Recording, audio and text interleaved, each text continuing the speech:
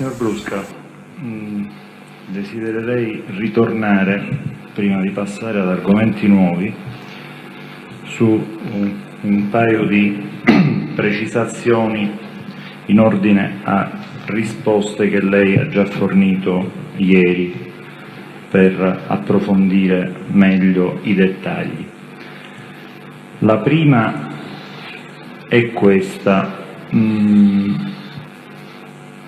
Lei quando ieri ha parlato di Sino, vostro parente, lontano parente se ricordo bene, così? Sì.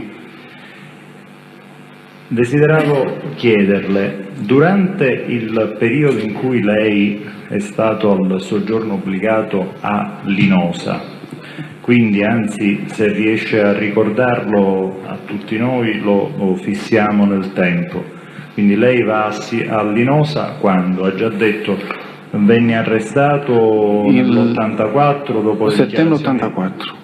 Dopo le dichiarazioni di Buscetta, Sì. giusto? E sta in carcere fino a quando? 5 mesi e mezzo, una cosa del genere. Quindi arriviamo ai primi dell'85. Perfetto. E sta in carcere dove? A Busto Arsizio. A Busto Arsizio. Poi viene rimesso in libertà per quale motivo? Forse per mancanza di indizi, non so per quale motivo, comunque vengo scarcerato e mandato a Linosa a... No, un attimo, prima di arrivare a Linosa, come arriva a Palermo? in aereo. In aereo. Chi la viene a prendere all'aeroporto di Palermo, lo ricorda? Guardi, mi sembra strano, ma sono venuti tantissime persone a prendermi, tra cui anche Alsino, il Reda, Di Maggio, un sacco di paesani, parenti. Quindi c'è pure Di Maggio? Sì. C'è pure Di Maggio. Lei ricorda con chi si allontana dall'aeroporto di Palermo? Credo con, se non ricordo male, con Angelo Sino. Con Angelo Sino. E contemporaneamente ci saranno stati ad attenderla pure suoi parenti, cioè suoi familiari di sangue? Sì. Ricorda qualcuno di questi? Guardi, c'avevo cugini, c'era mia madre, c'erano i miei fratelli, c'era... Quindi i suoi fratelli ci sono? Sì. Tutti e due? Sì, sì. Tutti e due. E lei se ne va con Angelo Sino? Sì. Dopodiché al soggiorno obbligato a Linosa quando va rispetto a questo arrivo a Palermo? Un giorno e mezzo. Cioè, ho approfittato che siccome dovevo avere il viaggio in treno, Sì. invece l'ho preso ho fatto il volo aereo, ci ho approfittato di questo, Ho capito. di questo tempo. Per restare qualche giorno a casa. Sì. Va a Linosa e resta fino a quando? Fino al 31 gennaio 86. Fino al 31 gennaio 86. Per il migliore soggiorno a Linosa, ricorda se Angelo Sino si attivò per qualche cosa e se sì, per che cosa? Ma Angelo Sino si attivò, guardi, siccome io in quel momento, per come gli ho detto, cioè, voglio tornare un pochettino indietro. Quando io sono arrivato a San Giuseppe Ato, subito cerco il mio padre, mi incontro con mio padre, lo saluto, come va, come non va, tutto a posto, e cerco anche di incontrare Salvatore Rina, sempre in questo frangente, che non mi riesce a incontrarlo, perché io volevo rompere, non volevo rompere, cioè significa c'è rompere la sorveglianza speciale, non volevo andare a Linosa. Lei non voleva andare a Linosa? No, io siccome per caratteristiche dell'uomo d'onore io non volevo andare, non volevo andare a Linosa, cioè non ci volevo andare, però ci volevo andare, non sapevo come erano i fatti. A che io ho avuto un colloquio con l'avvocato Restivo, a che mi spiega la mia posizione processuale. Restivo, nome di battesimo? Raffaele Restivo, l'avvocato Raffaele Restivo. Sì. Mi spiega la situazione processuale, che mi dice non ti conviene cioè, andare in contraddizione, cioè prendersi un processo per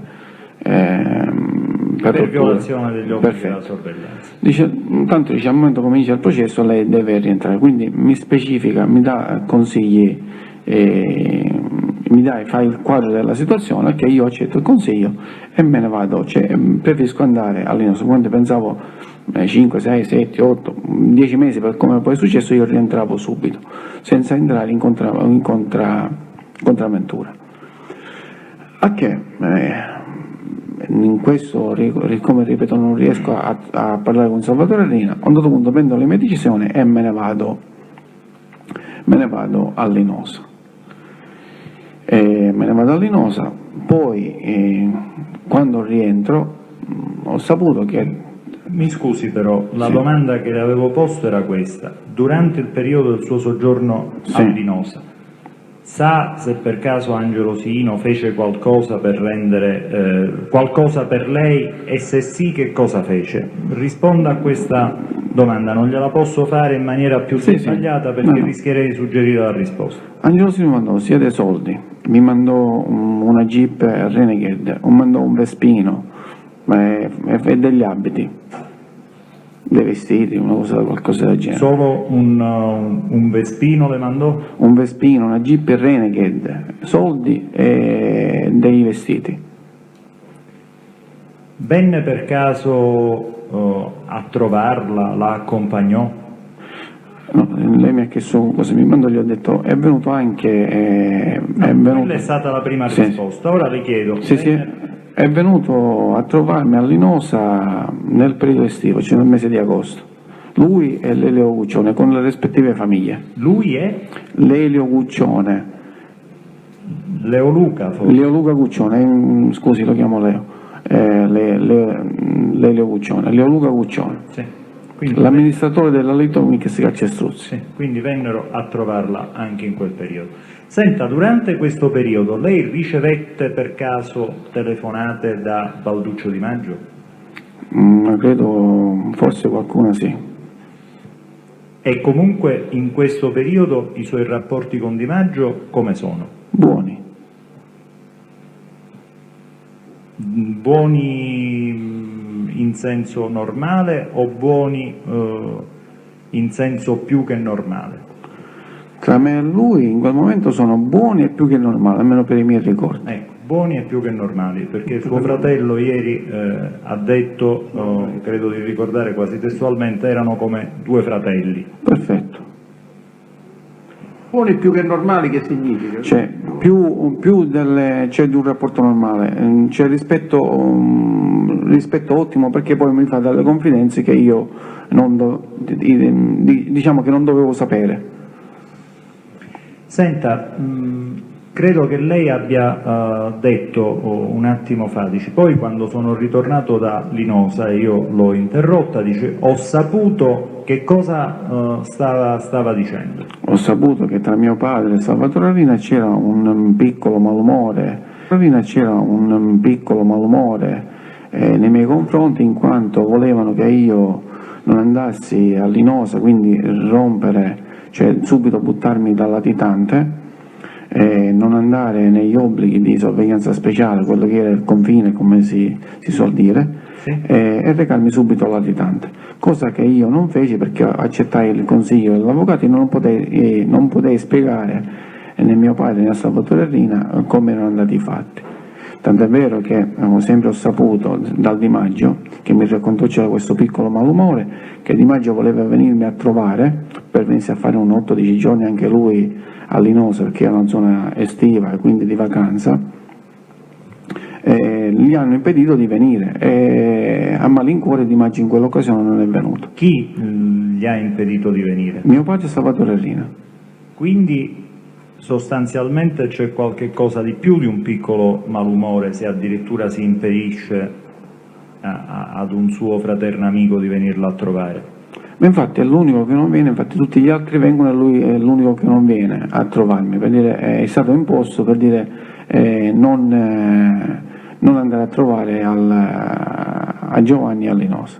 E in quel periodo già Balduccio Di Maggio rivestiva una qualche carica all'interno del mandamento di San Giuseppe Jato oppure no?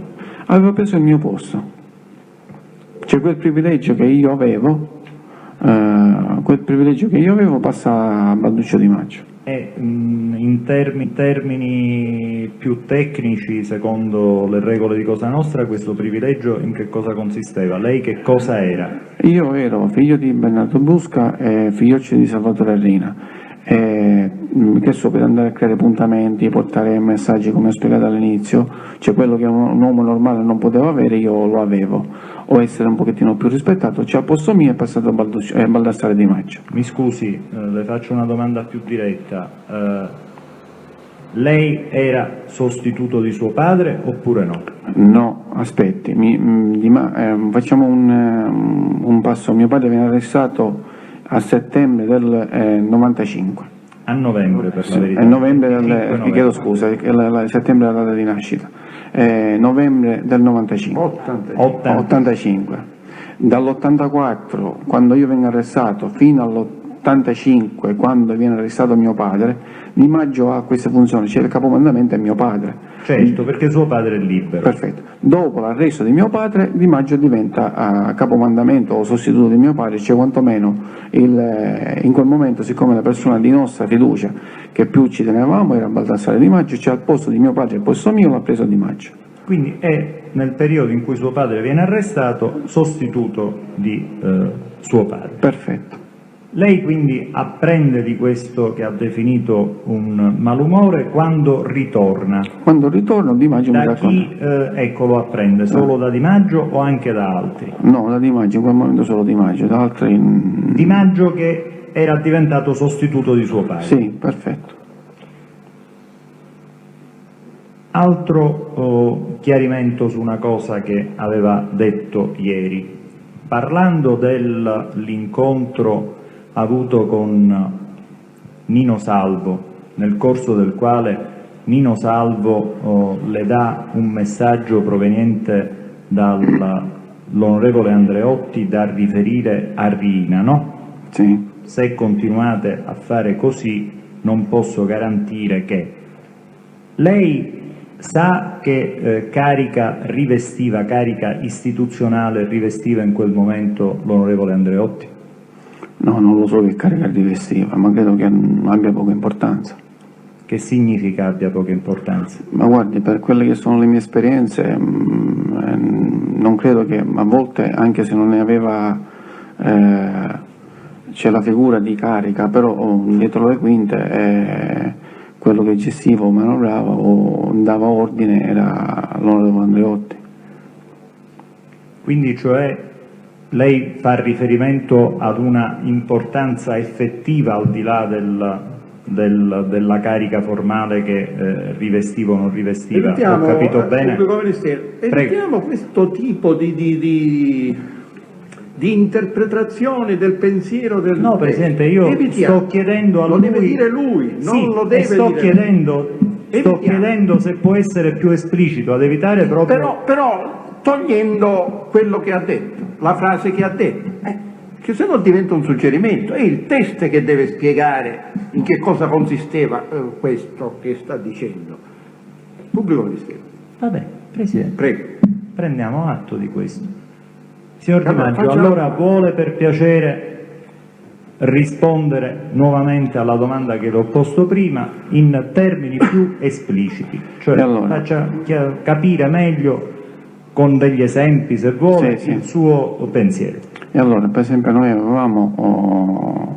gestivamo la cooperativa Caggio e c'era il presidente, formalmente era il presidente, ma quello che comandavamo era noi e c'eravamo noi, cioè era mio fratello Emanuele che assieme al presidente comandava, però prima che mio fratello o il presidente si muovevano doveva andare da mio padre a Salvatore Rina per prendere ordine con quello che dovevano fare e quello che non dovevano fare. E questo per esempio è uno. Noi a San Giuseppe Ato avevamo la possibilità spesso e volentieri di fare eleggere il sindaco faceva la sua attività politica, però spesso e volentieri noi quando avevamo di bisogno gli dicevamo quello che doveva fare e lui lo faceva. Sono due, per esempio c'è un altro caso ad Altofonte, il sindaco era il cognato di Santino Di Matteo, formalmente era lui il sindaco, ma quello che comandava era un altro politico, e anche noi per quello che ci serviva, cioè faceva tutto quello che noi dicevamo al sindaco di poter fare. Quindi questo era il mio senso di dire sì, anche se l'onorevole Andreotti non aveva la carica formale, però poi quello che comandava dietro le quinti era quello che realmente aveva la forza, perché la corrente andreottiana in Sicilia a livello nazionale aveva il 30-40% dei voti, il 35%, cioè aveva una forza abbastanza notevole alla Sicilia che comandava l'onorevole Andreotti. Senta, sempre ritornando a questo incontro e alle risposte delle quali lei è tramite, no? Sì. Riina vuole ripetere che cosa le disse di far sapere ad Andreotti per il tramite di Nino Salvo. Sforzi la sua memoria e cerchi di essere più preciso possibile nel suo ricordo. La risposta che io portai da Rina ai cugini Salvo fu di lasciarsi stare in pace, di non fare leggi speciali, di fare il massimo per impedire che faccia leggi speciali, perché noi gli abbiamo fatto tanti favori e pure i voti, cioè gli abbiamo dato favori, ci abbiamo fatto favori più tutti i voti che ogni volta li votiamo per quando ne avevano di bisogno. Lei sa quali erano questi favori a cui faceva riferimento Riina? Guardi, i favori, quelli che li posso dire, sono voti, per come io ho detto. La gestione della regione è che quando fu eletto Mario D'Acquisto è stato un accordo comune tra Limiani e quindi Andreottiani e tra Salvatore e Rina.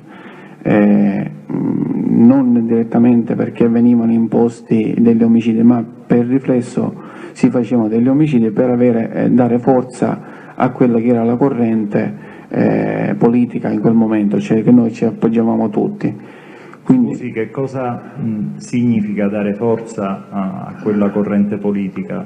Con gli omicidi lo stavo spiegando, cioè ecco. Se noi andavamo a dare forza solo con i voti non avremmo avuto mai una forza intimidatoria. La forza intimidatoria avveniva tramite gli omicidi, quando noi facevamo gli omicidi, gli attentati verso questi uomini politici che non corrispondevano a quelli che erano gli obblighi di Cosa Nostra, quindi obblighi mafiosi o gli interessi di Cosa Nostra. Quindi l'intimidazione andava a rafforzare quelli che erano i voti e quella che era la forza politica siciliana.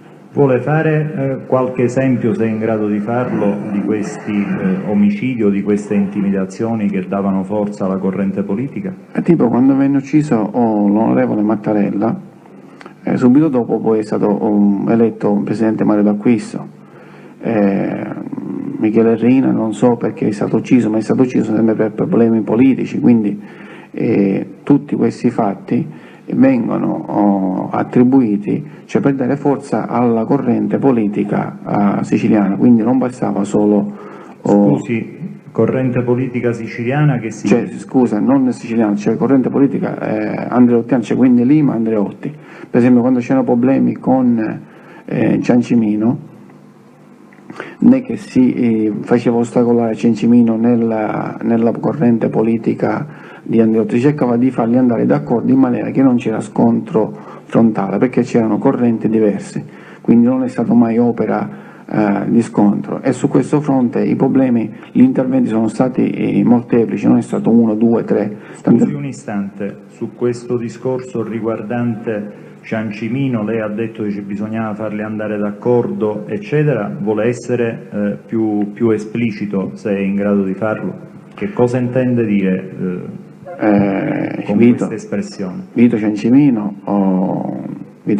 aveva una certa forza politica a Palermo. Questa forza politica a Palermo lui la sfruttava sia per conto suo sia per l'organizzazione mafiosa, in particolar modo lui è Ciancimino, e in particolar modo per i Corleonesi e in testa Salvatore e poi tutto il resto. Questo qua, essendo, credo che abbia corrente politica diversa di quella di Lima Andreotti, spesso e volentieri c'erano dei contrasti all'interno del partito per il potere, cioè per andarsi a prendere il posto di sindaco, non che il Ciancimino diventasse sindaco, ma indicare la persona di sua fiducia a farlo eleggere sindaco, o quantomeno gli assessori, per poi lui dietro le quinte gestire, comandare dalle spalle quello che gli interessava fare e quello che non interessava fare. E siccome ogni volta c'erano dei contrasti, in quanto Lima voleva candidare le sue persone, cioè le sue persone della stessa sua corrente politica, Ciancimino voleva comandare lui, e ogni volta c'erano degli scontri. In questi scontri spesso e volentieri interveniva a Rina. Rina interveniva però per conto di Bernardo Provenzano, perché Ciancimino si rivolgeva a Bernardo Provenzano e Bernardo Provenzano si rivolgeva a Salvatore Rina. Tant'è vero che di tanti questi scontri, cioè di questi problemi politici all'interno del comune, della regione siciliana, Salvatore Rina a un dato punto dice: non ne posso più, ci devo combattere sempre con questo mio paesano, cioè deve arrivare al punto che non lo manda a quel paese. Tanto erano gli scontri e i problemi sempre di accordare. Per esempio i problemi di USL, che Ciancimino gli interessava la USL credo la 58 se non vado errato, c'erano dei problemi. Per esempio c'era la USL dell'ospedale Cervello, che lascio questa e ne prendo un'altra, che anche se era padre di Cantano San Giorgi, però aveva pure contrasti con Lima, o perlomeno della corrente di Lima, e anche in questa occasione c'erano dei contrasti, tant'è vero che il padre di Gaetano San Giorgi ha mollato, se non ricordo male, di interessarsi della USL del Cervello di Palermo, quindi erano tanti, non c'erano solo i voti, cioè la forza che si dava alla corrente andreottiana, quindi Lima, tramite i cugini Salvo, erano tanti. Per esempio un altro caso, un giorno Ignazio Salvo mi dice di fare sapere a Salvatore Rina di intervenire sui Cassina, in quanto i Cassina finanziavano il telegiornale L'Ora o il giornale o il Tele L'Ora, quando i Cassina a Palermo avevano la manutenzione delle fognature, la manutenzione di Palermo, quindi di intervenire sui Buscemi, quindi uomini d'onore di Bocca di Falco, per intervenire sui Cassina di non finanziare più il Tele L'Ora e il giornale L'Ora. E questi qua tutti tramite i cugini Salvo Rina, e Rina poi interveniva su questi fatti. Anche l'esempio che ha fatto lei ieri, in cui interviene Rina sul cavaliere Carmelo Costanzo, rientra in questa logica di aggiustamento di contrasti all'interno del partito dell'ADC, oppure no? Uguale, la stessa cosa, cioè ogni volta che c'erano dei problemi interveniva Salvatore Rina.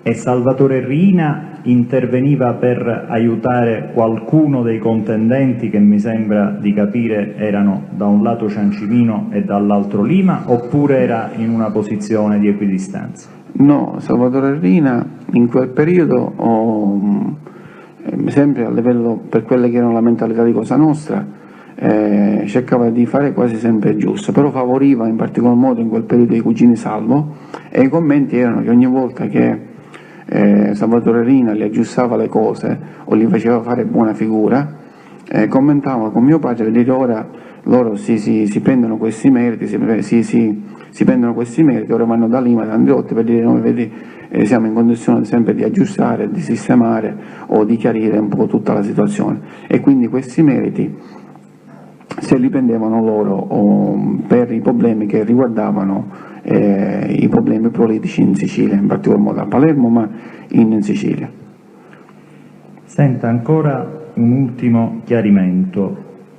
Lei ieri ha parlato della mancata nomina del giudice Falcone a consigliere istruttore di Palermo, e credo che abbia detto che il fatto non era accaduto perché il senatore Vitalone manovrava, aveva a disposizione 1, 2 o 3 voti all'interno del Consiglio Superiore della Magistratura. Ricordo bene oppure no?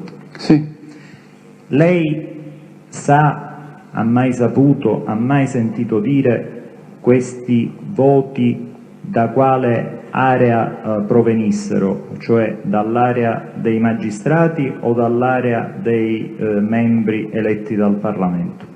guardi, io da quale fonte loro avessero questi amici non glielo so dire. Io gli posso rispondere come ho risposto ieri, che Ignazio Salva mi disse che ancora qualche amico o degli amici ce l'abbiamo. Cioè, grazie a Vitaloni e Andreotti noi siamo riusciti a ottenere questo risultato. Ultimo chiarimento, lei ha mai saputo o sentito dire chi fosse il concorrente del giudice Falcone al posto di consigliere istruttore? Se non faccio confusione di nome, credo che fosse Meli. Sa qualche cosa di questo concorrente per averlo appreso in Cosa Nostra oppure no? No, di questo io non so niente.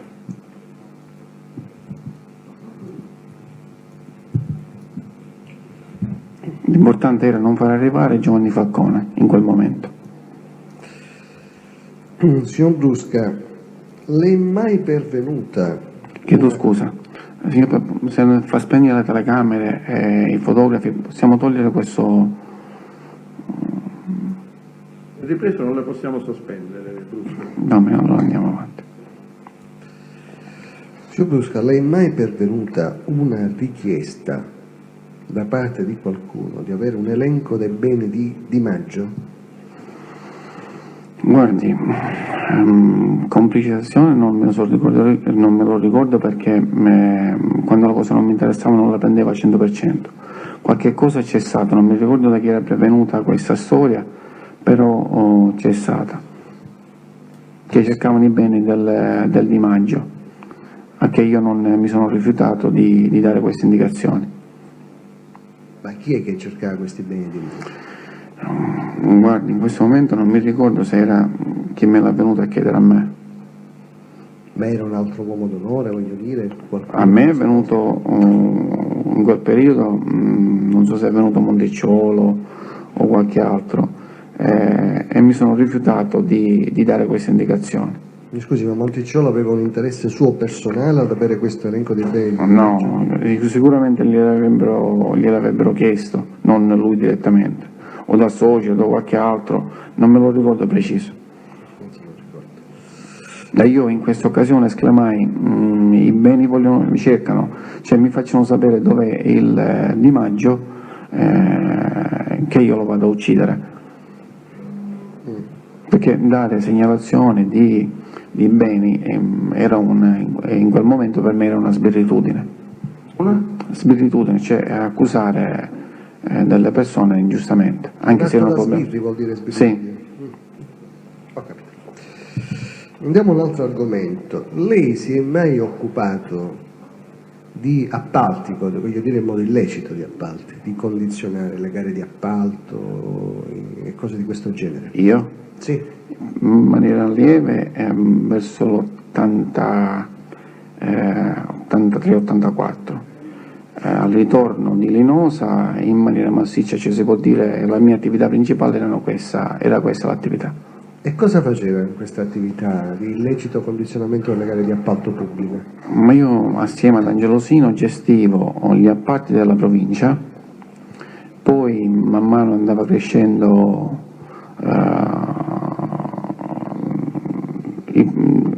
cresceva la nostra posizione e poi ci siamo interessati per gli appalti della SIRAP. Della SIRAP? Sì. Che cos'è sta SIRAP? La SIRAP è un ente, non so come è stata costruita, un ente che faceva parte alla regione. Siciliana? Regione Sì, siciliana. regione siciliana, sì. E in che senso vi siete interessati, lei e il signore, di questi appalti SIRAP?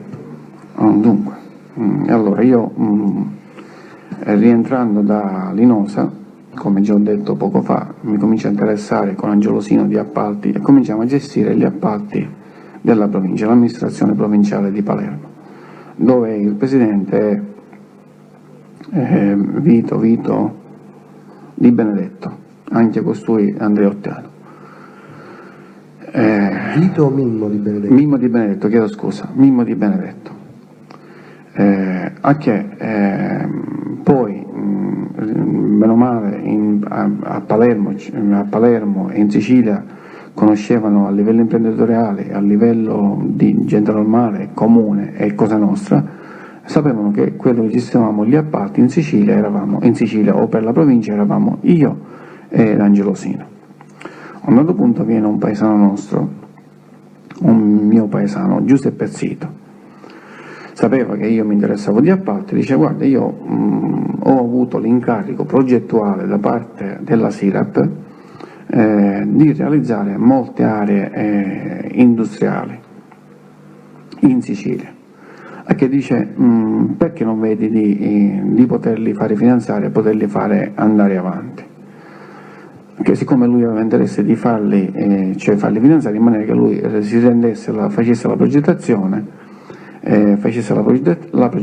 per poi prendersi la sua parcella, a che mi dà le indicazioni sia qual era il quadro della situazione, più mi dà la strada chi mi poteva aiutare al finanziamento, cioè per fare finanziare questi lavori.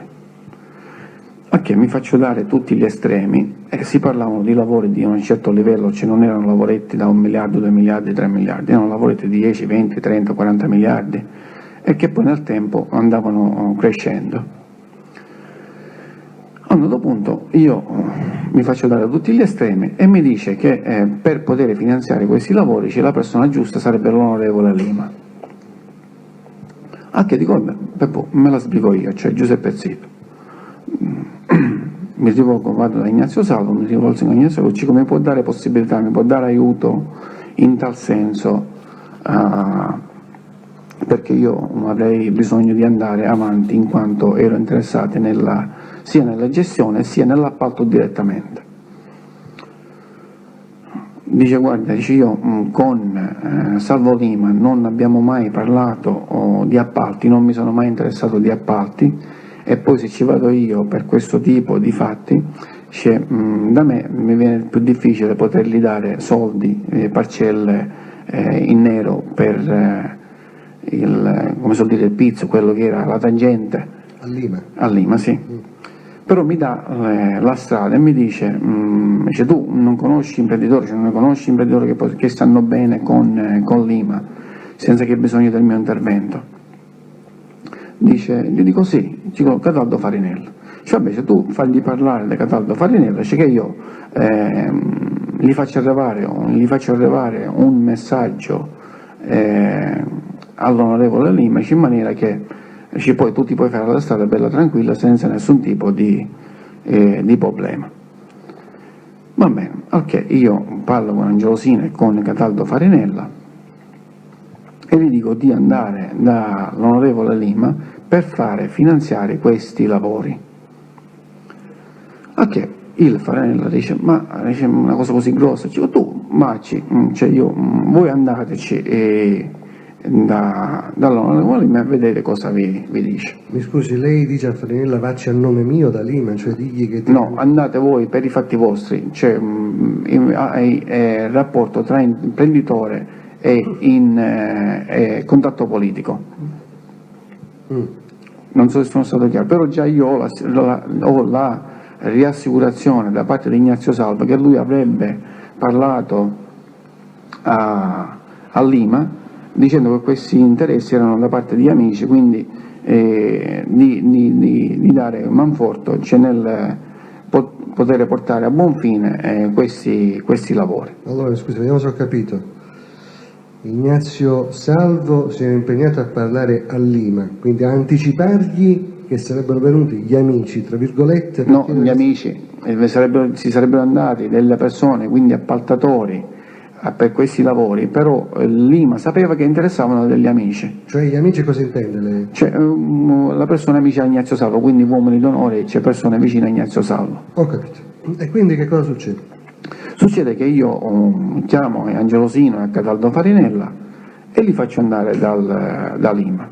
per cominciare a lavorare per ottenere il finanziamento di questi lavori. A che, come vi ho detto poco fa, all'inizio era un po' titubante, invece poi ci sono andati e hanno avuto il risultato positivo. Cioè, che vuol dire risultato Il positivo? risultato positivo è che l'onorevole Lima è attivato nel fare finanziare questi lavori, ma nel frattempo, oltre a farci finanziare questi lavori, ci dà l'indicazione dove noi possiamo avere degli intoppi o degli imprevisti a livello regionale, per dire appena cominciano a spuntare questi miliardi ci saranno le altre correnti politiche che vi bloccheranno in qualche modo, perché loro non hanno avuto nessuna parcella, cioè nessun agente su questi lavori, quindi vi creeranno qualche problema e che sicuramente vorranno qualche cosa. Quindi che succede? Perché effettivamente quando i finanziamenti arrivano alla regione, la regione poi li confluisce alla SIRAP, però in questo io tecnicamente non li so spiegare perché tecnicamente li seguiva Angelosino e Cataldo Farinella. Tecnicamente, cioè, man mano che c'erano degli imprevisti cercavamo di risolvere. Chi è che cercava di risolvere gli imprevisti che insorgevano? Quando erano di roba minima li risolveva Angelosino e Cataldo Farinella, però quando erano di un certo livello, che poi è spuntato un grosso problema di un certo livello, intervenivo io in prima persona. Interveniva lei. E Lima che faceva quando sorgevano imprevisti? Lima ci dava l'indicazione di come poter risolvere questo problema. Ci può fare degli esempi? Un esempio di Lima che vi dice c'è questo problema, fate questo. Esiste un esempio che ci può fare? Dunque, io già ho fatto dichiarazioni in altri dibattimenti, comunque lo posso dire. Che noi, essendo che allora c'era il presidente della regione, era l'onorevole Rino Nicolosi, a un certo punto, quando l'onorevole Rino Nicolosi si vede passare questi miliardi di davanti, che prima non pensava che era una cosa a binario morto,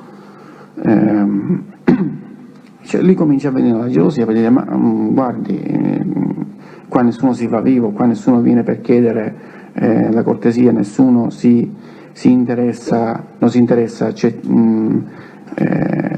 a vedere chi si sta appropriando di questi lavori. Siccome lui aveva contatti con l'Imprasem di Agrigento e con il Rendo di Messina, quindi questi lavori lui li voleva... Rendo di Messina o di Catania? Chiedo scusa, Rendo di Catania o Messina. Vabbè, se non lo sa, Rendo comunque, va bene. Comunque Rendo di Catania. Vabbè, lei comunque, vabbè. Che lui preferiva queste imprese per potergli passare tutti gli appalti, per come tutti gli appalti li ha passato quelli a un certo livello, a livello regionale siciliano.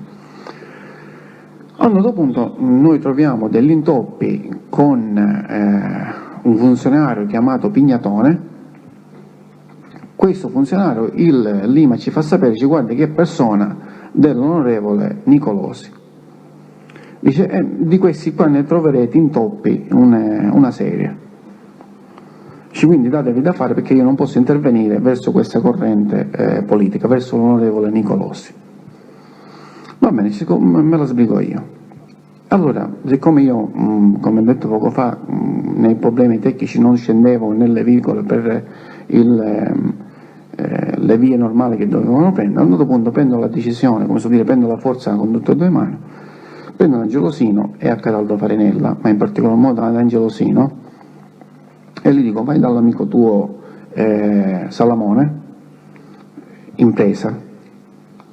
Imprenditore Salamone, cioè l'Impresem. E gli dice che va dall'amico suo Rino Nicolosi, dicendoci a nome mio, proprio a nome e cognome, a nome di Giovanni Brusca, di non disturbarmi per come io non disturbo e tutti gli altri non disturbano nei suoi affari, cioè per gli affari illeciti che si stava facendo, perché se mi ostacola in questo mio progetto che sto portando avanti, gli rompo le corna. Che vuol dire gli rompo le corna? Lo uccidevo, perché mi stava ostacolando quello che il mio progetto me lo stavo portando avanti. Quindi siccome noi non avevamo mai ostacolato il suo operato, cioè, chi è? Nicolosi? l'operato del Nicolosi, cioè tutti gli appalti che in Sicilia c'erano se li gestiva lui a modo suo, quindi siccome non avevamo mai ostacolato il suo operato, cioè non volevo che, siccome questa era una noce nel sacco, cioè non volevo che lui mi ostacolasse.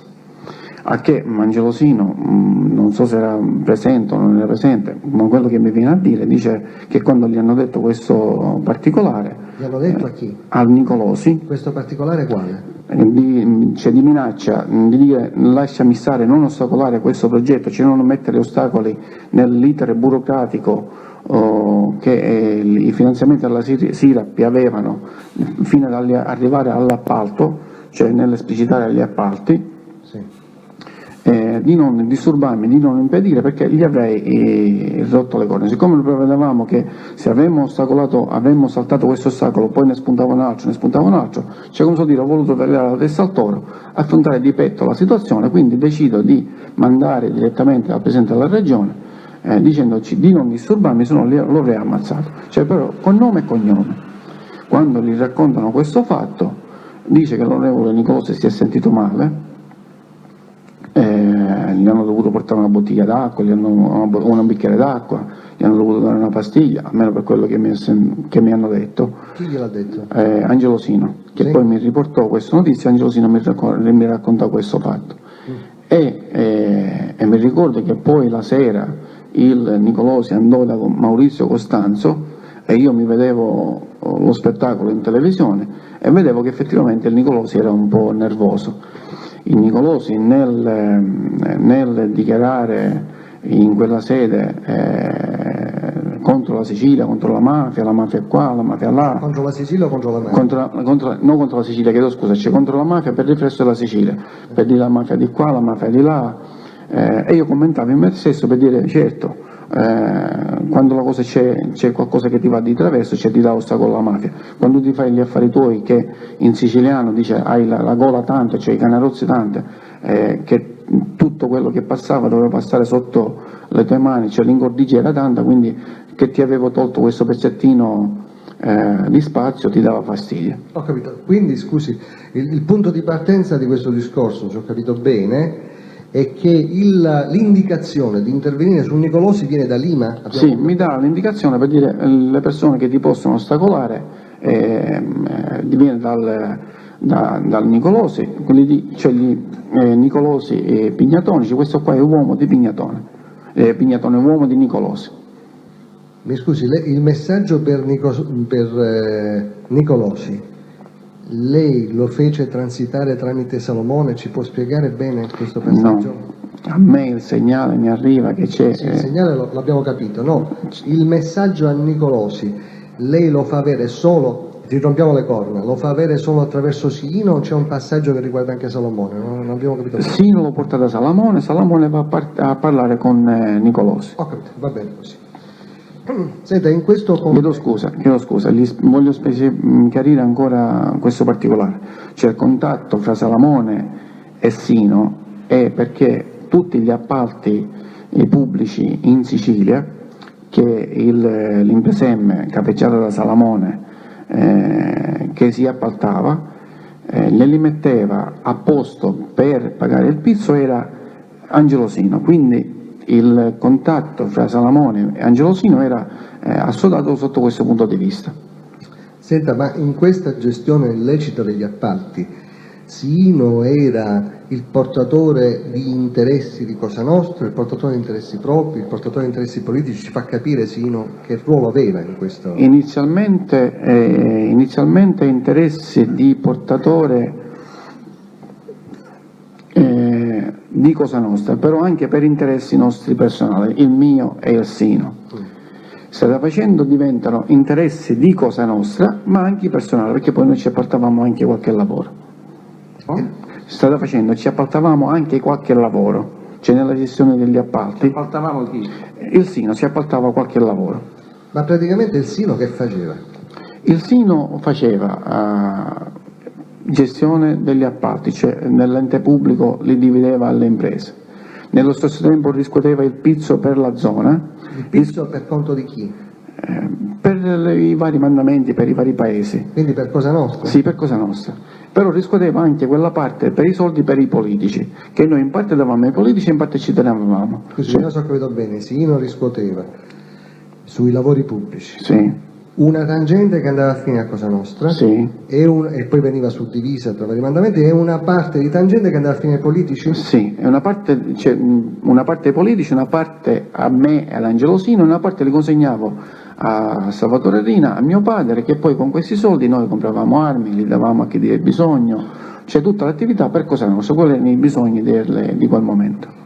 Quindi scusi, lei e Sino avevate una quota personale in tutto questo giro? Noi avevamo nella quota personale, cioè quando dovevamo dare i soldi ai politici, non li davamo tutti, ma ce li trattenevamo noi, perché noi avevamo dei problemi e ce li siamo risolti in questa maniera.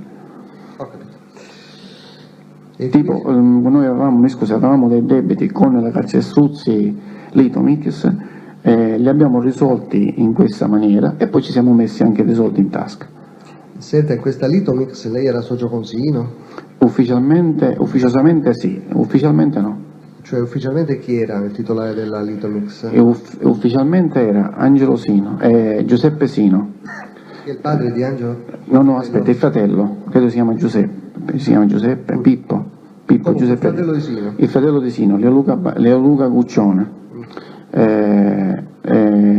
Francesco Costanza, Mario Biondo, Di Maggio, non Di Maggio è il collaborante, un'altra persona, però questi qua, siccome gli avevamo dato una percentuale, prima come operai, però gli avevamo dato una percentuale per essere più interessati nella gestione, per rendere di più il cognato di mio fratello Vaccaro Pasquale, che poi lo abbiamo subito tolto, e i soci di maggioranza sono rimasti il fratello di Angelo Sino e Leo Luca Guccione, ufficialmente. Ho capito. Senta, lei ha mai sentito parlare a proposito della SIRAP di una persona che si chiama Ciaravino? Sì, era la figura della SIRAP, ma uomo di Lima. La figura vuol dire che rivestiva un ruolo alla SIRAP? Cioè, non so se era presidente, sottopresidente, non so che cos'era, comunque aveva una figura, cioè un ruolo importante alla SIRAP, ed era l'amico di Giuseppe Zito, in quanto gli diceva che gli aveva dato gli incarichi per la progettazione. Senta, Giuseppe Zito era l'ingegnere? Ingegnere Zito, sì. Ah, quindi questo Ciaravino era uomo di Lima alla SIRAP, ho capito bene? Sì, Ho capito, questo lei come lo sa? perché me lo dice Giuseppe Zito, e noi io da Giuseppe Zito ho tutte queste indicazioni. Perché Zito doveva fare i progetti per tutti questi appalti SIRAP? Non Giuseppe Zito in persona, la Sasi Progetti, Cioè lo studio di Giuseppe Zito? giusto di Giuseppe Zito. Ho capito.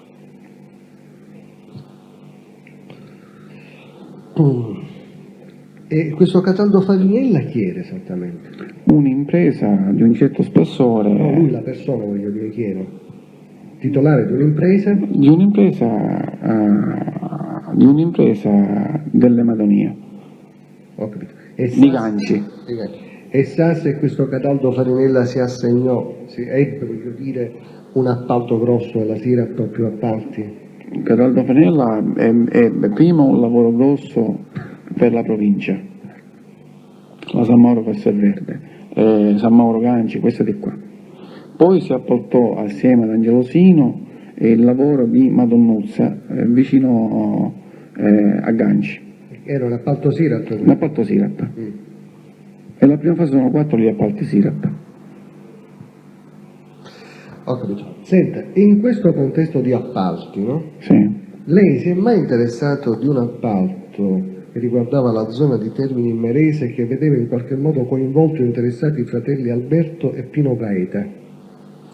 No, guardi, i fratelli Alberto e Pino Gaeta avevano interessi sugli appalti, però della SIRAP non credo No, che... io non sto dicendo SIRAP, sto dicendo di appalti. Sì, avevano Questo problema degli appalti, c'è stato sì. un appalto che riguardava qualcosa da eseguire nella zona di Termini Imerese e che vedeva coinvolto e interessati Alberto e Pino Gaeta e anche interessato Nino Giuffè, detto Manuzza. Nino Giuffre era capomandamento di Termini, cioè di Caccamo, c'è il mandamento di Caccamo. I fratelli Gaeta, uomini d'onore di Termini, erano interessati agli appalti, ma non tanto per gli appalti, essendo tramite gli appalti loro facevano la fornitura della Calcestruzzi, ma erano interessati anche al pizzo della zona. E lei sa se per questo appalto o per questa distribuzione di tangenti sorsero dei problemi all'interno di Cosa Nostra? Ci fu qualche intervento?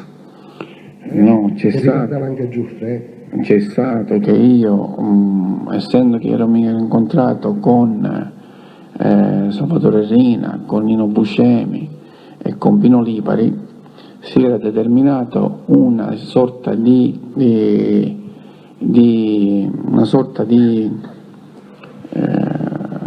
per dire, voi vi dovete interessare degli appalti, non si deve più interessare nessuno di appalti. Quindi poi Salvatore Rina avrebbe comunicato a tutti gli altri capocomandamenti che quelli ci stavano interessando per gli appalti erano Pino Lipari, Antonino Buscemi e io che rappresentavo Angelo Sino. A un noto punto io mi incontro con i fratelli Gaeta, in particolar modo Alberto, al Tribunale di Palermo e si parlava di appalti non appalti. Ci dico, senti, guardi, da questo momento in poi vedi che gli appalti li gestiremo noi. Dice, ma sai, c'è Nino Giuffre che dice dobbiamo fare questo, dobbiamo fare quell'altro. Ci dico, senti, ma Nino Giuffre vedi che in questo caso non è nessuno. A che questo discorso è stato arrivato, non so come è stato portato a Antonino Giuffre, in maniera molto errata. Errata che come se io avrei offeso Antonino Giuffre dicendo che gli ho detto ma chi so chi è, chi non è, ma non mi interessa nessuno, non mi serve nessuno, non mi rappresenta nessuno. Questo discorso Antonio Giuffre lo fa vedere a Salvatore Rina. Salvatore Rina so che ha un momento di reazione nei miei confronti e dire ma mio figlioso che per sta testa, ma che ci passa per la testa, che una cosa non ci passa. Questo discorso lo dice al Baldassare Di Maggio. Il Baldassare Di Maggio me lo viene a dire a me, ma che cacchio stanno, mi scusi, cioè che cosa stanno, cioè quale confusione stanno facendo, che cosa stanno mettendo in giro, quale tragedia stanno organizzando. Cioè sì, io vorrei che su questo argomento si facesse chiarezza e sono disposto anche a presentare a fare una chiarezza. So che poi c'è stata una riunione senza la mia presenza, hanno chiarito in linea di massimo più o meno qual era stato il problema. Mi sono incontrato poi con Alberto Pino Gaeta. Senta, e a questa riunione in cui è stato... No, mi scuso, volevo finire. Mi incontro con Alberto Pino Gaeta e dico, ma Pino, ma che cosa hai raccontato? Cioè, mi spieghi cosa ci hai raccontato? Dice, ma io ho detto quello che mi hai detto tu, cioè, che per motivi di appalti Giuffre non era nessuno. E ci si vede che è arrivato tutto un discorso completamente diverso di quello che tu hai rappresentato. Dice, ma io sono disposto a venire a testimoniarci, a andare davanti a persone per chiarire i fatti. Quindi mi scusi, se ho ben capito, si è creato una frizione, un contrasto tra lei e Giuffre, detto Manuzza, indirettamente con Rina, e c'è stata una specie di commissione che si è riunita per risolvere questo problema, questo conflitto. Sì, poi... E chi sono stati, diciamo, le persone, i commissari, diciamo così? È stato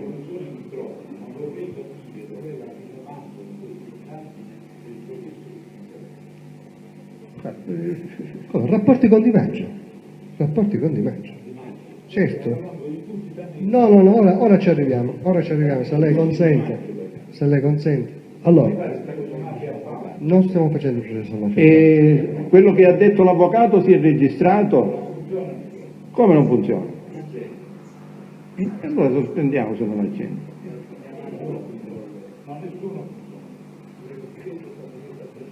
No, non è possibile. E allora sospendiamo l'udienza in attesa del ripristino del microfono della difesa. Si accomodi.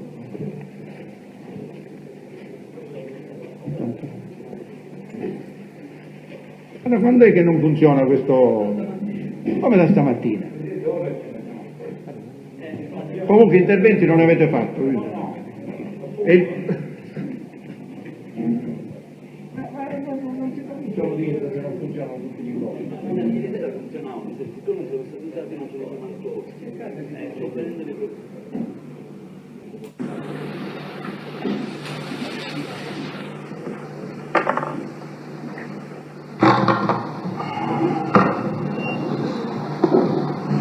Vediamo di riprendere, se possiamo. Gli avvocati non vedo.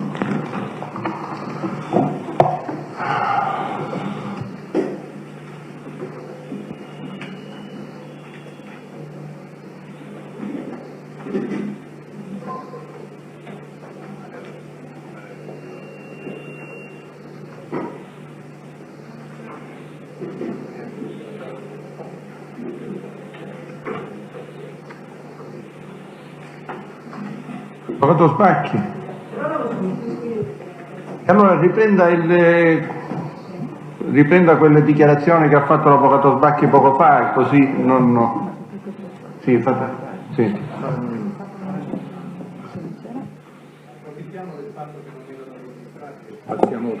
Presente sono l'avvocato Bongiorno, sostituisco l'avvocato Sbacchi.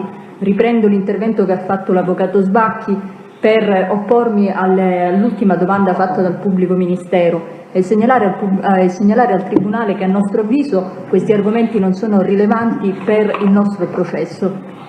Prego il pubblico ministero. Signor Presidente, vorrei fare rilevare che nell'articolato di prova è stato chiesto anche di interrogare Giovanni Brusca circa i suoi rapporti con esponenti del mondo imprenditoriale. Vorrei fare rilevare che è stata acquisita al fascicolo di questo dibattimento l'intercettazione di una telefonata intercorsa tra l'onorevole Lima e Ciaravino che riguardava proprio Cataldo Farinella e quindi siamo all'interno di questo processo. Credo che vi sia una pertinenza che derivi sia dall'articolazione del capitolato sia dalle prove che sono state acquisite al fascicolo del dibattimento sulle quali noi crediamo di dover porre domande. Come c'è un'opposizione sull'ultima domanda, vuole ripetere la domanda perché io non la ricordo. Questa domanda riguardava, era in coda a quello che aveva esposto il collaboratore circa un conflitto che si era venuto a determinare tra lui e un altro capomandamento circa la ripartizione delle competenze per la gestione degli appalti. Questo conflitto aveva determinato un intervento di Rina e la creazione di una commissione di probiviri per risolvere il problema. Quindi io avevo chiesto a quel punto chi erano i componenti di questa commissione. L'esito di questa domanda io non vorrei anticiparla in presenza. Questa era la domanda? Sì. Va bene, la domanda è ammessa perché il Tribunale la ritiene pertinente. Allora, signor Brusca, lei ha sentito il riassunto che ho fatto sinora. Sì. Lei ha raccontato che si è creato appunto questa frizione, questo conflitto e che c'è stata la riunione di una commissione alla quale lei non ha partecipato che ha in qualche modo risolto il problema. Io le chiedo, sa chi sono stati gli uomini d'onore che hanno partecipato a questa riunione della commissione per risolvere questo problema? E allora, gli uomini che poi all'ultimo sono andati a intervenire per chiarire ogni cosa è stato Baldassare Di Maggio, Angelo Barbera, Salvatore Cancemi, Antonio Giuffre e credo il Gaeta. Il Gaeta. Pino Gaeta dovrebbe essere. Ho capito. Senta, questo fatto, quando si... Scusate, io poco fa ho fatto confusione dicendo Alberto con Pino, ma io mi riferisco a Pino Gaeta.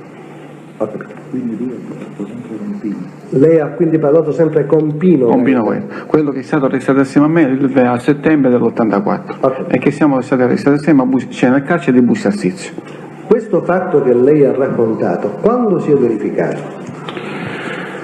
Dunque, si è verificato mentre Di Maggio era capomandamento, c'è il rappresentante del mandamento di San Giuseppe Ato. E quindi possiamo durare un anno? 88-89, a questo periodo. Lei è sicuro 88-89 potrebbe 87, essere? Guardi, dottor Scarpinato, io questo periodo, mentre Di Maggio faceva il rappresentante del mandamento di San Giuseppe Ato. Senta, per cercare di fare uno sforzo per collocare questo fatto nel tempo, il maxi processo era già concluso oppure no? Il primo grado? No, credo di no. Ecco, allora siamo nell'87. 87, sì, 87, 88, questo periodo era. Il maxi processo in primo grado finisce nel dicembre del 1987. Molto scarpinato, siccome non ho mai preso appunto, non davo punti di riferimento, ma solo per... Il maxi processo comunque non era concluso. Sì. Altra domanda. Lei ha mai saputo di un'intenzione di Rina di ucciderla? Io ho saputo questa intenzione quando ho letto sui giornali che Salvatore Cancemi dice che mi voleva sopprimere in quanto io ero andato a Salemi per trattare un traffico di stupefacenti e che si era andato a Salemi senza dirgli niente. E il fatto è vero, io sono andato a Salemi a trattare questo traffico di stupefacenti con Salvatore Miceli assieme a Salvuccio Madonia, però poi di concreto non si è fatto niente e neanche siamo andati proprio per completare, ma più che altro siamo andati per chiedere informazioni come si poteva svolgere, come si poteva fare. Questo fatto Salvatore Rina lo è venuto a sapere e poi so che il Cancemi ha dichiarato che mi voleva uccidere in base a questo fatto che io ero andato a Salemi senza chiedere le autorizzazioni, le giuste autorizzazioni per andare in un altro territorio senza aver passato per le regole giuste. Vabbè, passiamo ad un altro argomento. All'interno della sua famiglia di sangue, quindi intendo riferirmi a suo padre Bernardo, suo fratello Emanuele, suo fratello Enzo, come avveniva la circolazione delle notizie sui fatti di Cosa Nostra? Voglio essere più chiaro, ciascun fratello era a conoscenza di quello che sapeva l'altro e di quello che sapeva il padre e così via, oppure no? No, aspetti, io vorrei chiarire un pochettino. Delle notizie sui fatti di Cosa Nostra? Voglio essere più chiaro, ciascun fratello era a conoscenza di quello che sapeva l'altro e di quello che sapeva il padre e così via, oppure no? No, aspetti, io vorrei chiarire un pochettino la posizione su questo punto. Dunque, noi siamo 3 figli maschi e mio padre. Oltre ad essere famiglia di sangue c'è quella di Cosa Nostra e siamo mio padre capomandamento e 2 figli uomini d'onore, Emanuele e io. Dunque, come già ho detto ieri, mio fratello Emanuele è stato combinato solo più che altro per una formalità, per non subire ogni volta dire Emanuele esci fuori dalla stanza o esci di qua perché tu non puoi ascoltare, per non subire questi fatti.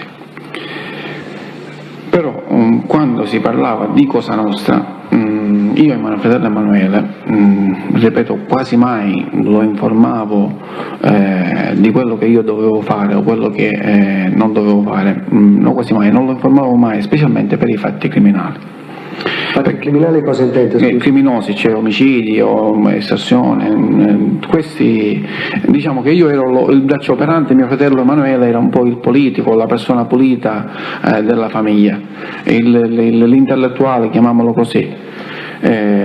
Quindi tant'è vero che spesso e volentieri mi capitava di andare in contrasto con mio fratello e io non mi rivolgevo direttamente a mio fratello per dire senti questa cosa non la fare, io mi rivolgevo a mio padre per dire digli a tuo figlio Emanuele che su questa strada non mi deve intracciare. Per esempio, un esempio concreto. Sì, io gli stavo portando un esempio. Per esempio c'è uno più esempi, ma uno in particolar modo, mio fratello Emanuele, siccome aveva il compito di seguire mio padre sia per motivi di processo sia per motivi di malattia, e cercava di tenere contatti politici per avere un buon fine in tal senso. A un certo punto aveva questi contatti con uomini politici di altofonte. Questi uomini politici di altofondo a un certo punto con la vicinanza di mio fratello Emanuele o con l'appoggio di mio fratello Emanuele hanno cominciato un pochettino a spalzoneggiare o a fare un po' quello che volevano, o perlomeno cominciavano a trattare male gli uomini d'onore di Altofonte. A che gli uomini d'onore di Altofonte, a un dato punto, credo che il politico di Altofonte aveva passato i limiti per quelle che erano le regole di Cosa Nostra, e mi raccontano, cioè mi vengono a lamentare quali erano i problemi. A che io intervengo su mio padre per dire: glielo vuoi dire a tuo figlio Emanuele che non gli dà più spalla se gli dà spalla a questi signori di Altofonte, perché trattano male gli uomini d'onore. Perché gli dico questo? Perché io, quando avevo di bisogno per andare a commettere omicidi, reati di un certo livello, cioè quelli che venivano a rischiare assieme a me erano gli uomini d'onore, non era il politico.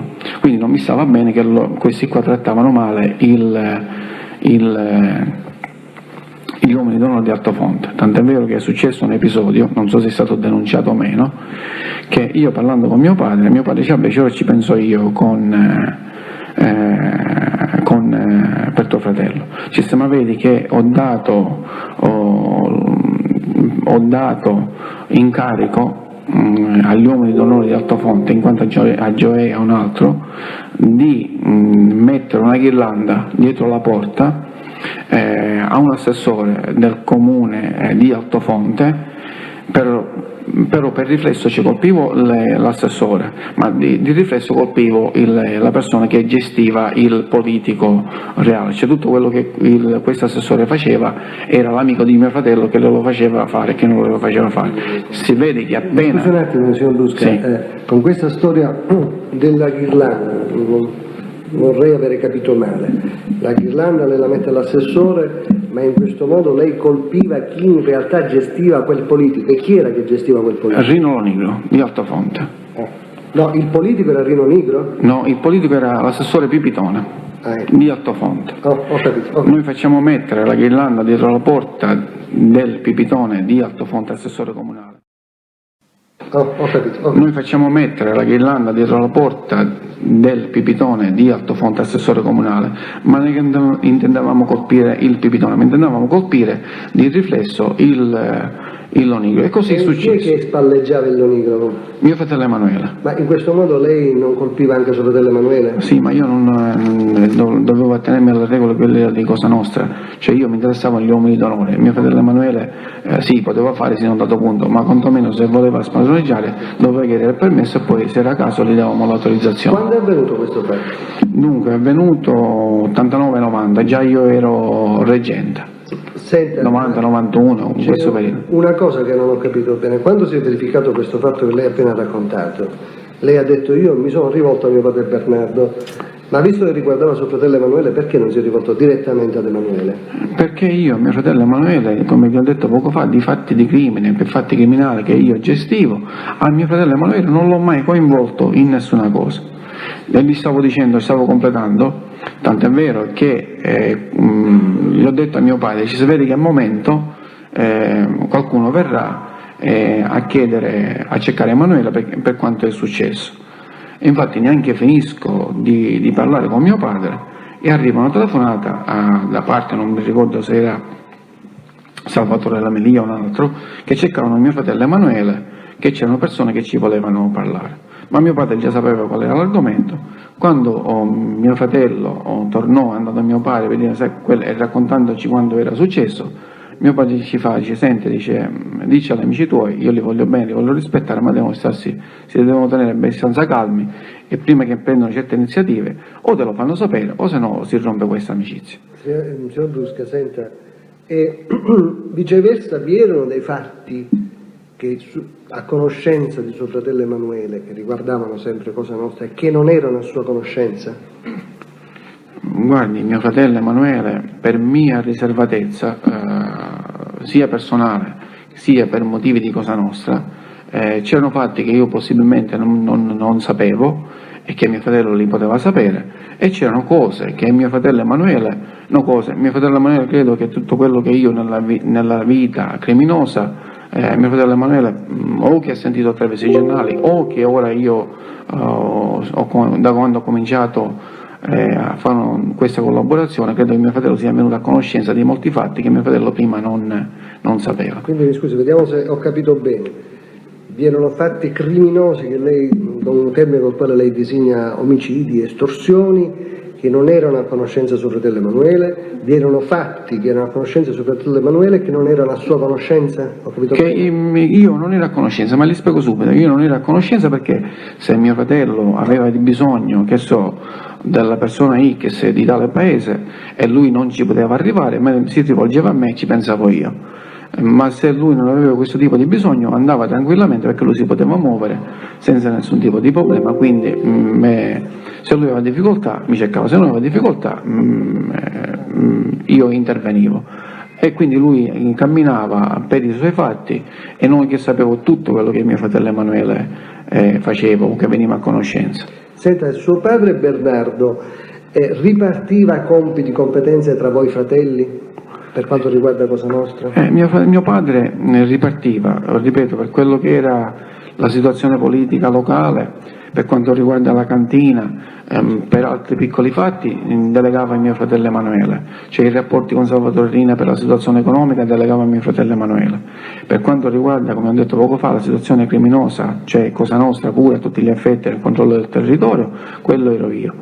E qualche piccola subitaggine mio fratello Enzo, ma proprio di cose di stretta, di piccole cose. Poi quando mio padre è stato arrestato io a mio fratello Enzo gli ho dato più spessore. Senta, per quanto riguarda gli aspetti più delicati, più complessi del maxi processo, quindi gli aspetti più interni del maxi processo, se ne occupava lei o Emanuele? No, se ne occupava Emanuele, specialmente nel fattore tecnico Emanuele.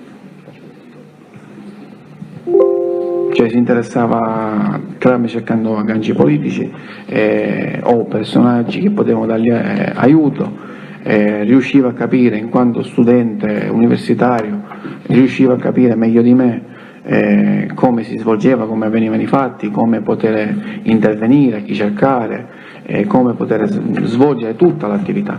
Quindi mio fratello Emanuele era la persona indicata per il maxiprocesso, tranne i cugini di Salvo, poi tutto il resto se la vedeva mio fratello Emanuele. Quindi, signor Brusca, ritornando restando su questo tema, manovre di Cosa Nostra per tentare di aggiustare il maxi processo, dico il maxi processo Maxi 1, sì. Lei ha detto testé che se ne occupava principalmente suo fratello Emanuele, sì. Ma anche lei ha avuto un ruolo in queste manovre? Io ho avuto il ruolo solo con i cugini Salvo, poi mio fratello Emanuele aveva un contatto con un certo Lamattina che io non conosco, so che avevo questo contatto, però so che se ne andavano a mangiare o si vedevano, cioè non mi interessava quello che facevano, però sapevo che mio fratello Emanuele con questo Lamattina si interessava in qualche cosa. E la mattina o mattina? Mattina, chiedo scusa, mattina. Poi c'era un altro canale che era quello di Rino Unico per altri canali politici che mio fratello Emanuele sfruttava, che io però sapevo così in linea di massimo qualche cosa. Ecco, per quanto riguarda lei personalmente, quindi quel che lei personalmente ha fatto e quindi personalmente e direttamente conosce, quando è che lei per la prima volta si attiva ai primi contatti con i Salvo per questo scopo? Guardi, appena io rientro da Linosa, quindi più o meno 31 gennaio 86, non dico subito, ma già i primi di febbraio, marzo, già io comincio ad andare da Ignazio Salvo per cominciare ad avere notizie del maxi processo o per interferire sul maxi processo verso la Corte per vedere di ottenere un buon risultato. Quindi durante è in corso il dibattimento del primo grado? Sì.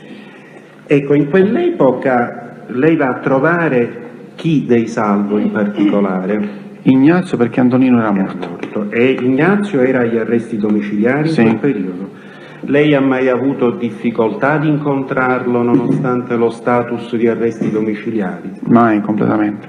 Ci entravo quando e come... Ecco, ci spiega come poteva avvenire questo? Dunque io ci andavo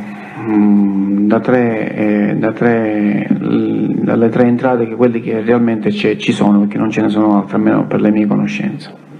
Quindi ci andavo dalla portineria, cioè meglio a dire, quando c'era Ignazio Salvo che voleva parlare a me, veniva principalmente Paolo Rabito a chiedere l'appuntamento, o veniva Gianluigi Gradonna o Pino Maraggioli, ma principalmente veniva Paolo Rabito. Quando io ci dovevo andare, se avevo la possibilità di poter cercare Paolo Rabito, cercavo Paolo Rabito per crearmi l'appuntamento. Se non c'era la possibilità di Pino Rabito, cercavo Pino Maraggioli o Paolo e il Caradonna, o se no, quando non trovavo nessuno dei tre, ci andavo direttamente ed entravo dalla portineria centrale. La portineria centrale entravo sia dalla portineria quando c'era il portiere, o quando non c'era il portiere suonavo al citofono e mi presentavo sia al portiere che alla cameriera, non so chi c'era che mi rispondeva al citofono, come Giovanni Rabito. Ed io entravo tranquillamente, prendevo l'ascensore e salivo. Su questo tema ritorneremo più dettagliatamente dopo, ma data la sua situazione, come mai non aveva alcun timore che vi fosse un controllo, qualche incidente di percorso in occasione di queste sue visite a casa di un imputato agli arresti domiciliari? Ci opponiamo alla domanda formulata così, Presidente. Come mai non aveva timore? La riformulo. Nelle occasioni in cui vi andò, ebbe mai qualche incidente di percorso, notò qualche controllo di polizia o altro? Guardi, per quelle che sono le mie esperienze dirette da sorvegliato speciale e da mio padre agli arresti domiciliari, noi sapevamo come funzionava il controllo dei carabinieri o delle forze di polizia. Quindi anche se io sarei andato da Ignazio Salvo per il controllo normale dei carabinieri non ci sarebbe avvenuto niente, perché avrebbero o suonato la porta per dire se è dentro o non è dentro, o si sarebbe preso qualche precauzione prima che i carabinieri arrivassero. Noi saremmo usciti, tranne che succedeva che sarebbe stato un blitz, allora quello è diverso. La domanda è se è successo qualcosa. No, mai, non esisteva che sarebbe stato un blitz, allora quello è diverso. La domanda è se è successo qualcosa. No, mai, non è successo mai un controllo di polizia. Signor Brusca, quindi lei ha detto... Dico, mi scusi, la risposta era, ma pure che se c'era, se capitava... Le ipotesi non ci interessano. Non è mai successo. Questo è la... Un'altra domanda in punto di fatto. Lei ha detto che in ogni caso c'era la possibilità di andare via in tempo utile, cioè vi erano delle uscite sicure da quell'abitazione, un percorso sicuro che avrebbe permesso di eludere i controlli? Ma guardi, prima se avrebbero trovato me, avevo la giustificazione che io ero coimputato di Ignazio Salvo, uno, coimputata al maxi processo, e quindi non c'è nessun tipo di problema, uno. Due, prima che i carabinieri, ripeto, per controlli normali, io avevo già la possibilità, se mi trovavo al piano attico dove abitava, di potermi scendere dalla scala o entrare nell'altro lato senza nessun problema. O quando mi trovavo negli uffici giù, potevo uscire dalla porta di retro e poi andare a finire nella portineria centrale per uscire normale come una persona, una qualunque persona. Ritornando quindi al tema del suo primo incontro con Ignazio Salvo per il maxi processo che lei data nel gennaio 1986, quando torna da Linosa, ricorda il contenuto di questo primo colloquio? Guardi, i colloqui, quelli che in quel periodo io andavo, erano sempre maxi processo, poi però nel frattempo poi c'erano delle altre piccole cose che si collegavano a questi fatti. Chi la mandava? Chi è che la incaricò di recarsi da Ignazio Salvo per trattare questo argomento? Salvatore Rina.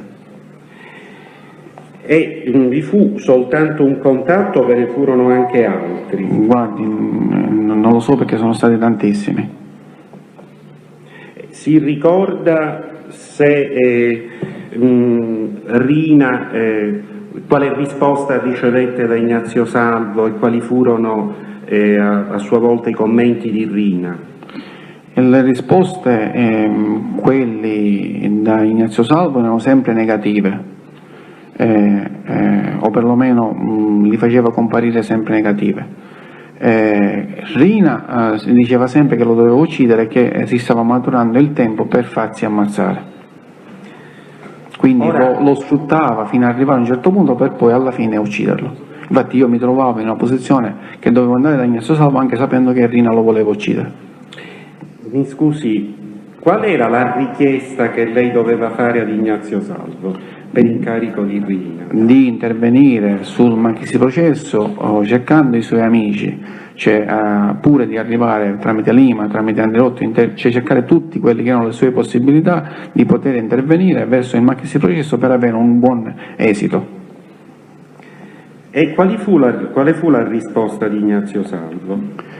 Che dice ora vediamo, non vediamo, dice per ora mi viene difficile, per ora non mi posso muovere, per ora mi viene difficile incontrare Lima, mi viene difficile andare a cercare questo, e sempre risposte evasive, negative, metteva sempre ostacoli davanti agli occhi o intralciava il cammino perché diceva che non era più come prima, non gli veniva più difficile come prima, gli veniva molto più facile intervenire verso i suoi amici, ora gli veniva molto più difficile, ma vediamo quello che posso fare.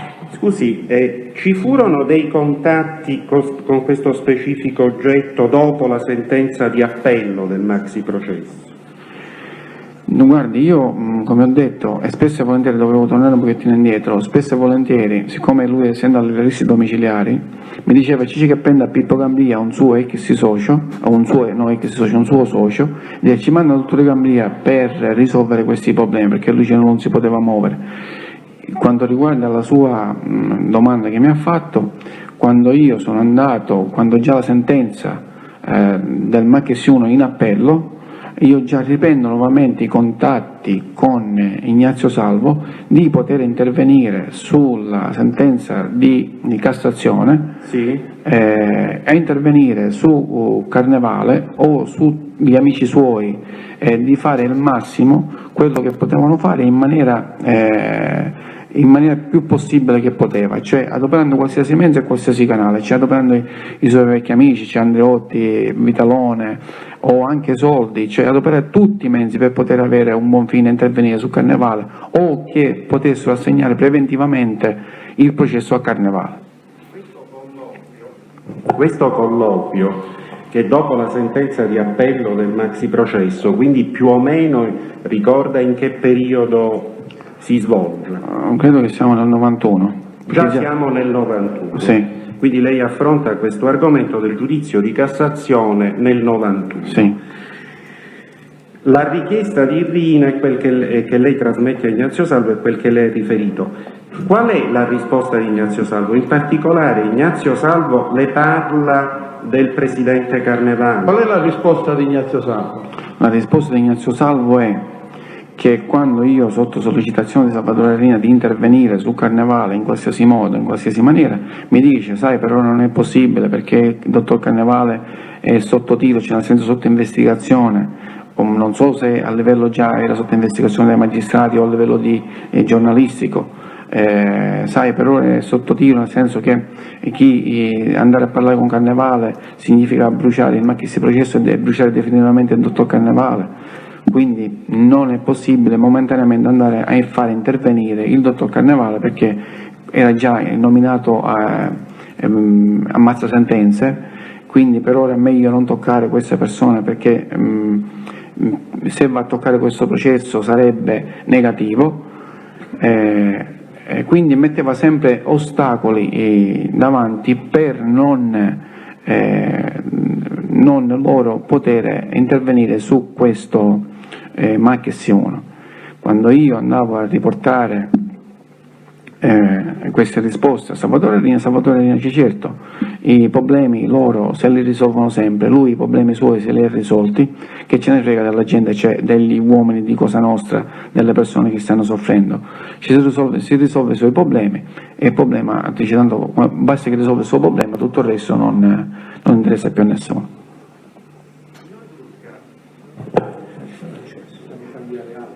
Signor Brusca, ma Ignazio Salvo aveva delle referenze dirette in Cassazione oppure si serviva di tramiti che voi conoscevate?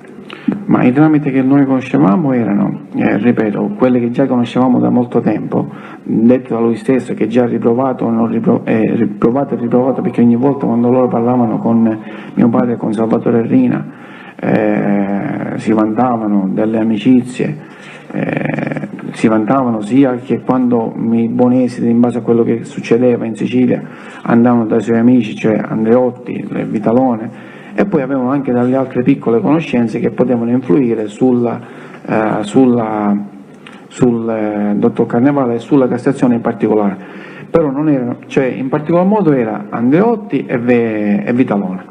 E Vitalone. Sì, le persone più influenti che loro avevano. E allora io le do lettura nella forma giuridica della contestazione per chiedere un chiarimento di qualcosa che appare in lieve contrasto con quel che lei ha detto. Lei nell'interrogatorio del 27 luglio 1996 ha affermato, quando ha fatto la dichiarazione di intenti, testualmente, ho avuto modo di comprendere lo strattissimo rapporto esistente tra i Salvo ed il Vitalone, nonché come i primi, cioè i Salvo, avessero referenze dirette in Cassazione. Lei conferma queste referenze dirette o lo precisa come lo ha precisato adesso? Dottor Scarpia, dottor Renato Loforte, se mi può ripetere tutto che non... La frase verbalizzata è che lei anticipava 27 luglio riassuntivo. Mi scusi avvocato, così come la difesa è libera di fare le contestazioni o le sue osservazioni nel modo che ritiene, credo che la contestazione del riassuntivo e per brevità ed economia sia la più agevole. Quando c'è l'integrale si contesta. Se sono uguali dico io. Per definizione sostanzialmente uguali. No, per definizione non sono uguali, Presidente, proprio perché uno è riassuntivo e l'altro no. Tanto, lo abbiamo visto ieri, altrimenti che lo si fa fare se sono uguali? Quindi la porgo in termini di domanda. Quindi i Salvo avevano delle referenze dirette, nel senso che comunque queste referenze avvenivano attraverso questi tramiti, o avevano anche un rapporto diretto con la Corte di Cassazione, con taluno dell'ambiente della Corte di Cassazione? Credo poco fa risposto. Loro avevano questi contatti con Vitalone e con l'onorevole Andreotti, i Salvo, i cugini Salvo, in particolar modo Ignazio perché Nino già era morto, e poi avevano altri amici, quindi avevano, per quello che mi diceva Rina, vuol darsi che sapeva più di me, altri canali che potevano arrivare a interferire sul Max 1, quindi su Carnevale o su altre persone che potevano o dovevano presiedere quel processo. E per quello che le disse, per quello che lei apprese o da Rino o da Ignazio Salvo come riferimento al Presidente Carnevale, lei sapeva che il Presidente Carnevale avrebbe comunque presieduto quel processo o che non l'avrebbe presieduto? Guardi, si diceva che lo doveva presiedere lui, poi stava facendo, per quello che ci anticipava Ignazio Salvo, per quello che bene o male si riusciva a capire, c'era tutta l'intenzione di non fare presiedere il dottor Carnevale, ma girare l'ostacolo facendo intervenire altre persone di sua vicinanza, in maniera che lui non figurava in prima persona e doveva far intervenire altre persone di sua fiducia. Questo lei come lo ha appreso? Da Salvatore Rina e da mio fratello Emanuele, perché mio fratello Emanuele aveva altre fonti di informazione. Dunque a un certo punto lei ha detto non lo doveva presiedere più lui, ma l'avrebbe presieduto qualcun altro di sua fiducia. Sì. E perché non poteva presiederlo lui? Da che cosa dipendeva questo impedimento? O non voleva presiederlo? Non lo so se non lo volevano, non lo volevano fare presiedere, perché già era discusso, e se sarebbe intervenuto su questo processo e avrebbe dato no assoluzione, o quantomeno avrebbe bruciato il cosiddetto teorema Buscetta e avrebbe rimandato indietro il processo, automaticamente già sarebbe nato uno scandalo, un mini scandalo, comunque sarebbe stata opera di discussione, opera di commenti. Quindi lei lei ha già detto che a un certo punto ha appreso che il dottor Carnevale non avrebbe più presieduto il processo, ma sarebbe presieduto da altri di sua fiducia, e anche accennato di averlo appreso da Rina e da suo fratello Emanuele. Lei sa a loro volta, Rina ed Emanuele, come avevano appreso questa notizia? Rina non lo so da quale fonte l'aveva appreso, però mio fratello Emanuele l'aveva preso dal suo amico Rino Lonigro. Ora, dopo la sentenza di appello del maxi processo, quindi Rina la manda per un'altra volta da Ignazio Salvo per insistere per questo aggiustamento. Rina riesce a ricordare esattamente quali parole le dice Rina in proposito? Riesce a ricordare, se ci riesce, proprio le parole esatte che le dice Rina, in maniera da comprendere meglio come sono andate le cose? Di andare da Ignazio Salvo e di dire di fare il massimo di poter intervenire su questo processo e prendere il dottor Gambio, mandarci qualcuno che parlasse prendere Lima e mandarglielo, fare i miracoli per poter intervenire su questo Machis, o con le sue amicizie politiche o anche con soldi, cioè adoperare le qualunque, cercare di fare il massimo per ottenere un buon risultato di questo processo, cioè veda di sforzarsi il massimo come meglio potere per poter fare questa cosa. Ci gli diamo l'ultima chance, vediamo se questi vogliono aderire o ci danno una mano d'aiuto o sono proprio realmente sono costretto ad ucciderlo.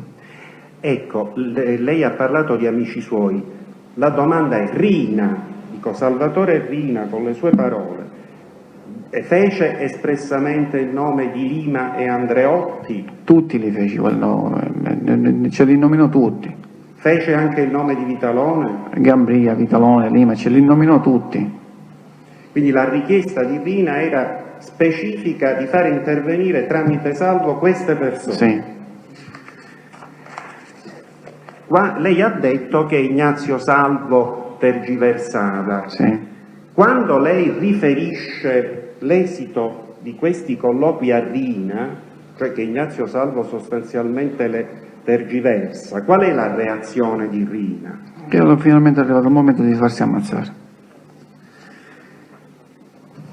Per l'aggiustamento del maxi processo, oltre questo cosiddetto canale politico, lei sa se furono adoperati altri canali su altri versanti? Guardi, io... Cosa disse Rina agli uomini di Cosa Nostra, agli esponenti di vertice di Cosa Nostra in proposito? Guardi, io sapevo che Salvatore Rina aveva, oltre a quello dei Salva, aveva un contatto con Mastro Ciccio, Francesco Messina, quello che si è suicidato un mese, 2 mesi fa. Era in Cosa Nostra in quel periodo, quando Mastro Ciccio, Francesco Messina, si adoperava, era il reggente o il sottocapo della famiglia di Mazzara del Vallo. Ecco, vuole essere più preciso su questi contatti che aveva Francesco Messina? Francesco Messina aveva un'amicizia con non so chi, un cancelliere, comunque una persona in Cassazione, poi aveva l'amicizia con l'avvocato Gaito. Ricorda il nome di battesimo di questo avvocato? No, si diceva sempre l'avvocato Gaito, però non ricordo il nome di battesimo, non me lo ricordo. Continui. E credo che sia il difensore di Tommaso Cannella, perché anche tramite questo, cioè anche tramite Tommaso Cannello, il Rina aveva anche questo contatto. Tommaso Cannella, uomo d'onore della famiglia di Prizzi del mandamento di Corleone. Che cosa vuole specificare il senso di questo rapporto che aveva Francesco Messina con l'avvocato Gaito? Era un normale rapporto professionale? ma credo che ci sia qualcosa di più, perché poi sapevo che l'avvocato Messina, cioè il Francesco Messina con l'avvocato Gaeta avevano rapporti oltre di avvocato, di amicizia. Credo che si scambiavano delle visite, non so quale rapporto avevano, comunque le visite di famiglia. E lei ha parlato di questo rapporto. Sa qualcos'altro su quel che Rina si riprometteva di fare? Cioè, ha saputo qualcos'altro sull'utilizzazione di questo rapporto con questo cancelliere e con questo avvocato? Guardi, io gli dico quello che sapevo, quello che so, poi come li adoperava questi canali, come si muoveva, come non si muoveva, non glielo so dire. So solo semplicemente che poi nel mese di agosto, fine agosto, libero, quindi a me e mio fratello, e credo che anche altri, Salvatore Rina, nel senso che ci lascia liberi, siccome tutti gli uomini d'onore, il funzionamento di Salvatore Rina è così, che chi aveva notizie li portava a Salvatore Rina, poi Salvatore Rina manovrava tutti i fili a suo piacimento, cioè come meglio gli veniva di poter giostrare la situazione. A me mi mandava dai Salvo, un altro lo mandava in un altro posto, a Francesco Messina tramite l'avvocato Gaito, cioè quindi io ci arrivavo orientativamente come Salvatore Rina si muoveva, cioè ognuno dava il suo compito come meglio muoversi, cioè a repartizione stagno in qualche modo, anche se un altro immaginava quello che facevo io, però io non sapevo alla virgola quello che faceva un altro. Signor Brusca, quindi lei ha detto che nel mese di agosto del Sì. 1991 Rina dà il via libera, Sì. nel senso che autorizza gli uomini d'onore a percorrere tutte le vie di cui possono disporre per cercare di aggiustare Sì. la loro situazione. E perché? Cosa vogliamo aggiungere qualche altra cosa per suggerire la risposta? In che senso questo via libero? Riformulo la domanda. Spieghi, ma allora ha detto ci lascia liberi e basta. Chiariamo questo concetto. Lascia liberi di fare che cosa? Ci lascia liberi, nel senso datevi aiuto, perché io non posso fare più niente, non ho nessuna più possibilità di poter intervenire sull'esito del Max 1, quindi datevi aiuto come meglio si poteva. Come già ho detto, noi qualche riscontro l'avevamo già da molto tempo prima, però eravamo subordinati alle regole, quindi subordinati a quello che ci deve Salvatore Rina, che nel momento che noi pensavamo che tutto era finito, Salvatore Rina poteva trovare un'altra strada per poter ottenere un buon risultato. Quindi quando Salvatore Rina a un certo punto ci lascia liberi, io e mio fratello Emanuele ci cominciamo ad attivare per altri canali e ci cominciamo a dare aiuto tramite avvocati, cosiddetti avvocati traffichini, cioè di poter vedersi, di acchiapparci allo specchio, perché sapevamo che già in partenza che il Max 1 in Cassazione andava male, cioè andava male per le nostre aspettative, non che andava male, non so se sono stato chiaro, cioè andava male per le nostre aspettative. Ma questo via libera Rina lo dà in agosto, perché che cosa, lei sa il motivo per cui fino ad agosto non c'è il via libera e soltanto ad agosto Rino autorizza voi a muovervi autonomamente? Lei sa se c'è qualcosa che giustifica, che spiega questo mutamento di rotta di Rina? Vuol dire che tutti i suoi canali, tutti i suoi fili, cioè tutte le sue notizie non gli avevano dato a esito positivo, quindi ci lascia liberi di dire muovetevi come meglio potete per darvi aiuto se avete la possibilità di potervi aiutare. E stessa dimostrazione, perché lo stesso avvocato che avevamo cercato noi, un certo Frenzi Maria Russo, poi l'ha cercato Montalto Giuseppe Salvatore. Va bene.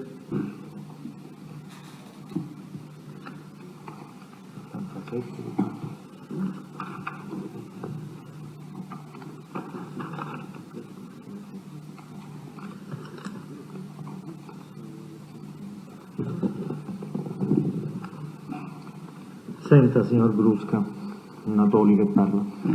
Durante lo svolgimento del primo grado del maxi processo, nel giugno del 1987 si svolsero le elezioni politiche nazionali. Lei sa come votò Cosa Nostra in questa circostanza? Per il Partito Socialista e nella persona dell'onorevole Martelli. che cosa può dire di più su questo argomento? Era già avvenuto in precedenza che Cosa Nostra votasse per il Partito Socialista oppure no? No, guardi, Dovete parlare gentilmente un po' più forte. Gli uomini d'onore, per quelle che erano le mie conoscenze, non aveva mai votato il Partito Socialista, tranne che non c'era qualche bisogno o di qualche cosa, si andava a cercare la persona singola e farlo mettere a disposizione per quello che erano i nostri bisogni. Però come votare il Partito Socialista non era mai successo. A che a un dato punto arriva mentre mi trovo nell'officina di Baldassare Di Maggio, arriva Angelo La Barbera. Arriva Angelo La Barbera e porta facchessimile con una terna, una quaterna, cioè con 3-4 nominativi da votare, e mi ricordo che ce n'era uno, non me lo posso dimenticare, Fonibarba, e dice dobbiamo votare per il Partito Socialista. Non mi ricordo, mi ricordo che le votazioni sono state 2, però non mi ricordo se è stato nello stesso contempo, cioè per le provinciali e per le nazionali, o a distanza di poco tempo. Comunque le votazioni sono state 2, sia per le provinciali che per le nazionali. E Fonibarba era candidato per quale di queste 2 elezioni? Per quello che mi sono i ricordi è per le provinciali, cioè amministrative provinciali di Palermo. Ed allora? E allora, dopodiché... Cioè, come spiega questa inversione di tendenza, questa novità di votare per il Partito Socialista? Ma io credo che... Cioè, come spiega? Che cosa può dirci? Che cosa ha saputo sul perché? Il perché che credo il Partito Socialista si impegni, o già si era impegnato, si stava impegnando per la famosa legge Gozzini. Quindi non so quali erano i contatti che Salvatore Rina aveva con il Partito Socialista. Perché dico questo? Perché quando è venuto Angelo La Barbera a portarci facchessimile e a darci queste indicazioni, ci dice ci manda lo zio, cioè è venuto a nome per conto di Salvatore Rina. Quindi noi, è venuto Angelo La Barbera, noi siamo andati senza nessun tipo di problema, cioè siamo andati avanti. Quindi a quel punto capisco, senza che nessuno me lo dice, che Salvatore Rina aveva avuto qualche contatto con qualcuno per poter votare il Partito Socialista, per andare avanti. A che noi ci impegniamo allo spasimo, almeno noi di San Giuseppe Jato, anche se poi nel mandamento non tutti hanno votato per il Partito Socialista, ma noi di San Giuseppe Jato ci siamo impegnati allo spasimo a cercare, si può dire, voto casa per casa, per avere un buon risultato in tal senso. E questo è avvenuto nell'87. Senta, intanto una cosa prima di chiederle un approfondimento. Nel maxi processo che, come le avevo premesso, si stava svolgendo in primo grado, era accaduto qualche cosa a livello processuale o legislativo prima di queste elezioni dell'87, per quello che lei sa? Guardi, io, come le ho detto poco fa, tecnicamente non li so spiegare i termini giusti perché se ne occupava mio fratello Emanuele. Quindi io intervenivo quando c'era da intervenire operativamente. So semplicemente che nello svolgimento del maxi processo sono successi tanti fatti. Cioè, primo tempo è stato suggerito di dire agli imputati o prima o dopo la lettura del maxi ogni giorno, non so come si doveva svolgere. Poi c'è stato il fatto che si diceva quando venivano interrogati gli imputati dovevano dire non confermo e non rispondo, quindi non so chi abbia suggerito di comportarsi in questa maniera. E sta facendo, mentre che c'era lo svolgimento del maxi processo c'è stato un intervento da parte dello Stato, però non so come sia avvenuto, come è avvenuto. Scusi, che cosa intende per intervento da parte dello Stato? Una legge o cos'altro? Una legge o un intervento verso il maxi processo, un fatto legislativo, nel senso che non so se non si dovevano leggere gli atti, di specifico non glielo so dire, però c'è stato un intervento, quale sia stato non glielo so dire. Ritorniamo un attimo alla indicazione di voto per il Partito Socialista in queste elezioni. Lei dice: io lo apprendo perché viene Angelo La Barbera con dei facsimile. Ma lei, a parte questo, prima o dopo questo fatto, sente da qualcuno, riceve da qualcuno una indicazione espressa di votare per il Partito Socialista oppure no?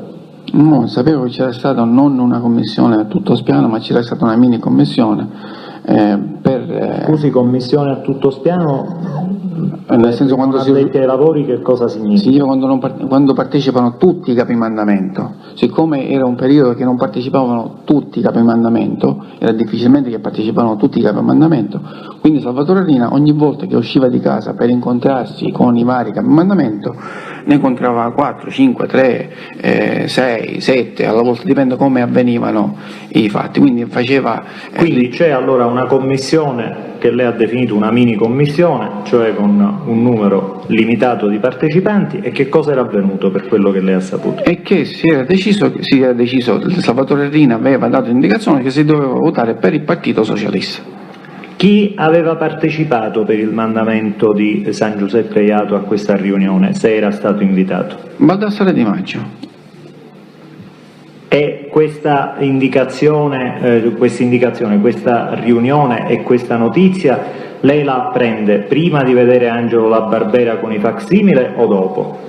No, la prendo in maniera sommaria da Baldassare Di Maggio, però poi quando viene Angelo La Barbera ci scende più nel dettaglio e ci dice: zio, manda queste cose, sono le persone con cui dovete votare. Lei già aveva avuto una notizia, sia pure succinta, della riunione o mini riunione da Baldassare Di Maggio, che in quel momento continuava ad avere quel ruolo di reggente del mandamento di cui ha parlato lei? Sì, perfettamente.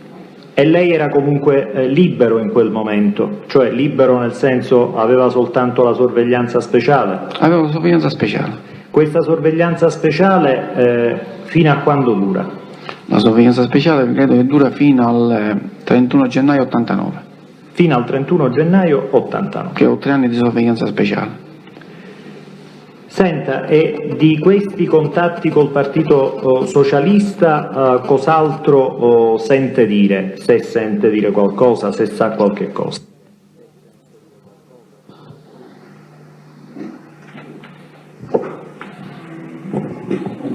È arrivato?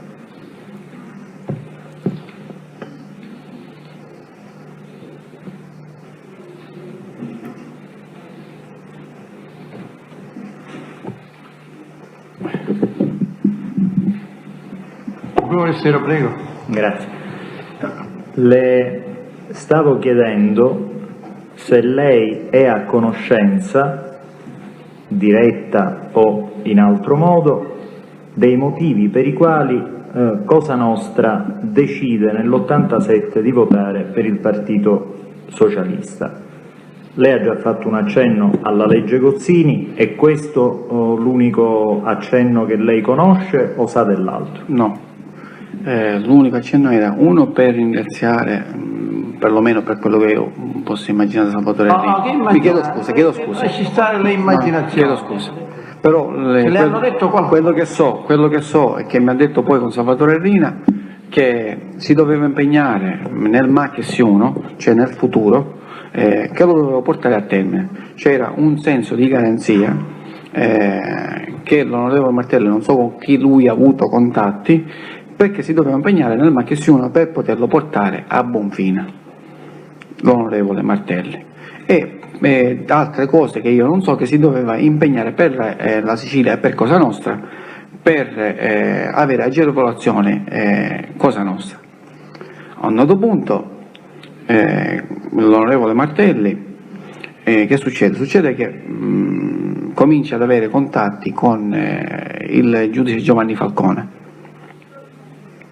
Quando comincia ad avere contatti con Giovanni Falcone, io mi incontro con Salvatore Riina e dico: ma come mai, che è successo? Mi scusi, prima che vada avanti, sì, per capire questo contatto, io le sto chiedendo nel 1987, questo sì, riferimento che lei fa al giudice Falcone è pure dell'87 o è... No, il giudice Falcone siamo già nell'89. L'87 siamo che lui si doveva impegnare per il Machis 1 e doveva dare una mano d'aiuto a Cosa Nostra, quindi a uomini d'onore palermitani e siciliani. E a me interessa approfondire questo aspetto dell'87. Lei ha detto me lo dice Salvatore Riina, glielo dice prima... No, mi scusi, nell'87 io lo so, prima per bocca di Di Maggio, poi viene Angelo La Barbera e poi quando ci vediamo con Salvatore Riina per dire ci abbiamo dato una mano d'aiuto, cioè questo fatto l'ho fatto sia con Angelo La Barbera che con Salvatore Riina, gli abbiamo salvato il partito, gli abbiamo dato una mano d'aiuto. E quindi con Riina questo colloquio lei lo ha dopo le elezioni? Sì. A parte questo fatto, Salvatore Riina le dice qualcos'altro di specifico oppure no? In questo momento mi dice che essendo che lui non aveva avuto garanzia, o perlomeno l'indirizzo da parte dei Salvo, che non si stavano impegnando per dare una mano d'aiuto verso il Machisi processo, era per dare un segnale alla Democrazia Cristiana, quindi alla corrente andreottiana, cioè Lima andreottiana, per vedere, ti diamo un minimo segnale per riuscire che tu se vuoi capire capisci, se non vuoi capire non capisci, cioè era per dare un segnale alla Democrazia Cristiana. Anche questo è stato discusso. Senta, per quelle che sono le sue conoscenze, questo ordine venne impartito a tutta Cosa Nostra oppure no? L'ordine venne impartito a tutta Cosa Nostra, ma c'era chi ci votava e c'era chi non ci votava. Cioè, che significa? Cioè che per esempio noi che abbiamo avuto l'ordine ci siamo impegnati allo spasimo per dare una mano d'aiuto, anche facendo il nome di mio padre, per dire sai ci deve dare una mano d'aiuto alle persone che andavamo a disturbare. Noi quindi intende Di San Giuseppe Iato. come Paese. San Giuseppe come paese o come mandamento? No, come mandamento c'erano gli altri uomini d'onore che hanno votato ma non si sono impegnati come noi, hanno dato una mano d'aiuto ma non si sono impegnati come noi. Sì. Nel Spartisfece Altofonte c'erano gli uomini d'onore che ci hanno votato e ci sono gli uomini d'onore che non ci hanno votato. Questo quanto riguarda il mandamento di San Giuseppe Iato. Il mandamento che io so, che a conoscenza che sono impegnati ugualmente, è Santa Maria di Gesù e Brancaccio. Poi, commentando con mio fratello quando abbiamo visto i risultati, abbiamo visto che con Leone completamente non è spuntato niente, quasi niente. Con mio fratello commentando con noi, dire, ma scusa, noi ci siamo impegnati qua. Con suo fratello quale? Emanuele.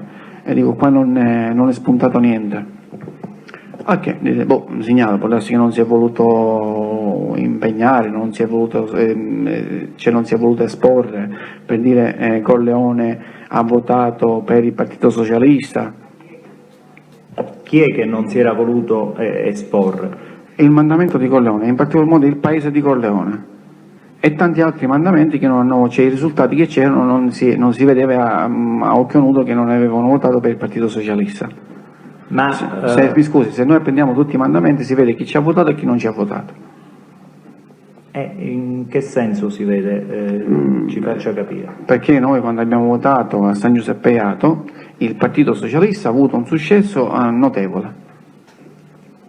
Cioè, per avere un ordine di grandezza sul quale regolarci, che significa San Giuseppe Iato? Ecco, che cosa era accaduto tra quando voi non votavate il Partito Socialista e quando l'avete votato? Il Partito Socialista aveva pochissimi voti a San Giuseppe Iato. Con il nostro apporto il Partito Socialista ha fatto un salto di qualità, che non mi ricordo se gli abbiamo dato 400, 500, 600, 700 voti di preferenza al Partito Socialista, si possono andare a vedere. Mentre prima, quando lei dice non aveva avuto non aveva avuto risultati, avevano pochissimi voti. Ma che significa pochissimi? Non lo so, 100, 200, a livello che avevano sempre un consigliere, 2 consiglieri, cioè questi sono i voti che avevano a livello Quindi comunale. Da quello che ricorda lei, da 100, 200 a quanto ha detto, 600, 700? No, quelli che noi abbiamo dato in più, i nostri voti quasi sempre erano 450, 500, ma in questo caso, siccome abbiamo spinto il piede sull'acceleratore, credo che siamo arrivati pure a 700, non mi ricordo quali sono stati i dati, però c'è stato un grosso sbalzo. E quanti votanti ci sono a San Giuseppe Iato? I votanti sono circa 4.000, 4.500, 4.100, una cosa del genere. Perché mi ricordo benissimo che aveva la Democrazia Cristiana prendeva sempre intorno a 2.300, 2.400, 2.500 voti e il Partito Comunista ne prendeva sempre 1.600, 1.700, più tutti gli altri poi piccoli partiti che prendevano chi 200, chi 300, c'è i repubblicani, i socialdemocratici, erano questi gli altri partiti che votavano a San Giuseppe Beato. Senta, lei chiese spiegazioni, nel senso, più che chiedere spiegazioni, probabilmente sentì qualche discorso relativamente a questo fatto che altri mandamenti non avevano seguito alla lettera l'indicazione di votare per il Partito Socialista? No, non so, almeno io non ho ricordi in tal senso, cioè noi poi l'abbiamo visto dai giornali chi aveva votato e chi non aveva votato, poi le reazioni, se ci sono state reazioni, se la vedeva Salvatore Rina. Quindi il suo commento è limitato, diciamo, ad un fatto tra lei e suo fratello Emanuele? Io e mio fratello Emanuele, basta. Ho capito, cioè con E altri forse- uomini di Cosa Nostra non ne parla né ne sente parlare. Forse anche in quel periodo per i rapporti che avevamo anche col Di Maggio. Quindi non insomma sono è sicuro. un fatto tutto interno a San Giuseppe Sì. Beato.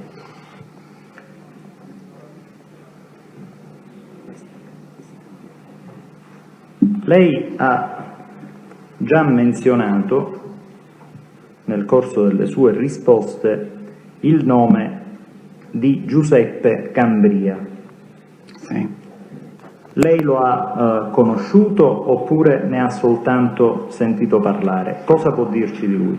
L'ho conosciuto nell'83-84 su predisposizione di Salvatore Rina e di mio padre e dei cugini Salvo, in quanto si doveva creare un incontro a Palermo, perché se loro avessero avuto dei problemi giudiziari, Loro chi sono? i Salvo, i cugini Salvo, I cugini Salvo. io avrei avuto il punto di riferimento che era il suo socio Pippo Cambria, Giuseppe Cambria. Chi glielo disse questo specificatamente? Tutti e due i cugini o uno dei due? Tutti e due cugini. Tutti e due i cugini. Riesce a ricordare esattamente che cosa le dissero? Quando poi abbiamo creato l'incontro che è stato negli uffici di Ignazio Salvo, vicino Piazza Vittorio Veneto, abbiamo creato l'incontro, c'erano tutte e due cugine, fanno entrare Pippo Cambria e me lo presentano, mi dicono, era la stessa nostra persona, se chissà noi abbiamo dei problemi ti rivolgi a Pippo Cambria, c'è che Pippo Cambria che era la nostra stessa persona. Scusi, questa è la nostra stessa persona? Era una formula di presentazione oppure no? O no, siccome i cugini Salvo erano uomini d'onore, se avrebbero detto la stessa cosa me l'avrebbero presentato come uomo d'onore, ma siccome Pippo Cambria non era uomo d'onore, me lo presento come la stessa persona, che quello che poi svolgevano i cugini Salvo lo potevo andare a chiedere a Pippo Cambria, perché quello che era nella loro conoscenza, Pippo Cambria sapeva tutto e tutto. Quindi le ripeto la domanda, è una formula di presentazione diversa da è la stessa cosa che significa è un uomo d'onore, quindi è una formula di presentazione che lei sente anche in altre occasioni, oppure è semplicemente un modo di dire? No, tra uomini d'onore, quando si presenta un altro uomo d'onore, si dice la stessa cosa. Se i cugini Salvo me l'avrebbero presentato come Cosa Nostra, mi avrebbero detto la stessa cosa. Ma come sapevano e sappiamo che non è uomo d'onore, quindi non potevano adoperare quelle parole. Adoperavano la nostra stessa persona in quanto non era uomo d'onore. Però i Pippo Cambiani che lo sapeva che appartenevano a Cosa Nostra, quindi la nostra stessa persona, per dire che tutto quello che noi sappiamo, tutto quello che noi rappresentiamo, Pippo Cambria è la stessa cosa. Quindi sarebbe stato una sorta di alter ego dei cugini Salvo se loro non fossero più stati in grado di corrispondere alle vostre richieste? Perfetto, e questo? Perfetto. Quindi questo avviene, lei dice, nel 1983. Sì. Dall'83 in poi lei vede più Pippo Cambria oppure no? No, non lo vedo più. Ha modo di rivolgersi a Pippo Cambria dopo il 1983, sia pure per interposta persona? io ho modo di avere un'altra volta contatti con Pippo Cambria, cioè Giuseppe Cambria, con interposta persona. Siamo nel 1993, 93-94, ma credo 93, dopo la morte di Ignazio Salvo, con Antonio Salvo, il nipote di Ignazio Salvo. Nipote di Ignazio perché figlio di chi? Credo figlio del fratello, se non ricordo male. Figlio del fratello. E quindi a modo Un di parente intimo, credo figlio del fratello.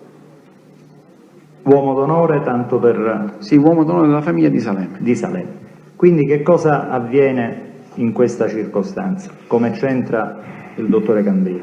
Io comincio, o perlomeno c'è Antonio Salvo che mi cerca, che mi vuole parlare. C'è Antonio Salvo Che mi cerca, che mi vuole parlare. Sì. E mi cerca tramite Giuseppe D'Accorso, uomo d'onore del mandamento di San Giuseppe Ato, reggente del paese di Piana degli Albanesi. Sì. Perché i Salvo, credo Ignazio, non so chi dei due, o Nino o Ignazio, hanno una proprietà a Misilvesi, Masalvese, nel territorio di Piana degli Albanesi, una grossa azienda in quel territorio. Quindi tramite questa persona mi fanno cercare. Mi cerca Pino D'Accorso, ci sai, c'è Antonio Salvo che ti vuole incontrare. C'è Antonio Salvo, mi cerca tramite Pino D'Accorso con Mariano Calea, Calea è quello che gestiva l'azienda. A che tramite Pino D'Accorso... Attraverso, scusi, Mariano? Calia, sì. Tanto per comprenderci meglio, il Calia Sase ha qualche caratteristica fisica? Sì, ha problemi fisici alla spalla, o un po' la gobba, o qualcosa del genere. Ha problemi fisici. Per capire che ci riferiamo alla stessa persona, quindi Mariano Calia. Vada avanti. Anche tramite questa persona cerca Pino D'Accorso crea l'appuntamento e ci vediamo con Antonio Salvo. Vedo con Antonio Salvo che si dice, che non si dice, ancora non si sapeva della notizia chi aveva ucciso lo zio, chi non l'aveva ucciso, come stiamo, come non stiamo, a che subito andiamo a finire sul comportamento dello zio. Dice io non voglio sapere, non mi interessa chi è stato, chi non è stato, neanche voglio sapere chi ha ordinato l'omicidio dello zio, perché capisco che mio zio ha sbagliato, mio zio non si è impegnato in prima persona nel macchessi processo o per altri fatti, mio zio ha pensato solo per sé, purtroppo chi sbaglia paga, purtroppo mio zio ha sbagliato e si è dovuto prendere questa punizione. Finendo questo discorso io ci dico Antonio, tu non lo devi avere con chi ha commesso l'omicidio. Dice no, ma io non ce l'ho con chi si è messo l'omicidio. Comunque andiamo in complimenti, chi l'aveva commesso, chi non l'aveva commesso. Lui giustificava, dava colpa a suo zio perché suo zio si era un po' fatto i fatti suoi e non aveva fatto l'interesse generale. Quindi dati questi fatti subito Antonio Salvo dice sai io ho problemi con mio cugino Gaetano San Giorgi, ho problemi nella famiglia mafiosa di Salemi, mi sento un pochettino trattato male, mi sento un po' osservato, ma io sono a disposizione, io di qua, io di là. E dico quali sono i problemi? Dice non vorrei che per colpa di mio zio dovrei pagare qualche conto. Dico no, stai tranquillo, non ti preoccupare, non ti crea nessun problema. Poi c'è mio cugino Tani, dice da un periodo a questa parte ce lo trovo un pochettino più aggressivo, più aggregante nei confronti della famiglia di sangue, c'è verso la suocera, i cognati, problemi economici, Gaetano San Giorgi fa i suoi risentimenti, c'è una situazione un pochettino critica. Dice io vorrei una mano d'aiuto sotto questo versante. Poi c'era stato fatto che Gaetano San Giorgi vorrei una mano d'aiuto sotto questo versante, cioè sì, per poter aggiustare questi fatti sia familiari. Mi consenta una breve interruzione, la domanda era rivolta a Pippo Cambria, tutto quello che sta dicendo ci porta a Pippo Cambria? Sì, ci siamo arrivati. Se può allora magari arrivarci più direttamente, poi io se è necessario le faccio delle domande di approfondimento. Comunque c'erano pure dei problemi, a che a un certo punto io dico: ma che si dice Pippo Gambia, che si dice, che non si dice? Ah sì, dice ti mando a salute. Io non so se è vero che me li mandavano o me la mandavo, ti mando a salute, è sempre a disposizione, e ricambia, me lo salute, se io ho di bisogno poi se ne parla. È il primo Quindi atto, è lei che rifà il nome di Pippo Gambia? Sì, io rifaccio il nome di Pippo Benissimo. Gambia in questa occasione, perché già perché già io con Abbiamo detto siamo nel 93, dopo ovviamente l'uccisione di Ignazio sì, Salvo. perché io con Gaetano San Giorgi già ne avevo parlato per altri fatti, con Antonio Salvo questa è la prima occasione. Sì. Quindi è finito. Dopodiché, se non ti preoccupare, lo riassicuro, gli mando i saluti a Pippo Gambia e ci dobbiamo rivedere un'altra volta. Quando poi ci rivediamo,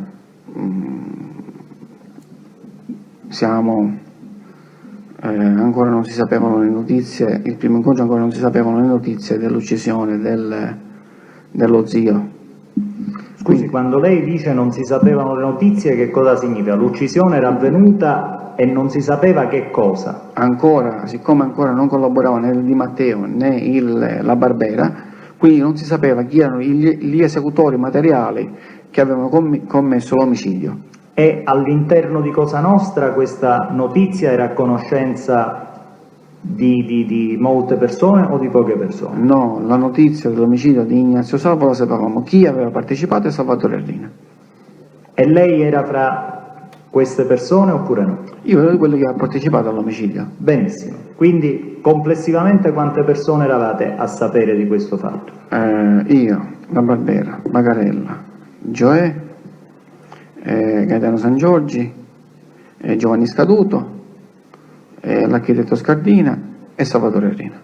Quindi soltanto 8 persone? Per questo gruppo. Poi so che c'era un altro gruppo che sapevano di uccidere questo progetto, però non sapevano che l'avevamo portato a termine noi. Ho capito. Cioè l'asso centrale Salvatore Rina e poi Salvatore Rina spartiva i compiti. Benissimo.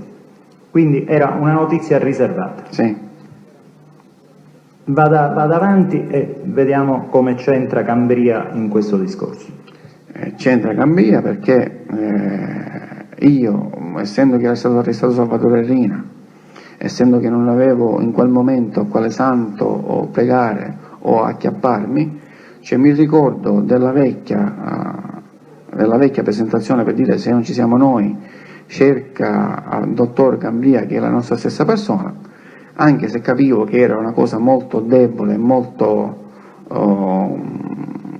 fragile, però tentai di riprendere i vecchi contatti, se mi riusciva a poterli prendere. Quindi comincio io a fargli il nome di Pippo Gambia, gli mando i saluti, lui me li ricambia, fino a che a un dato punto il Pippo Gambia, che io nelle dichiarazioni ho sbagliato, ho saltato un po' le date, ho fatto un po' di confusione, siamo già a fine 94, siamo sotto Natale, e poi io mi rivedo con Antonio Salvo a febbraio-marzo, perché era già passato Natale, e mi manda un orologio, mi regala un orologio. Quindi febbraio-marzo del 95? Del 94. Ho sbagliato, io ho dichiarato 95, ma siamo 94. No, mi scusi, ora rischio di non capire io. Sì. Lei ha detto siamo festività natalizie del 94. Fine 93, inizio 94. Ah, quindi festività natalizie di fine 93. Sì. E lei si rivede ai primi del 94 con Antonio Salvo. Con Antonio Salvo. Benissimo. Mi rivedo febbraio-marzo con Antonio Salvo, e in quell'occasione ci dovevamo vedere prima, non è stato possibile, c'è tutto Gambia, ti manda questo orologio, questo pensiero, e mi manda un orologio, un Pascià Cartier, a che me lo dà solo esclusivamente nella custodia di pelle, non c'era garanzia, non c'era lo scatolo, quello che normale c'è, e ci sono rimasto un pochettino male, quasi quasi glielo stavo ritornando indietro, dire, ma c'era garanzia, non c'era lo scatolo, quello che normale c'è, e ci sono rimasto un pochettino male, quasi quasi glielo stavo ritornando indietro, dire, ma perché ci è rimasto male? Perché significava, c'è senso di fiducia, senso di se me lo potevano trovare, potevano riuscire a collegare il dottor Gambia, c'era questo, ho capito questo in quel momento. Comunque io me lo sono preso, me lo sono messo. Mi scusi, non ho capito io. Perché Sì. lei ci rimane male Perché me lo dà- questa consegna del regalo in questa forma? Che cosa significava? Perché lei ha questa reazione? Perché c'è tipo come se di solito i regali si fanno completi in confezione con tutti gli scatoli, con tutte le custodie, le garanzie, così almeno i regali io li facevo e li ricevevo da altre persone, dagli stessi salvo precedentemente. Quindi quando io ricevo l'orologio solo nella custodia di pelle, proprio nudo e crudo, io capisco che c'è un senso di paura, nel senso che chissà se oggi domani viene trovato questo orologio, può essere rintracciato, può essere visto, quindi tolgono un po' le prove della provenienza di questo orologio. Questo in sostanza la mia ricostruzione. Quindi vedendo questa mossa io me lo volevo prendere. Ma faccio finta di niente, me lo prendo e me lo metto in tasca, non so se sono stato chiaro. Sì. Ok, mi prendo questo orologio, lo ringrazio, me lo saluti e lasciando stare quello che io parlavo con Antonio Salvo, al solo dico ma possibilità, non possibilità di poter riprendere vecchi contatti. Mi scusi, a questo punto la interrompo io perché vorrei approfondire il problema di questo orologio. Questo orologio lei lo ha conservato, ce l'ha ancora oppure no? Sì, ce l'ho a tutti gli altri che mi sono stati sequestrati al momento del mio arresto a Cannatello. Ce li ho assieme a tutti gli altri, perché non ce n'avevo solo questo, ma bensì ce n'avevo un bel po' di orologi, che mi è stato sequestrato al momento del mio arresto a Cannatello, cioè ad Agrigento, il 20 maggio del 1996. Quindi questo orologio è oggetto di sequestro. Sì. Lei lo ha avuto almeno fino al 20 Sì. di maggio del 96. Sì, mi è stato sequestrato al momento. Vuole dare una descrizione, se riesce a ricordarlo? Lei intanto si intende di orologi? Qualche cosa riesco a capire. Ecco, quindi è in grado di dare un minimo di descrizione di questo orologio. Lei ha indicato il modello, quindi è una marca Cartier, modello Pascià. Pascià. Che tipo di orologio era? È un orologio d'oro con il quadrante bianco, cinghetta in cuoio, dove si aggiusta, c'è come si chiama, la rotina, quella per aggiustare l'orario o dare la corda, quello che serviva, sì, con il brillantino o il smeraldo in punta, con l'aggancio della custodia, chissà, eventualmente era per coprire era avvitato per andare a avvitare, coprire, per poi svitare, per aggiustare l'orario dell'orologio, ed era coperto da questo smeraldino, un brillantino, quello che è. Questo è il Pascià. Senta, qualche altra caratteristica tecnica di questo orologio? All'interno del quadrante credo che ci sia una croce per dividere gli orari, credo che ci siano il mezzogiorno, il pomeriggio, la sera e la mattina, cioè indicava le ore 9, le ore 6, mezzogiorno e le ore 3. Che tipo di orologio era? Era a movimento automatico o a carica manuale? No, automatico. Era impermeabile oppure no? Non mi ricordo se, ma credo che era impermeabile, però non sono certo. Senta, lei sarebbe in grado di riconoscere questo orologio se le venisse mostrato un album fotografico degli orologi che le vennero sequestrati il 20 maggio del 96? Sì, perché c'è l'unico Cartier Pascià in questo, perché poi ci sono tutta un'altra serie di orologi. Comunque sarebbe in grado di farlo? Sì. Per il Tribunale e le altre parti, per il Tribunale le è già stato mostrato in sede di indagini preliminari questo fascicolo sì, fotografico? Sì, e l'ho indicato qual è l'orologio. Sì, possiamo rifarlo, Presidente? È il Presidente, documento. Sono quegli atti che abbiamo acquisito sì, recentemente. È foto originale oppure fotocopia? No, abbiamo fotocopia. E allora l'assistente? Era fotocopia pure il documento prodotto. Allora, viene mostrato l'album fotografico degli oggetti rinvenuti nella villa incontrata a Cannatello e posti sotto sequestro in data 21/5/96.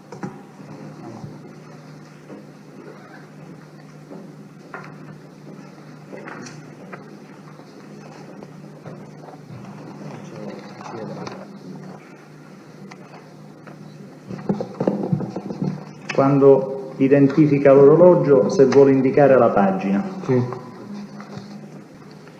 Pagina 15.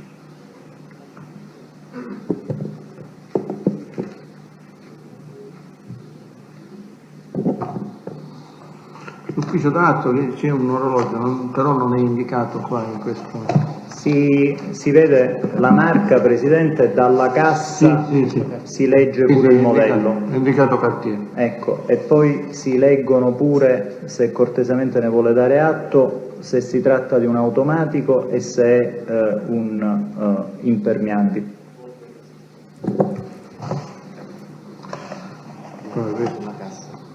Nell'altra fotografia della stessa pagina, sulla cassa è indicato automatico e poi water resistant. Sì.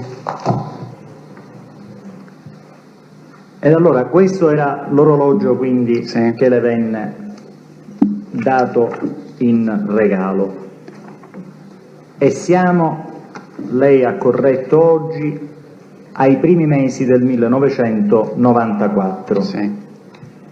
Le disse per caso l'Antonio Salvo qualche cosa circa la provenienza di questo orologio? Mi scusi la reticenza della domanda, ma non vorrei suggerire la risposta. No, non mi disse che te lo mandava il dottor Gambria, un pensiero del dottor Gambria. Quindi soltanto questo. E poi aveva quella caratteristica che era soltanto dentro Sì. una custodia. Quello che è mai stato sequestrato. Sì. Quindi pure la custodia Sì, è stata sequestrata. Solo che qua non l'ho vista, ma per come mi è stato regalato l'ho preso e l'ho posato, non l'ho mai messo una volta. Senta, dopo questo momento, quindi questo regalo, io l'avevo interrotta per approfondire questo punto, lei stava andando avanti, nel senso che stava raccontando che voleva riprendere vecchi contatti e si ricorda di quella presentazione che le avevano fatto i cugini Salvo. Sì. Vuole andare avanti? Ok, io ricordando di questa vecchia presentazione cerco di riprendere i vecchi contatti per quello che capivo che in anticipo che non ci sarebbe niente da poter avere, però tentavo, siccome non avevo niente, adesso io provo. E comincio tramite Antonio Salvo in più occasioni, perché non è stata solo un'occasione, ma in più occasioni, ogni volta per dire: ma Antonio Salvo, c'è i vecchi contatti, di poter riprendere con i Salvo, con Andreotti o con i suoi vecchi amici, perché già Lima era stato ucciso, Ignazio Salvo era stato ucciso, quindi di poter prendere questi contatti. A che Pippo Gambia ogni volta mi mandava a dire: sai, per ora non ci possiamo muovere, però non possiamo cercare nessuno, perché siamo sotto controllo, siamo sotto mira, siamo guardati a vista, però quando riguarda il giudiziario, non per essere uccisi o per essere minacciati sotto il profilo di Cosa Nostra. Cioè si sentivano osservati, controllati dalla parte delle autorità giudiziarie. Quindi io capivo che anche se qualche problema effettivamente ci poteva essere, però mi sentivo, come so dire, che erano delle scuse che mi prendevano per non esporsi o per non andare avanti per quelle che erano le sue possibilità. Ma siccome, ripeto, io non avevo nessun altro canale al momento, cercavo di sfruttare questo se mi poteva riuscire a sfruttarlo. Nell'ultimo periodo, per vedere se realmente mi stava prendendo in giro, mi dava notizie vere. Scusi, ultimo periodo rispetto a che cosa? 95. Quindi ultimo periodo intende lei prima della sua cattura? Sì, siccome io, per essere sintetico, siccome i contatti che io avevo con Antonio Salvo, per altri fatti ogni volta andavamo a finire con Pippo Gambia e i discorsi erano quasi sempre uguali e non mi mandava mai una risposta positiva, sì. Quindi li ho sintetizzati per andare a finire poi nel 95. Sì, E vado avanti, nel 95 cosa avviene? Quindi nel 95 io, per vedere se realmente mi stava prendendo in giro o mi stava dando in mano d'aiuto, io in quel momento avevo delle difficoltà economiche, gli mando a chiedere un prestito di 500 milioni. Un prestito di 500 milioni per vedere se me li dava o non me li dava. A che quando io faccio questa richiesta a Antonio Salvo dice: sai, per ora Pippo Gambia non si può muovere, ha delle difficoltà, sempre ostacoli davanti per non darmi aiuto in questa mia richiesta. Nel frattempo i Mazzaresi, per altri fatti, credo ai Salvo, nella persona di Favuzza, gli avevano chiesto anche dei soldi, non so se a fondo Scusi, perduto. quando dice i Mazzaresi, a chi intende riferirsi nominativamente? Enzo Sinagori e Messina Matteo Denaro, cioè in quel periodo erano sempre assieme, Sì. uno come capo provincia, l'altro come rappresentante e capomandamento della famiglia di Saleme, cioè di Mazzara del Vallo, quindi Saleme apparteneva a Mazzara del Vallo e quindi per questo motivo. E per rendere più esplicito questo discorso, chi era il capo provincia e chi era il reggente del mandamento? Il capoprovincia era Francesco Messina Denaro, cioè il padre di Matteo, ma siccome Francesco Messina Denaro non si muoveva, rappresentava il figlio in tutto e per tutto come capoprovincia trapanese. Sì, e quindi Enzo Sinacori era invece il reggente del mandamento. Enzo Sinacori era il reggente del mandamento di Mazzara del Vallo. Sì.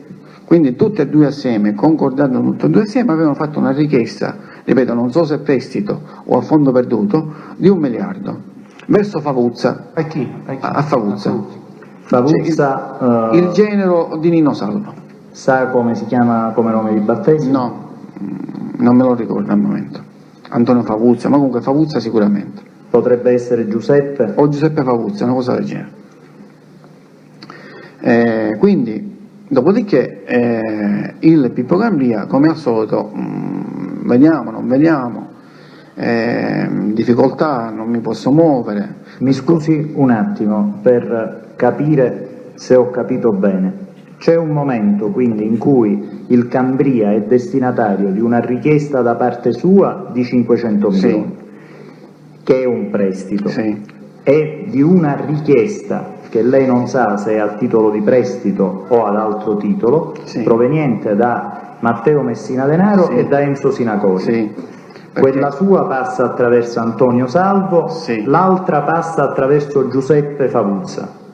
credo che passa sempre tramite Antonio Salvo. Antonio Salvo che va a finire a Favuzza, perché a me la prima volta me lo dice Antonio Salvo, che poi quando mi incontro con Messina Matteo Denaro e con Enzo Sinacori mi confermano di questa richiesta.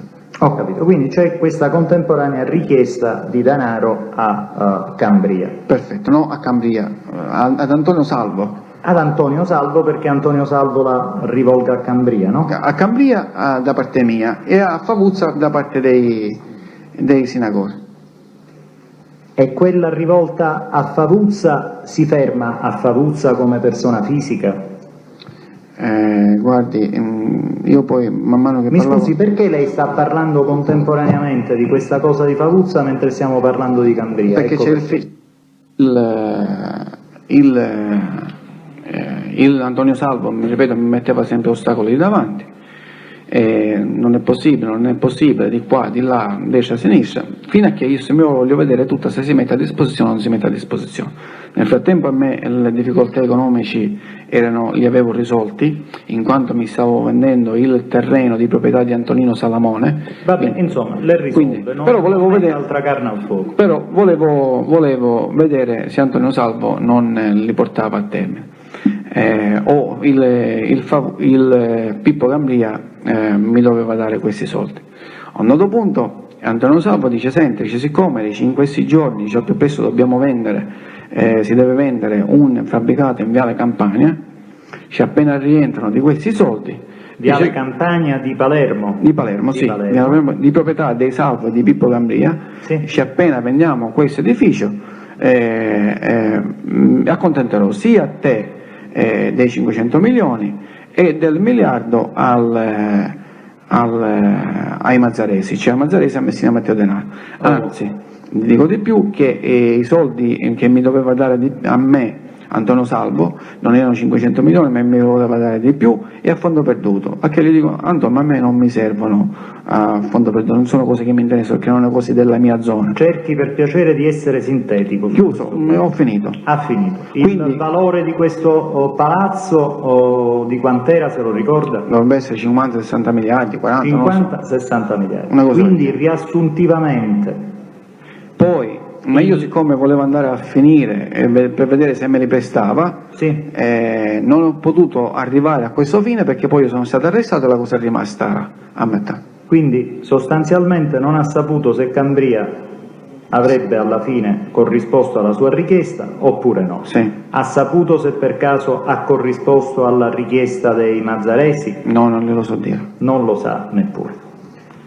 Quindi questa è la storia dei suoi rapporti con Pippo Cambria. Sì. Lei è a conoscenza di progetti criminosi nei confronti del Cambria? E se sì, cosa sa dirci? Io, nel periodo in cui c'era Salvatore Rina libero, e io avevo preso contatti con Gaetano San Giorgi per l'omicidio di Ignazio Salvo, e quindi quando Gaetano San Giorgi cresce in Cosa Nostra, quindi attraverso il nostro rapporto per l'operazione portata a termine dello zio, si comincia a progettare di sequestrare Pippo Cambria. Quindi questo progetto di sequestro di Pippo Cambria è anteriore all'omicidio di Ignazio Sì, Salvo, capito bene? siamo agosto, luglio, settembre. Il progetto mentale è Dovrebbe prima dire l'anno, per piacere. del 1992. Per essere certi, le stragi di Capace e di Via D'Amelio ci sono già state? Sì, già ci sono state. Ho capito. E perché non va a buon fine? Perché poi viene arrestato Salvatore Rina, e poi viene arrestato Gioacchino La Barbera. Siccome Gioacchino La Barbera poi comincia a collaborare, e siccome Gioacchino La Barbera conosceva i bunker dove noi lo dovevamo conservare, Cioè tenere sequestrato. Tenere sequestrato, che uno era in contrario di Altofonte e l'abbiamo distrutto, che era vicino dove La Barbera ha indicato dove ci dovevano essere le armi conservate, Sì. e abbiamo avuto il tempo di poterlo distruggere. L'altro invece che non abbiamo distrutto è quello che ho fatto ritrovare nella casa di Monticciolo Giuseppe a Bommarito, cioè vicino San Giuseppe Iato, Vicino. perché se c'erano dei problemi ad Altofonte l'avremmo preso e spostato. Visto che un progetto non ci interessa, perché c'era questo progetto invece di sequestrare il Cambria? La finalità qual era, se la conosce? Primo per fare uno sfregio allo stesso Cambria e ai Salvo, e per toglierci i soldi che loro ne avevano a quantità, perché loro sapevamo che loro avevano soldi in Svizzera, quindi di poterci esfogliare un po' di soldini. Scusi, loro avevano soldi in Svizzera, chi? E Salvo e Cambria, tutti, i soci, tutti e tre soci. Non so se avevano altri soci, ma questi tre erano soci. E che cosa sa di questi soldi in Svizzera? Sono i soldi del riciclaggio da narcotraffico? Facciamoglielo dire No, ne ha parlato ieri, Presidente, quindi per essere chiari, intende riferirsi a quelli o è qualcos'altro? Guardi, loro hanno avuto provenienza di traffico illecito, provenienza di costruzione, provenienza di attività agricola, in particolar modo con l'AIMA, con l'affitto dell'AIMA per l'alcol, provenienza con l'esattoria, cioè avevano tante attività che loro entravano miliardi a tutto spiano. Quindi questi soldi sapevo prima dal bocca di Salvatore Rina, dallo stesso poi Gaetano San Giorgi, che loro avevano un mare di soldi in Svizzera, quindi noi cercavamo di sequestrarlo per togliergli un bel po' di soldi. Un'ultima domanda su questi soldi: ha mai sentito parlare dell'ordine approssimativo di questo denaro oppure no? Quant'era o quanto non era? No, il numero definitivo non lo so, ma erano grosse cifre. Che cosa? Centinaia di miliardi, non è che i saldi Centinaia di miliardi? Sì. A proposito della famiglia Salvo, lei ha già fatto qualche accenno a qualcuno di questi componenti, desidererei che precisasse se ne è in grado alcuni aspetti. Favuzza Giuseppe, a parte quello che lei ha detto, è in grado di dirci qualcos'altro, se è a sua conoscenza oppure no? Lei ha detto era genero di Nino Salvo. Di Nino Salvo. Sa quale figlia aveva sposato?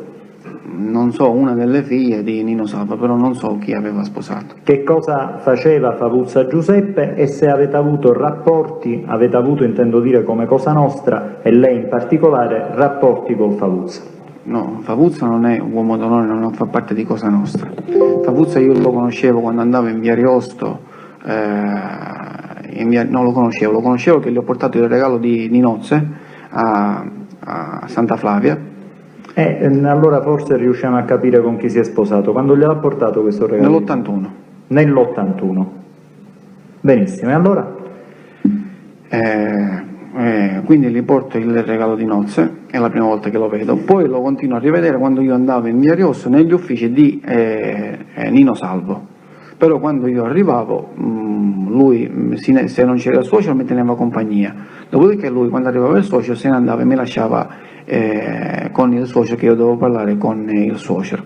Tutto questo fino a che c'è Nino Salvo e Ignazio Salvo vivo. Dopo che questi due muoiono, io riprendo i contatti tramite Gaetano San Giorgi, sia perché loro dovevano pagare il pizzo. Sa che rapporto c'è tra Favuzza e San Giorgi? Di cognati. Sono cognati. Quindi lei riprende i rapporti col Favuzza tramite il San Giorgi? Uno perché costui dovevano pagare il pizzo sia di via La Campane che di via Orsini, cioè dei due fabbricati che loro dovevano pagare, sì, che inizialmente era con Ignazio Salvo e con Salvuccio Madonia, poi portato a termine con Pino Guastella e poi con via Orsini. Poi, siccome, ripeto, nel 92... via Orsini è pure nel mandamento dei Madonia? Dei Madonia, sì. Riesce a ricordare in che zona di Palermo è via Orsini? Resuttana. Sì, no, dico proprio come via. La zona è Resuttana, credo nella zona di Notobatto, via La Campana, sembra in questa zona dovrebbe essere, non so preciso dove, so che via Orsini. Comunque è in territorio di Resuttana e quindi di pertinenza dei Madonia. Quindi, siccome, come ho detto poco fa, c'è stato un periodo che avevo difficoltà economiche... No, mi scusi, al di là di questi fatti che non interessano al momento, il rapporto con Favuzza, lei ha detto non è uomo d'onore, ma il fatto che non sia uomo d'onore significa Favuzza, ecco, le faccio la domanda più direttamente. Per favore, sapeva... scusi. Prego. Io prego i signori che assistono al dibattimento di stare seduti, di non muoversi in continuazione, perché ci distraiamo in questa maniera e non possiamo concentrarci. Quindi per favore state seduti. E mi rivolgo al pubblico ministero. Prego, pubblico ministero. Dicevo, il rapporto Favuzza, anzi le stavo chiedendo, era a conoscenza di chi era lei in Cosa Nostra oppure no? Sapeva chi ero io, però non so se lui era a conoscenza di Cosa Nostra o meno. Sapevo che ero una persona di un certo livello e che apparteneva a Bernardo Brusca e a Salvatore Rina, però non credo che nell'81-82 sapesse che di Cosa Nostra o perlomeno chi era. No, io parlo, lei ha detto di una ripresa di rapporti dopo l'uccisione di Ignazio Salvo, quindi sì, siamo dopo il settembre 92. Io tramite Gaetano San Giorgi riprendo il filo con Favuzza, perché questi devono pagare il pizzo dei due fabbricati che poco fa ho detto, e che normalmente mi mandavano i soldi, non a me, che poi ho fatto creare il contatto tra Pino Guastella direttamente con il Favuzza, in quanto il Pino Guastella ci aveva fatto gli scavi. Non so se con la Sì, non mi interessa il particolare, questa risposta desideravo sapere, dico, capiva che aveva a che fare quantomeno con un estorsore, giusto? Sì, perfetto. Benissimo. Antonio Salvo, del quale lei ha pure fatto un accenno, ci ha detto che è uomo d'onore, che cos'altro può dirci? È uomo d'onore, appartiene alla famiglia di Saleme ed era la persona che dopo l'uccisione di Ignazio Salvo e di Antonino Salvo aveva cominciato a prendere i rapporti con me per aggiustarsi un pochettino tutta la situazione a livello della famiglia di Cosa Nostra a Salemi, Sì? per sistemare i problemi con il cugino verso la famiglia, cioè con Gaetano San Giorgi, per sistemare questi problemi di Pizzo verso i cugini. In sostanza rappresentava la persona di Cosa Nostra che manteneva i contatti per sistemare un po' tutti i problemi familiari, economici e tutto quello che c'era da fare. Senta, lei ha pure menzionato ripetutamente Gianluigi Caradonna. Sì. Chi è questo? Gianluigi Caradonna era una persona a disposizione di Nino Salvo e credo anche di Ignazio Salvo, ed era quello che gli gestiva la situazione economica, ed era uno di quelli che veniva, quando non c'era Paolo Rabito o Pino Marangioli, a chiedere appuntamenti con noi perché lo zio o il cugino, lo zio o l'altro zio mi dovevano parlare, in particolar modo Nino Salvo. Quindi il nipote di Salvo. Nipote di Salvo. È sicuro che sì, è nipote di Nino Salvo. Di Nino Salvo. Sì. Solo per un particolare, sa chi ha sposato questo Gianluigi Caradonna? Cioè se ha sposato una siciliana o una non siciliana? No, so che ha sposato una del nord, che è una veneta, perché quando io andavo in ufficio in via Ariosto, quando io bussavo alla porta per entrare, mi apriva la porta la cognata di Gianluigi Caradonna, che faceva da segretaria, non so che cosa le faceva, o era impiegata pure di Nino Salvo, e che la sentivo parlare in maniera non siciliana ma dal nord. Ho capito. E sapevo che era perché lei diceva mio cognato che si riferiva a Gianluigi. Si riferiva a Gianluigi, quindi lei lo ha definito a disposizione. Sì. Disposizione è termine tecnico nell'accezione italiana comune, cioè che si interessava. A disposizione dello zio, e quindi tutto quello che gli diceva lo zio lui faceva. Ma siccome lo zio era un capodecina o comunque un uomo d'onore, per questo le ho chiesto, era a disposizione nel senso era vicino a, oppure era a disposizione nel senso che dipendeva dallo zio normalmente per rapporti di lavoro o di famiglia? Ma credo che dipendeva sia per motivi di rapporto di lavoro e per motivi di famiglia, quindi quando lo zio gli dice vai a farmi questo servizio, lui partiva e si metteva a disposizione. Cioè, volevo capire, ecco, lei lo ha più volte menzionato, cioè quando c'era da prendere appuntamenti. Sì. Erano appuntamenti, trattandosi di appuntamenti fra uomini d'onore, fra lei e gli zii, eccetera. Lui era cosciente di questo rapporto oppure no, per quello che lei sapeva? No. Presidente, che vuol dire era cosciente? Era cosciente significa lui si rivolgeva a Caradonna in quanto... Sì, ma lo stiamo chiedendo a lui, Lo chiediamo, l'ha capito. Sì, Gianluigi Caradonna veniva, ci ti vuole parlare mio zio. E io arrivavo, mi rivolgevo allo zio e poi lo zio mi richiedeva o l'appuntamento con Salvatore Rina o se c'era qualche messaggio da mandare io glielo portavo. Però Gianluigi Caradonna si limitava solo e esclusivamente a creare l'appuntamento con me, veniva a cercare me o qualche altro di San Giuseppe Ato per avere il contatto con lo zio, quindi a disposizione dello zio. A disposizione dello zio, va bene, ci ritorneremo se sarà il caso. Lei ha già menzionato più volte Paolo Rabito. Sì. Chi era Paolo Rabito? Lo ha conosciuto personalmente? Paolo Rabito è uomo d'onore della famiglia di Salemme, l'ho conosciuto personalmente, presentato ritualmente, ed era la persona che Mi Ignazio scusi, lo ha conosciuto come uomo d'onore a partire da quando, se lo ricorda? assieme, come si può dire, assieme ai Salvo, cioè dopo i Salvo, dopo che Salvatore Rina e mio padre hanno preso contatto con i Salvo, quindi bisognava creare l'appuntamento, l'aggancio, per io poi andare a cercare... Sì, questo lo ha già, a questo periodo. lo ha già spiegato, dico, quindi a partire dall'inizio della guerra di mafia, Perfetto, a metà 81 fino a 81. Benissimo. E allora, che funzione aveva Paolo Rabito? A quel periodo credo che Paolo Rabito era soldato semplice in quanto la famiglia di Salemme era sciolta, poi nel futuro non so se ha avuto carico o meno. Quindi le chiedo un'altra fonte che abbiamo sentito in questo processo ci ha detto di averlo conosciuto come consigliere della famiglia di Salemi. A lei risulta questa qualifica oppure no? No, non mi risulta perché non glielo chiedevo mai, anche perché non ce n'era di bisogno. Ho capito, di vabbè, chiederglielo. non le risulta ed è sufficiente per noi in questo momento.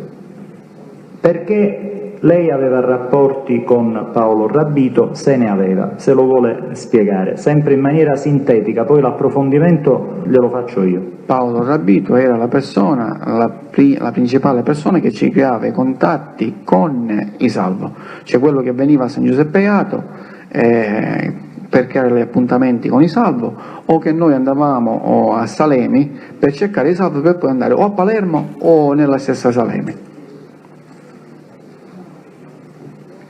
Questa funzione il Rabito l'ha espletata sempre o ci sono stati dei periodi, per quello che lei sa, in cui è stato sostituito da altri? No, sempre. Veniva sostituito da altri o per motivi banali o perché non si trovava al momento, ma la prima persona era lui e poi tutti gli altri. Senta, lei ha dato una risposta stamattina al dottore Loforte che non è stata completa, se il mio ricordo è esatto. Nel parlare delle vie di accesso da lei utilizzate alla casa di Ignazio Salvo, ne ha accennato alcune soltanto, quella della portineria, poi ha parlato, credo, degli uffici, Sì. e mentre in precedenza aveva detto che gliene risultavano 3. La terza qual era? La terza era che accanto agli uffici c'era un cancello che portava nello scantinato. Da questo scantinato si prendeva l'ascensore e con l'ascensore salivamo direttamente a casa di Ignazio Salvo. Questa casa di Ignazio Salvo era ubicata dove? E a piazza A che Vittoria, piano? No, mi scusi, mi sono espresso male io. A che piano? l'ultimo piano, c'è l'attico. Là. Se non ricordo male è l'attico. Ripercorriamo un attimo questo percorso che lei ha indicato.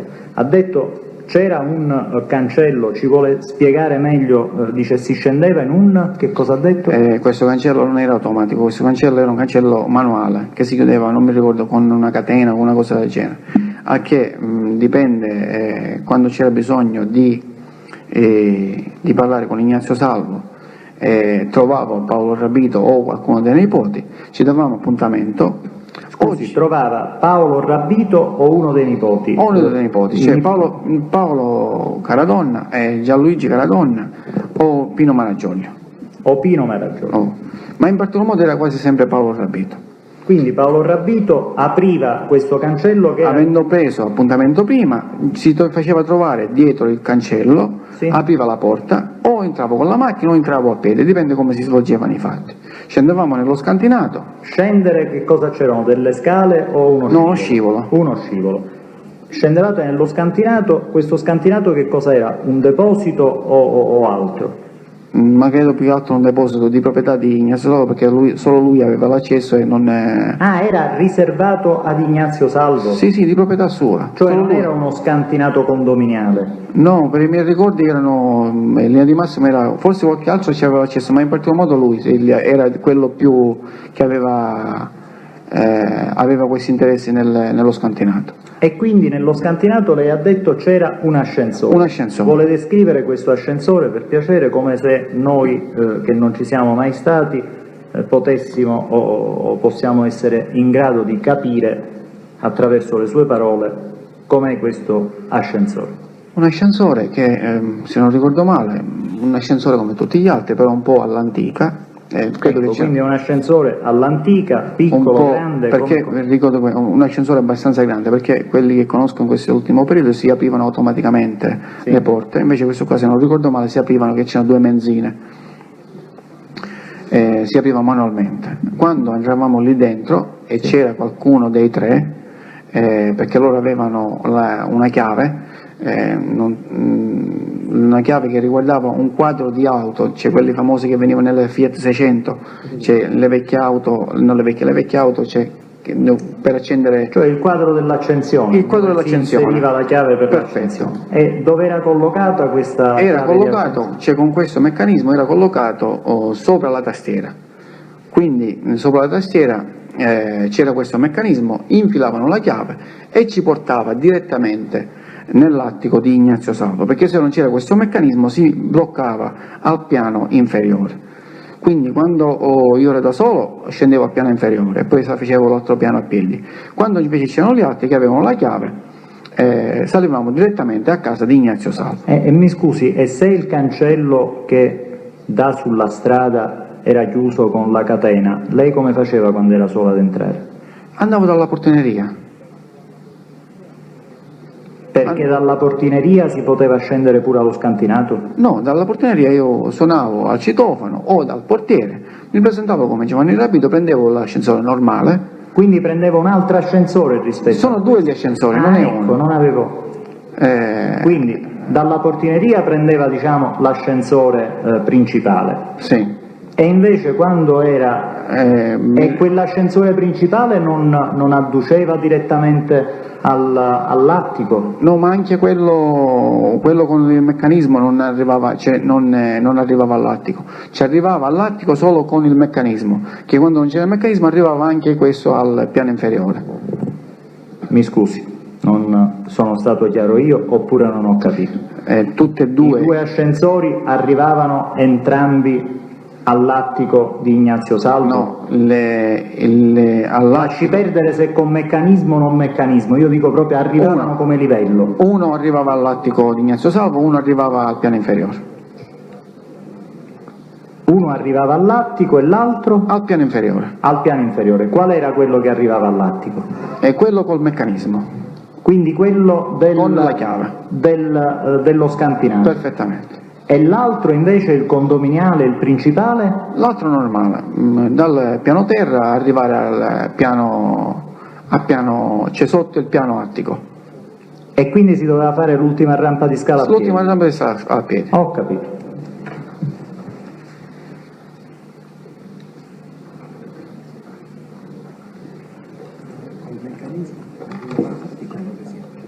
Ecco, una volta che quello che proveniva dallo scantinato e che aveva il meccanismo arrivava al piano attico, lei ricorda dove si apriva? Cioè dove arrivava? Nel piano rotolo. Quando, ecco, se lei collocandosi sulla porta di questo ascensore e uscendo, che cosa vede? O che cosa vedeva? Dunque, se non vado errato, ci sono due porte, che poi è tutto un unico appartamento, però ci sono due porte d'ingresso, se non vado errato. Uno dove lui riceveva sempre gli ospiti e un altro andava nella casa di abitazione. Quindi in due parti c'erano due porte che si aprivano su due parti diverse della stessa abitazione. Sì, anche se capito? poi anche se all'interno si comunicava l'appartamento diretto. Ho capito. Eravamo a Paolo Ravito, quindi in questo ruolo di uomo di fiducia e di organizzatore degli incontri, perlomeno per la gran parte. Relativamente agli uffici di Ignazio Salvo, lei che cosa può dirci? Ci ha detto soltanto, mi pare di ricordare, che questi uffici avevano due ingressi, no? No, due vetrate, non ho detto due ingressi. No, lei ha detto, dice, entravo da una parte ed eventualmente si poteva uscire dalla parte opposta entrando di nuovo nella portineria. Sì. Ecco, dico, ma poi l'ingresso principale, ecco. L'ingresso Dove principale dava alle spalle della portineria principale. Sì. Ignazio Salvo aveva questi due uffici con due grandi vetrate. E in una vetrata era completa, credo con vetri antiproiettili, e un'altra c'era il portoncino che io quando arrivavo, se non c'era nessuno che mi faceva entrare, che c'è con un appuntamento già creato prima, io quando vedevo che c'era la luce accesa, che si vedeva l'ombra della persona all'interno, io passavo, vedevo, bussavo e l'autista o il segretario, non so che funzione aveva, muoveva la tenda, mi vedeva che già mi conosceva e mi faceva entrare. E da questo ufficio poi si poteva andare a finire nella portineria, cioè si poteva uscire per andare nella portineria. Quindi gli uffici avevano due ingressi, giusto? Sì. Uno principale ed uno Sì. posteriore. La casa di abitazione aveva anch'essa due ingressi o due vie di accesso, giusto? Sì, sì. Uno quello dalla scala principale e l'altro invece che proveniva dallo scantinato. Sì. Scantinato che, per quello che lei ricorda, era nella disponibilità esclusiva o quasi esclusiva di Ignazio Salvo. Sì. È corretto questo Sì. discorso? Un'ultima domanda: per caso si ricorda su quale piazza si apriva questo portone principale della casa? Il portone principale? Piazza Vittorio Veneto. Piazza Vittorio Veneto. Che Sa io per chiamo, caso mi scusi, che io chiamo Piazza Leone. che lei chiama? Piazza Leone, non so per quale No, motivo. Piazza Leoni è a poca distanza. Non lo dico, io incidentalmente, che siccome di fronte ci abita, di fronte al palazzo di Ignazio Salvo ci abita il padre di Angelo Sino. Il padre di Angelo Sino abita lì davanti? Di fronte. Ho capito. E lei Cioè- com'è che lo sa? Ci andava? Ci andavo a trovare il vecchio, la madre, gli andavo a fare visita, specialmente nell'ultimo periodo che era è un po' malato, ci andavo a trovarlo. Ho capito. E quella è via Leoni però. E quindi... No, cioè siamo sempre nella piazza, cioè salendo dalla via Libertà. sì, e senso lì unico. accanto c'è via Leoni, ecco perché Ah, ok, probabilmente lei usa questo termine non esatto. E poi volevo chiedere un'altra cosa: gli uffici invece e questo secondo ingresso che dà sullo scantinato, sa in che via si trovano? Dunque, c'è la portineria, poi accanto c'è la banca, continuando scendendo verso per andare al Politeama c'è subito una piccola stradina secondaria, Sì. che questa stradina secondaria porta negli uffici e nello Le scantinato. faccio una domanda più diretta: vicino a questi uffici sa se c'è qualche cosa di particolare che serva ad identificarlo? Di fronte a questi uffici ci dovrebbe essere le scuole, non so che tipo di Una scuola, va bene, era esattamente questo che volevo sapere. Senta, lei ha già detto stamattina di avere incontrato Ignazio Salvo mentre era agli arresti domiciliari e ciò ripetutamente. In occasione di questi incontri, le è capitato di trovare a casa di Ignazio Salvo altri uomini d'onore e se sì, chi e quando? Dunque, io, Ignazio Salvo, avevo, credo, se non ricordo male, aveva avuto il permesso di scendere giù per motivi di lavoro, quindi Sinteticamente, poi approfondisco io. Comunque, ne ha incontrati sì o no? Io ho incontrato lì dentro Francesco Messina Denaro, Francesco Messina di Mazzara del Vallo, Quindi Mastro Ciccio. Mastro Ciccio, forse Sinagori, e poi io ci sono andato con Salvuccio Madonia latitante, e mi ci sono recato anche con Salvuccio Madonia. Ho capito, quindi questi perlomeno li ha incontrati. Senta, lei è mai stato invece a casa di Paolo Rabbito? Sì, a Salemi. A Salemi. Sì. Conosce la dislocazione degli ambienti all'interno di questa casa? Sì, li conosco. Ce li vuole schematicamente descrivere? Dunque, si arriva alla casa di Paolo Rabbito, si entra, al piano terra ci abita la madre, e dalla stessa, cioè, come si chiama, entrata, nella stessa entrata c'è una scala a chiocciola che porta sopra, dove il Paolo Rabbito si era creato il suo appartamento o il suo habitat, perché è scapolo, per un futuro se si doveva sposare o meno. Senta, questa scala a chiocciola sa in che materiale è fatta? Il legno. In legno.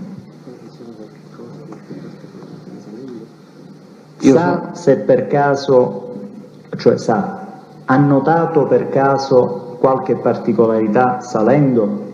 No, non mi ricordo. Io gli posso dire le finestre come sono dipinte. No, era limitatamente alla scala. No, nella scala non ho nessun ricordo.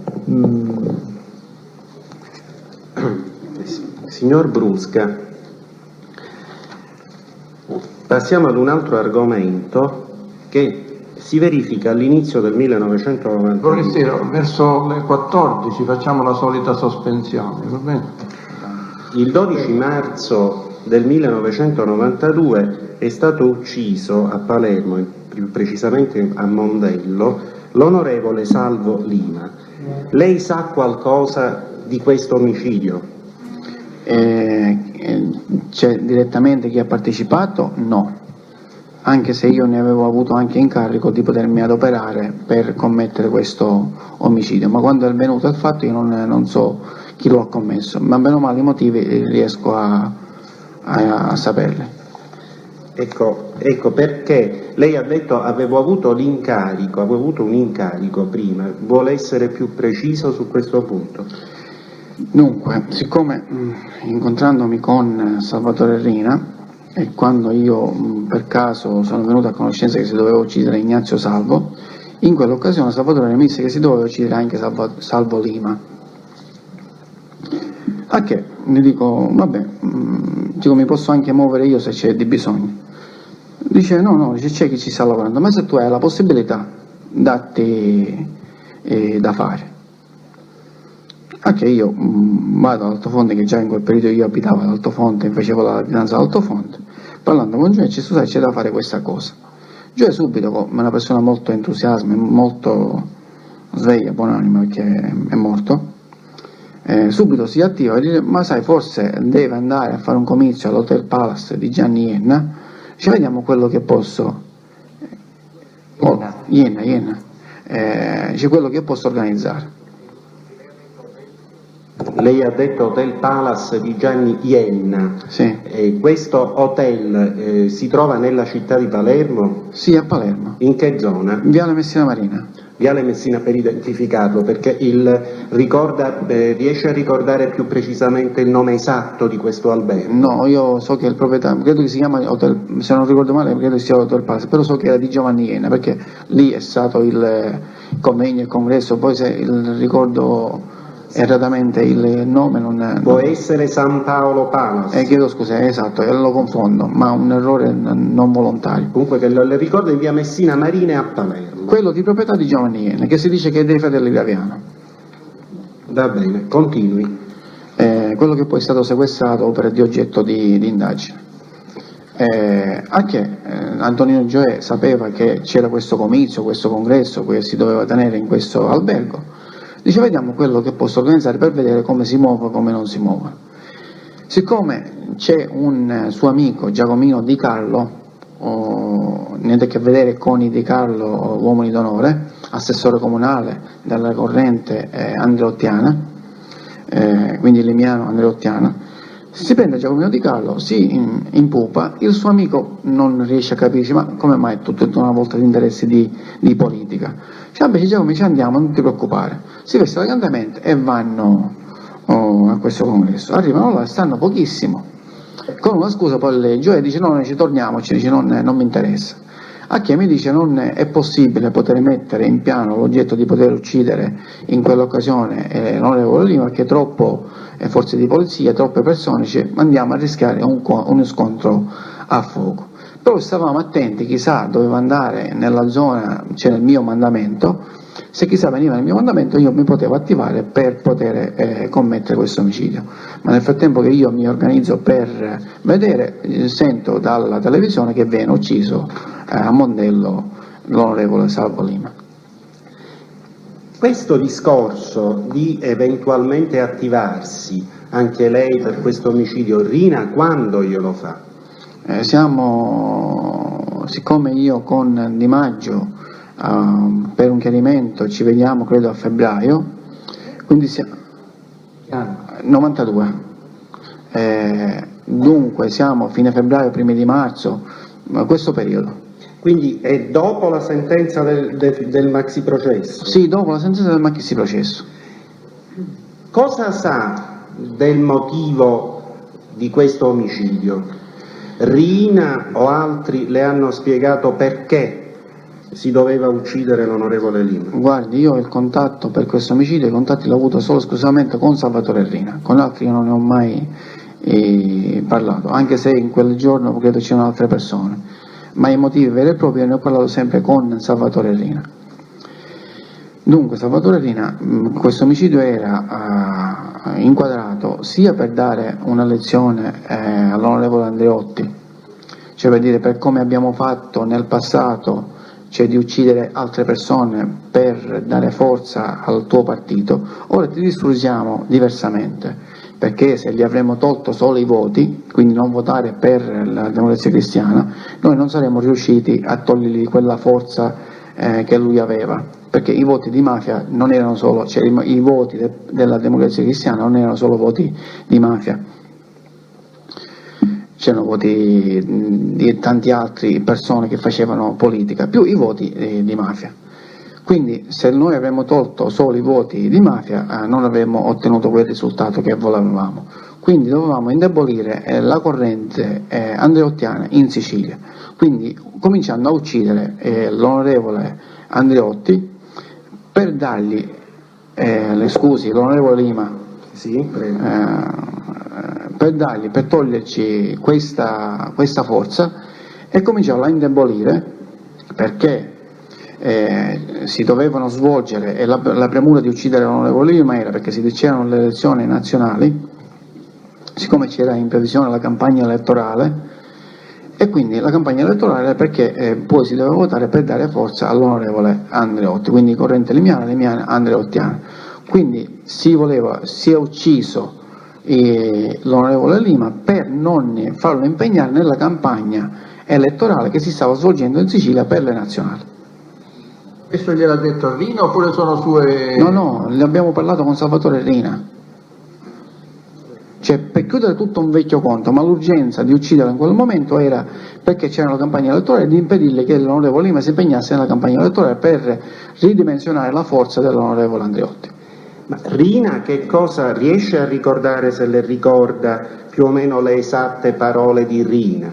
Le esatte parole di Rina era, siccome si vocificava che quando si sarebbero concluse queste elezioni nazionali c'era l'onorevole Andreotti che, o perlomeno aspirava a diventare il Presidente della Repubblica, quindi cercava in tutti i modi, in tutte le maniere di poter ostacolare questa sua elezione al Presidente della Repubblica, cominciando con l'omicidio di Lima, e poi aspirava a diventare il Presidente della Repubblica, quindi cercava in tutti i modi, in tutte le maniere di poter ostacolare questa sua elezione al Presidente della Repubblica, cominciando con l'omicidio di Lima e poi man mano tutto quello che veniva appresso. Lei ha detto poco fa per dare una lezione all'onorevole Andreotti, vuole essere più chiaro su questo punto? Perché Rina voleva colpire l'onorevole Andreotti attraverso l'omicidio di Lima? Ma Rina voleva colpire l'onorevole Andreotti sia perché non si era interessato per il macchis, o perlomeno o per quello che diceva Rina, ci può darsi pure che non...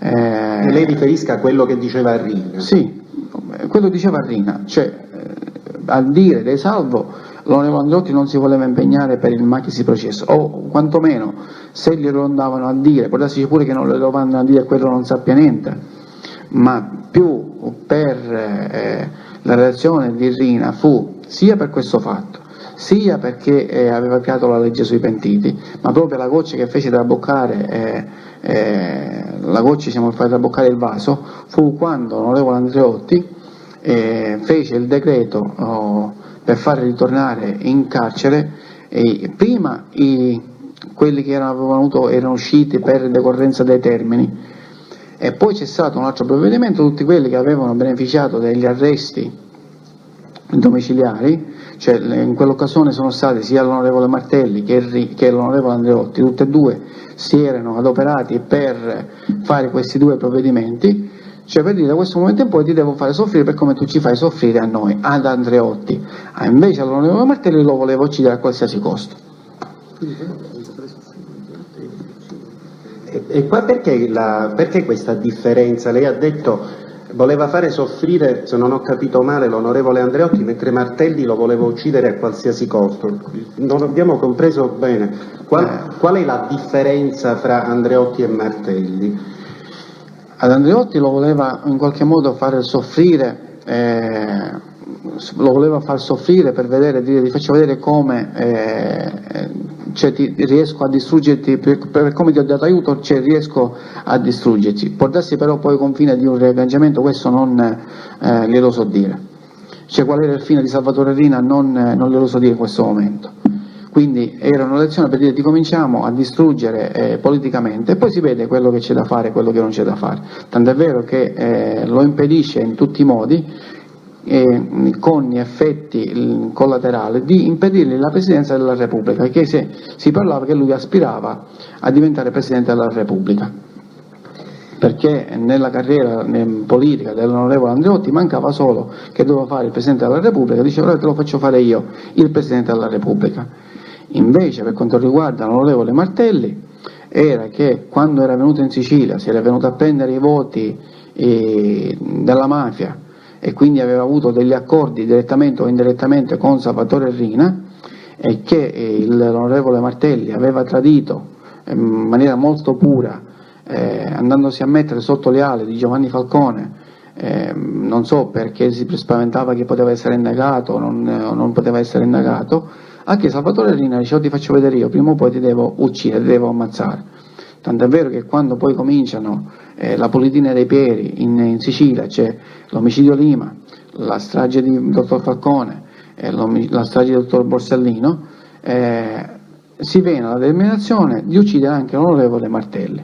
E io, siccome avevo avuto la possibilità di poter portare a termine questo progetto tramite Gaetano Sangiorgi, anche se ne sapevo un altro progetto che era pure in via di svolgimento, e quello il progetto io che stavo portando a termine viene bloccato perché Gaetano Sangiorgi, quando è andato a perlustrare la casa o dove abitava l'onorevole Martelli, ha avuto un fermo di polizia e abbiamo bloccato momentaneamente, perché se non c'era questo fermo sicuramente il progetto l'avremmo portato a termine per quello che mi riguardava a me. Poi sapevo che c'erano uomini d'onore del Catanese, sempre vicino a Salvatore Rina, che avevano un altro progetto a Mantova per poter uccidere anche l'onorevole Martelli. A proposito di questo progetto di uccisione dell'onorevole Martelli, ricorda se capitò un qualche incidente, un qualche problema per qualcuno nelle vicinanze della tenuta dell'azienda dell'avvocato Ganci a Roma? Ho detto poco fa che Gaetano Sangiorgi, quando cominciò ad attivarsi per andare alla ricerca di notizie dove l'onorevole Martelli abitasse, dove l'onorevole Martelli frequentasse, chi frequentava, siccome si diceva che l'onorevole Martelli aveva l'amante, aveva dei suoi punti di riferimento, a che Gaetano Sangiorgi, tramite il noto chirurgo, cardiochirurgo, dottor professor Azzolino, costui, almeno per Gaetano Sangiorgi, lo doveva tenere all'oscuro qual era il nostro obiettivo finale, tramite questa persona doveva avere delle notizie. Nello stesso tempo, con la scusa di andare a mangiare in un ristorante famoso, romano, si doveva passare attraverso davanti la casa sia della proprietà dell'avvocato Ganci e davanti la casa o la villa dell'onorevole Martelli. In questo tratto di strada il Gaetano Sangiorgi viene fermato dalla polizia, quindi controllato, i documenti vengono controllati, sia lui che il dottor cardiochirurga professor Azzolini.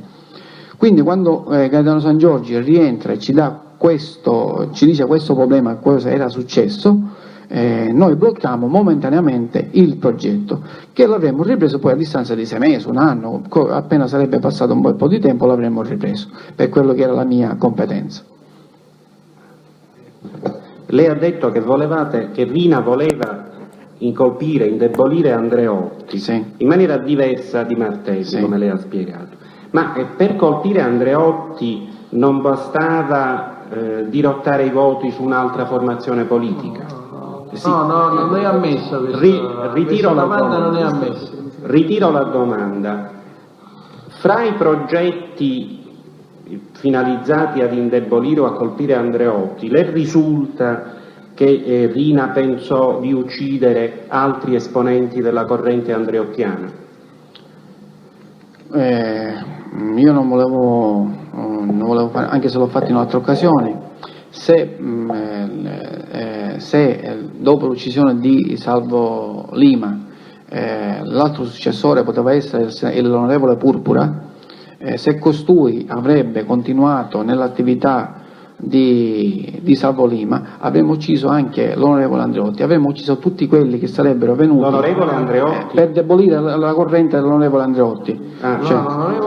Avremmo ucciso anche l'onorevole Purpura per colpire indirettamente l'onorevole Andreotti, ci avremmo indebolito in questa maniera, cioè uccidendo le persone, la corrente andreottiana in Sicilia.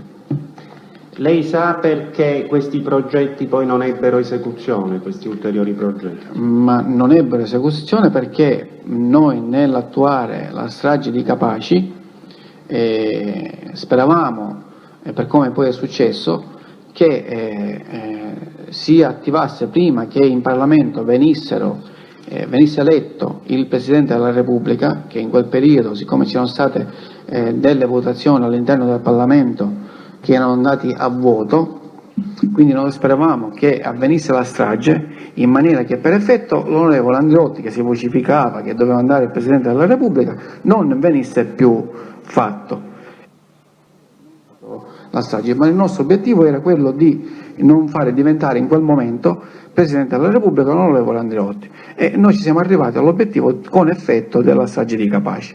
Dopodiché il progetto si fermò momentaneamente in attesa di sviluppi, poi Salvatore Rina venne arrestato, questo progetto c'è, tutto il resto non si poté più portare avanti.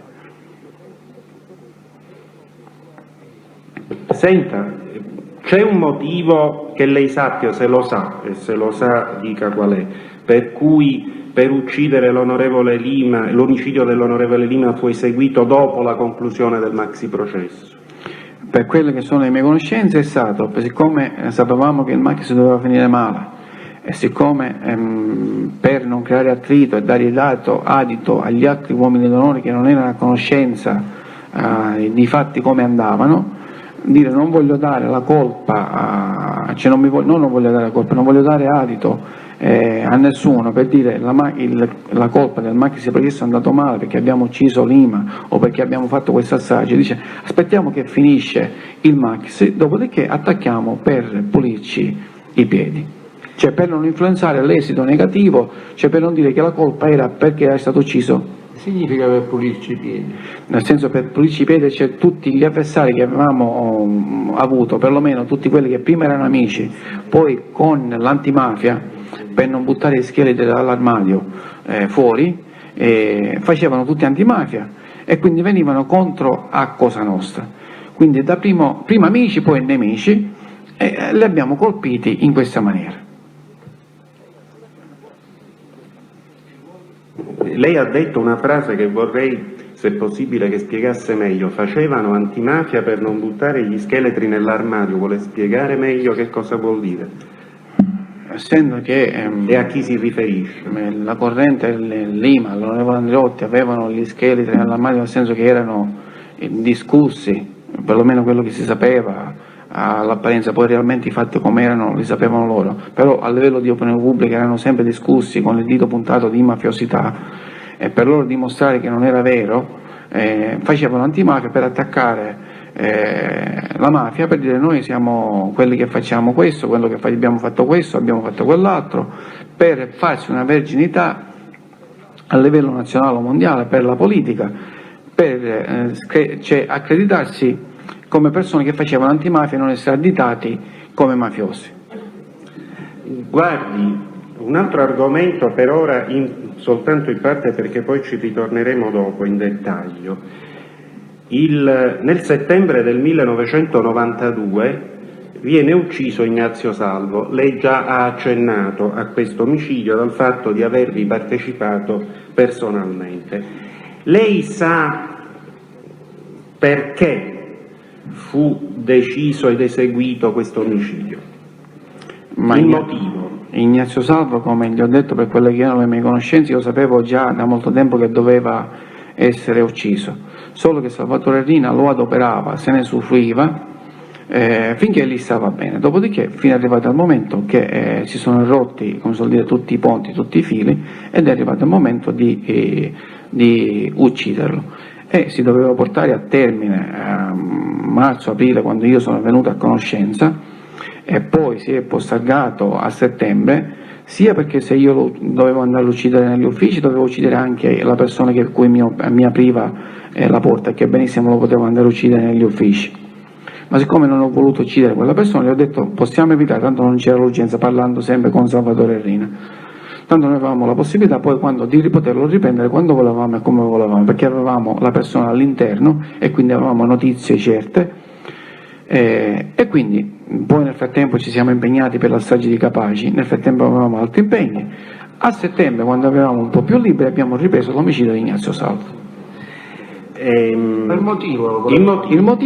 motivo era perché prima perché era uomo d'onore, era differente di Salvo Lima, cioè era diversamente uomo d'onore. Salvatore Rina lo volevo uccidere da molto tempo, e poi perché all'ultimo periodo non si è adoperato per attivare quelli che erano i suoi canali verso l'onorevole Lima e Andreotti. L'ha fatto o non l'ha fatto? Siccome la Salvatore Rina crede che lui non si sia voluto attivare, o perlomeno è d'accordo con i suoi amici, l'onorevole Lima e Andreotti, non si sono voluti attivare o per l'uno fatto o per l'altro fatto, è stato eliminato. Senta, un altro argomento. Nel 1992 si verificano alcuni attentati ad alcune sedi in Sicilia della Democrazia Cristiana. Lei sa qualcosa di questi attentati? Sì, io sono stato uno dei promotori di questi uno degli esecutori materiali di questi piccoli attentati, perché sotto indicazione di Salvatore Biondino, l'autista di Salvatore Rina, che bisognava dare una sollecitazione ai politici e in particolar modo alla Democrazia Cristiana. Non interessava a chi appartenevano le segreterie, quindi doveva dare un impulso a questi uomini politici, anche senza che io gli ho chiesto qual era il motivo. Subito mi sono messo a disposizione e io ne ho eseguiti due, uno a Monreale e uno a Messina. Ho dato incarico a Pietro Rampulla di portare a termine questo piccolo attentato. L'altro è avvenuto a Misilmeri e l'altro credo sia avvenuto ad Isola delle Femmine. Lei sa il motivo di questi attentati, qualcosa di più preciso, lo scopo? Guardi, lo scopo in quel momento era, siccome Salvatore Rina per la strage di Capaci aveva presentato il famoso papello di richieste verso le autorità, sia stato per questo, sia stato per sollecitare, per dare un segnale. Qual è il motivo specifico non le lo so dire, però siccome mi è stato richiesto io subito mi sono messo a disposizione.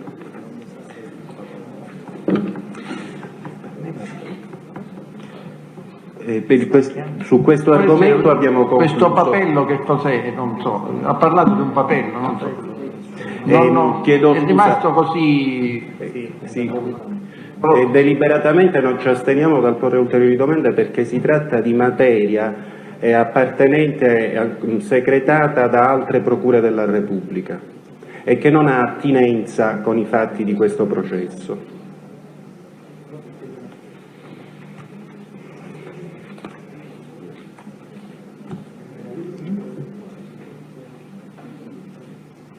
Allora sospendiamo pubblico ministero, riprendiamo alle ore 3:30, 15:30 o 15:45, 15:45, nell'altra aula che è stata ripristinata e dove la temperatura è più fresca. Mi si dice, può andare. Grazie.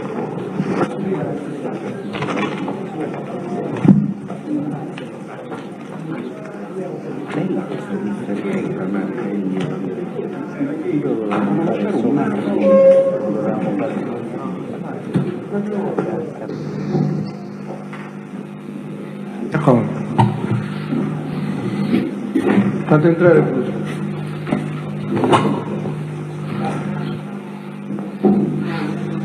Avete controllato che funzionano?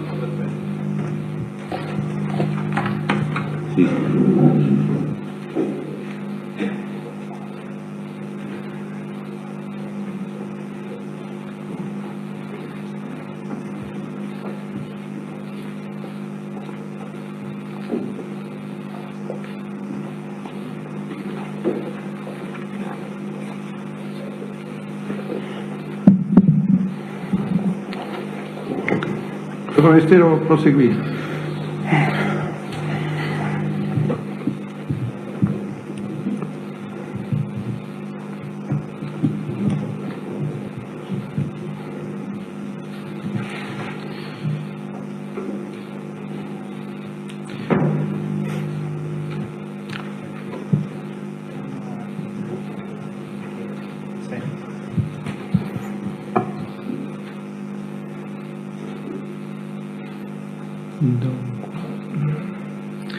Signor Brusca, Sì.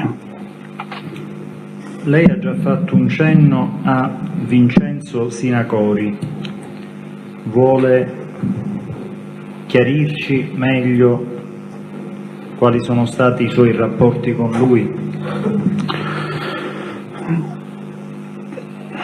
Dunque, io conosco Vincenzo Sinacori. Cioè, partendo appunto dal fatto che lei ha detto che da ultimo era reggente del mandamento di Mazzara del Vallo. Di questo mandamento faceva parte la famiglia di Salemi? Sì.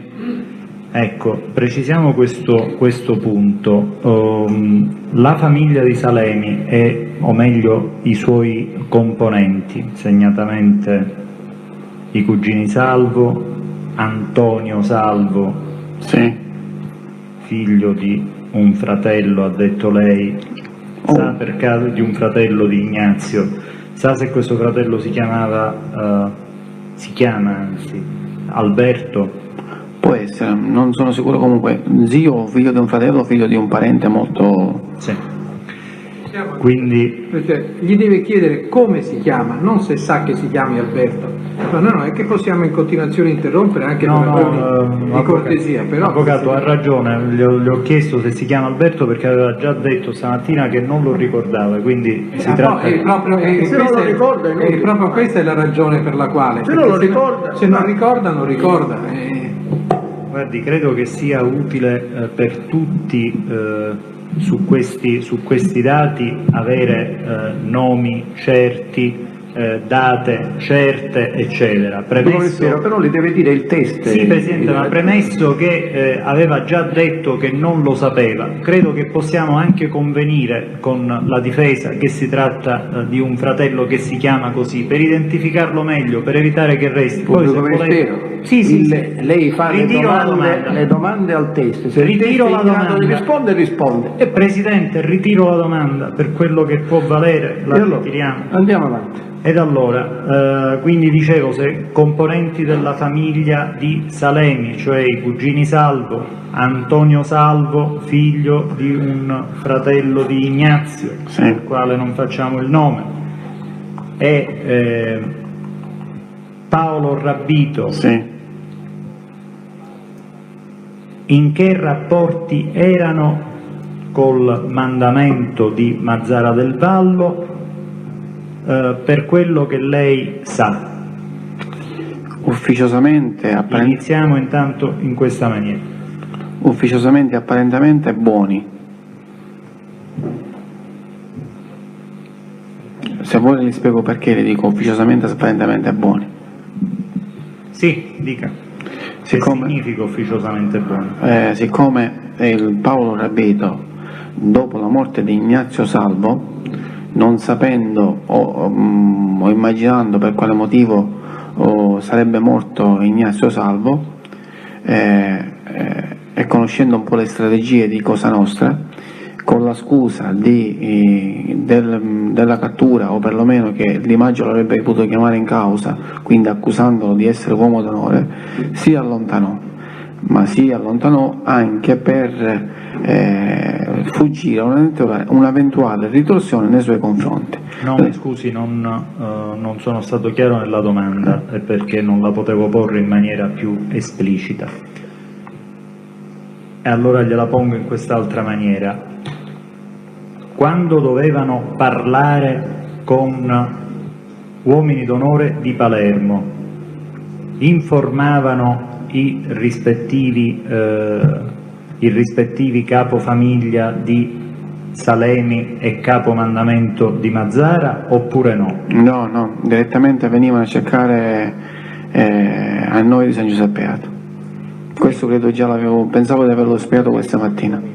I soggetti chi sono? I soggetti sono gli uomini d'onore della famiglia di Salemi, dei quali ho fatto i nomi: i cugini Salvo, l'Antonio Salvo che poi abbiamo identificato, e Paolo Rabbito. Quindi si rivolgevano direttamente a voi di San Giuseppe Beato. Questa per quella che è la sua esperienza di Cosa Nostra. Questa per quella che è la sua esperienza di Cosa Nostra era sì. Un fatto normale o un fatto eccezionale? No, un fatto eccezionale che riguardavano i cugini Salvo, quindi di riflesso Paolo Rabbito e il nipote.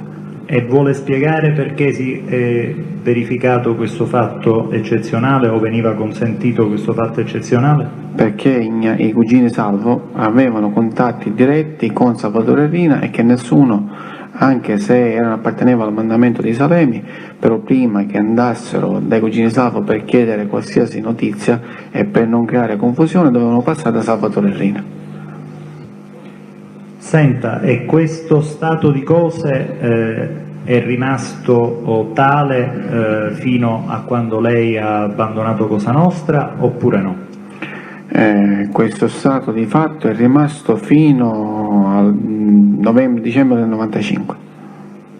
Perché successivamente cos'è accaduto? È successo che poi i Mazzaresi o il capoprovincia Messina Matteo Denaro si è stabilito, prima l'hanno stabilito da solo e poi assieme a me, che i salamitani, prima che andassero fuori o che qualcuno avesse di parlare con loro, cioè fare quelle che erano le regole, cioè rispettare le regole sia nell'entrata che nell'uscita, cioè levare quelle riserve che c'era prima nei confronti dei cugini Salvo.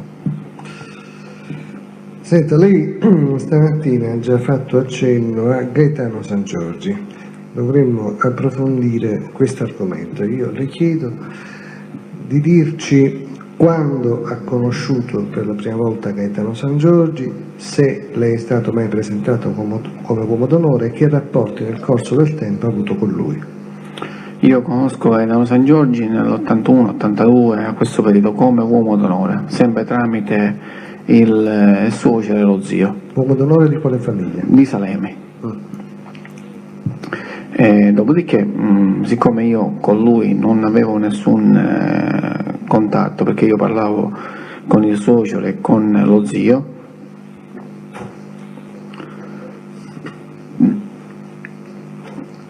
quando poi viene la morte del suocero, poi la morte dello zio, siamo arrivati nel 92. Lo conoscevo, quando ogni tanto ci vedevamo e ci salutavamo, ma pochissime volte, o qualche volta quando lo incontravo a casa del suocero. Quando poi nel 92 Gaetano Sangiorgi si vede avvicinato del dottore Antonino Cinà, che gli chiedeva qualche notizia in merito allo zio, tipo numero di targa di macchina, tipo se abitava a Roma, dove abitava, cioè tutte queste piccole cose, perché, ripeto, c'era un progetto di uccidere Ignazio Salvo. Scusi un attimo, questo dottor Antonio Cinà chi è? Uomo d'onore della famiglia di San Lorenzo. Il dottor Antonio Cinà quindi in quel periodo chiedeva notizie a Gaetano Sangiorgi su Ignazio Salvo? Sì. E chiedeva queste notizie per conto di chi e a quale scopo? Per conto di Salvatore Rina e per lo scopo di ucciderlo o a Palermo o a Roma. Bene, riprende il discorso. Quindi? quando Antonio Salvo e Gaetano San Giorgio capisce qual è il motivo di queste notizie che il dottor Cinalli chiedeva, parla con suo compare Giovanni Scaduto, Esatto, sì. uomo d'onore della famiglia di Bagheria. Giovanni Scaduto, tramite mio cugino Santino Pollarà e tramite Farinella, mi cerca perché mi deve parlare. Mi cerca, mi parla e mi racconta quanto già ho raccontato, Cioè? che c'era il dottor Cinai chiedeva notizie a Gaetano San Giorgio, Gaetano San Giorgio non capiva, o perlomeno capiva, però gli stava un pochettino strano, dice: come mai queste notizie me le viene a chiedere così, un po' sotto banco a me. Quindi mi scusi, Gaetano San Giorgi sospettava che l'acquisizione di queste notizie da parte di Cinai fossero finalizzate a uccidere Ignazio Salvo, era al corrente di questo progetto di uccidere Ignazio Per Salvo? quello che io so, il Gaetano San Giorgi sospettava che doveva succedere qualcosa allo zio, non ne sapeva niente. E a quella data lei era al corrente già che vi era stato l'ordine esecutivo di uccidere Ignazio Salvo? No. Allora ci può spiegare questo passaggio un attimo meglio? Stavo concludendo. Sì. Quando mi viene a cercare Giovanni Scaduto mi dice: sai, c'è successo che Antonino Cinà ha avvicinato a Gaetano San Giorgio chiedendogli alcune notizie per lo zio. E dice: questo fatto l'ho lasciato insospettire, perché c'è qualcosa che non funziona. Io, quando Giovanni Scaduto mi racconta questo fatto, io capisco subito che già c'è il decreto, è stata decretata la morte di Ignazio Salvo, e dico: vabbè, fammene parlare. Ma eventualmente, perché Giovanni Scaduto aveva capito anche la stessa cosa, ma se eventualmente è così, c'è possibilità, tu sei a disposizione, subito, non ci sono problemi. Io parlo con Salvatore Rina e dico: succede questo, ne sa niente, è vero? Salvatore Rina mi conferma: sì, è vero, io ho autorizzato Antonino Cinà ad avvicinare a Gaetano San Giorgi e chiedergli queste notizie. Ma se eventualmente è a disposizione possiamo attuare il piano, ci posso pensare io. Quindi lei si dichiara disponibile a eseguire l'omicidio di Ignazio Salvo? Perfetto. Subito mi dice: va bene, comincia a lavorare, ce lo puoi portare a termine, non ci sono nessun tipo di problema. Ritorno, chiamo Giovanni Scaduto, mi faccio portare Gaetano San Giorgio, mi faccio raccontare bene un'altra volta la situazione, ed è la stessa di quanto già ho raccontato. Dopodiché ci mettiamo a lavoro. Da Gaetano San Giorgio mi faccio dire, oltre a quello che io sapevo, l'ufficio, la casa, quando lui sapeva se andavano a Salemio, quando lui andava a Porticello o se andava a Roma, come si muoveva, come non si muoveva, per avere un rapporto diretto. Pensiamo di commettere l'omicidio. Quindi mi scusi, sì. A quel punto lei mette al corrente Gaetano San Giorgi che vi è questo progetto di uccidere Ignazio Salvo? Sì, a quel punto io lo metto a corrente che c'è il progetto di uccidere Ignazio Salvo. Mi scusi, ma non era il genero di Ignazio Salvo e Gaetano San Giorgi? Come reagisce Gaetano San Giorgi? Gaetano San Giorgi è il genero di Nino Salvo. Era il nipote acquisito. Sì. Ma quando comunica questo fatto a Gaetano San Giorgi come reagisce? Gaetano San Giorgio, siccome avevo avuto onore e per quello che io lo conosco, si mette a disposizione per quanto riguarda Cosa Nostra, cioè gli viene dato un ordine di portare a termine l'omicidio dello zio, e purtroppo, siccome per le spiegazioni che gli avevo dato in quanto aveva tradito Cosa Nostra, si aveva fatto gli affari questo suoi. è un pochettino più analitico su questo punto, Sì. Cioè, c'è un colloquio tra lei e Gaetano San Giorgi ha delle perplessità, oppure si mette subito a disposizione? Ci faccia capire. Si mette subito a disposizione, prima perché l'ordine arriva da Salvatore Rina, poi perché gli dico quali sono bene o male i motivi, perché suo zio aveva tradito Cosa Nostra, cioè non si era messo a disposizione, non aveva fatto niente per il Machis, si aveva interessato solo esclusivamente per i fatti suoi, non si era mai interessato per nessuno tranne che per la sua posizione. Quindi da questi fatti Gaetano San Giorgio ci è venuto che mi dai questa spiegazione, se l'ordine di ucciderlo io sono a disposizione, senza chiedere nessun tipo di spiegazione, se si deve fare si fa e io sono a disposizione. Da quel momento in poi ci mettiamo all'opera per portare a termine l'omicidio del dottor Ignazio Salvo. Vado avanti. Quindi, dopodiché comincio io a avere notizie di Gaetano San Giorgi, dove suo zio, oltre che era l'ufficio, quando lo potevamo raggiungere per poterlo colpire, quindi io l'ufficio, come gli ho detto, lo sapevo, potevo andarci all'ufficio per poterlo commettere là.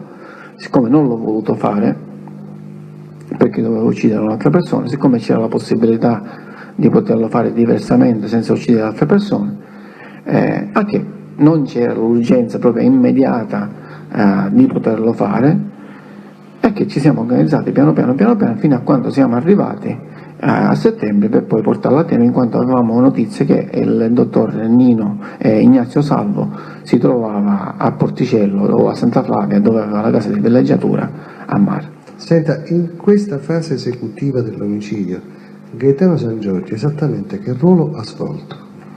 Di appoggio, ci ha fatto entrare dalla villa del suocero, noi siamo scesi, abbiamo girato sotto la casa, ci siamo andati ad appostare, perché poi abbiamo saputo che l'ospite era la suocera, che lui neanche sapeva, e poi quando abbiamo portato a termine l'omicidio gli abbiamo consegnato le armi.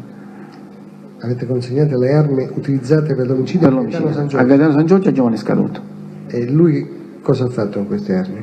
Li è andato a conservare, che poi ci siamo andati a ritirare. Ci può descrivere molto sinteticamente la dinamica di questo omicidio di Ignazio Salvo al quale lei ha preso parte? Noi, essendo che siamo entrati nella villa di Nino Salvo, siccome le due ville sono comunicanti, e io, Gioè, la Barbera e Bagarella, no, la Barbera non c'era, io, Gioè e Bagarella, la Barbera ci aspettava con la macchina fuori dal cancello. Le abbiamo dato appuntamento, ci va a aspettare fuori dal cancello, che quando avremmo portato a termine l'operazione subito avremmo scavalcato il cancello, o se non riuscivamo ad aprirlo ci mettevamo in macchina e scappavamo, per come poi è successo. La Barbera chi? Gioacchino? La Barbera Gioacchino, il collaborante. Vado avanti.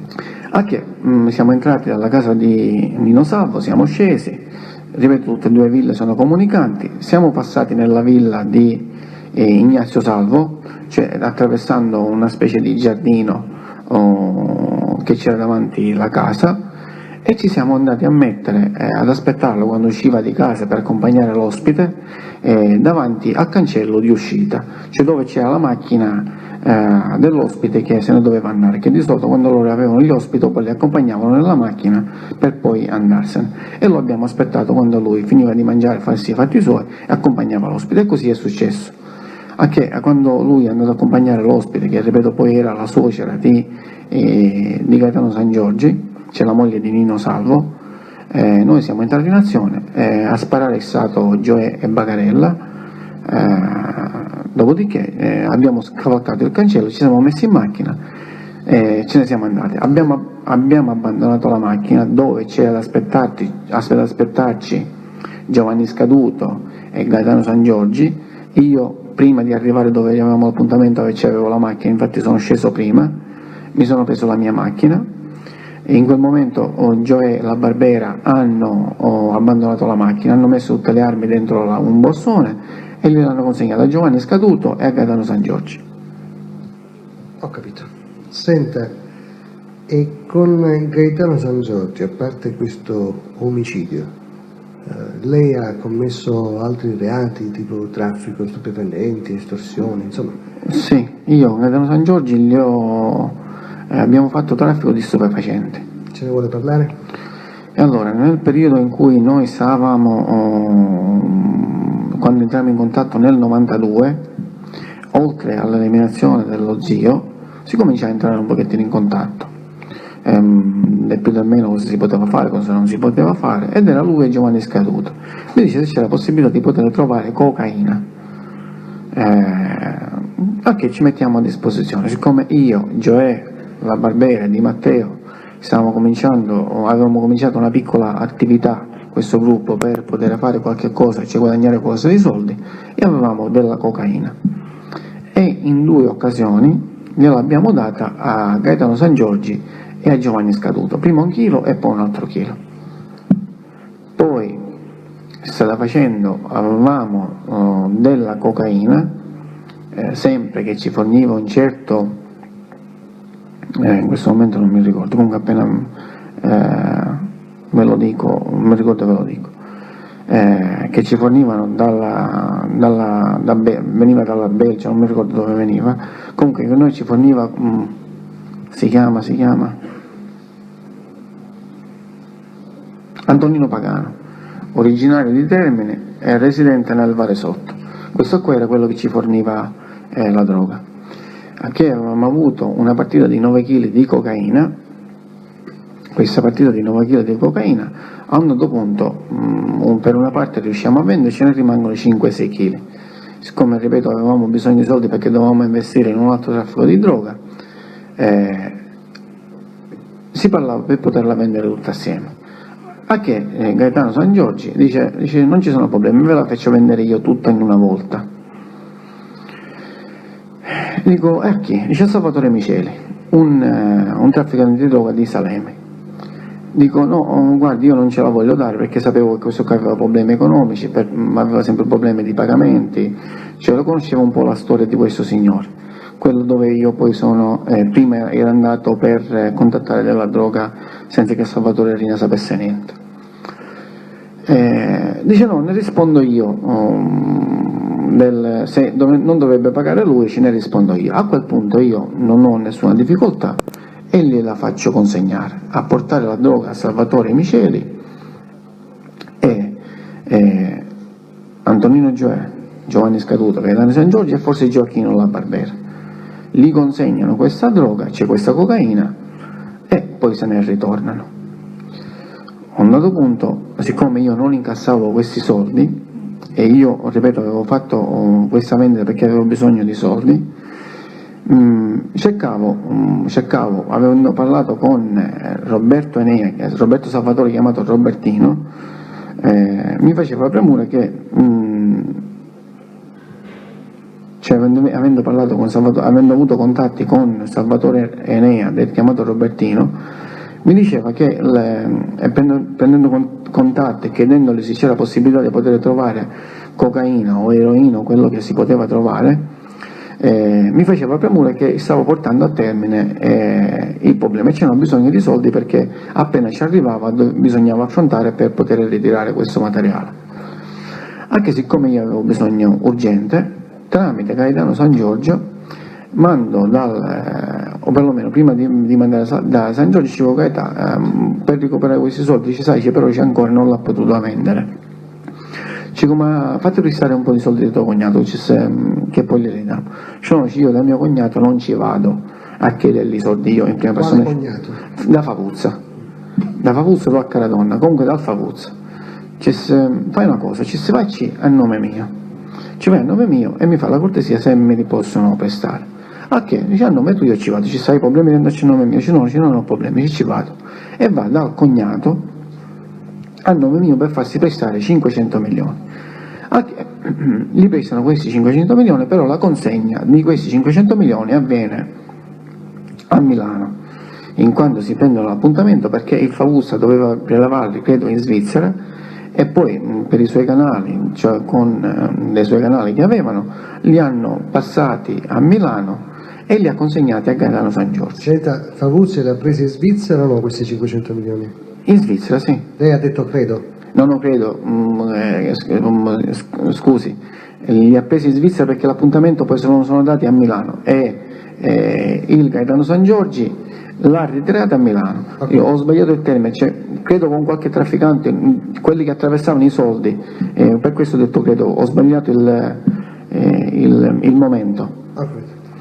A che il Favuzza consegna questi soldi a Milano al cognato, il cognato prende appuntamento con Roberto Nea e con Gioacchino La Barbera e gli consegnano questi soldi.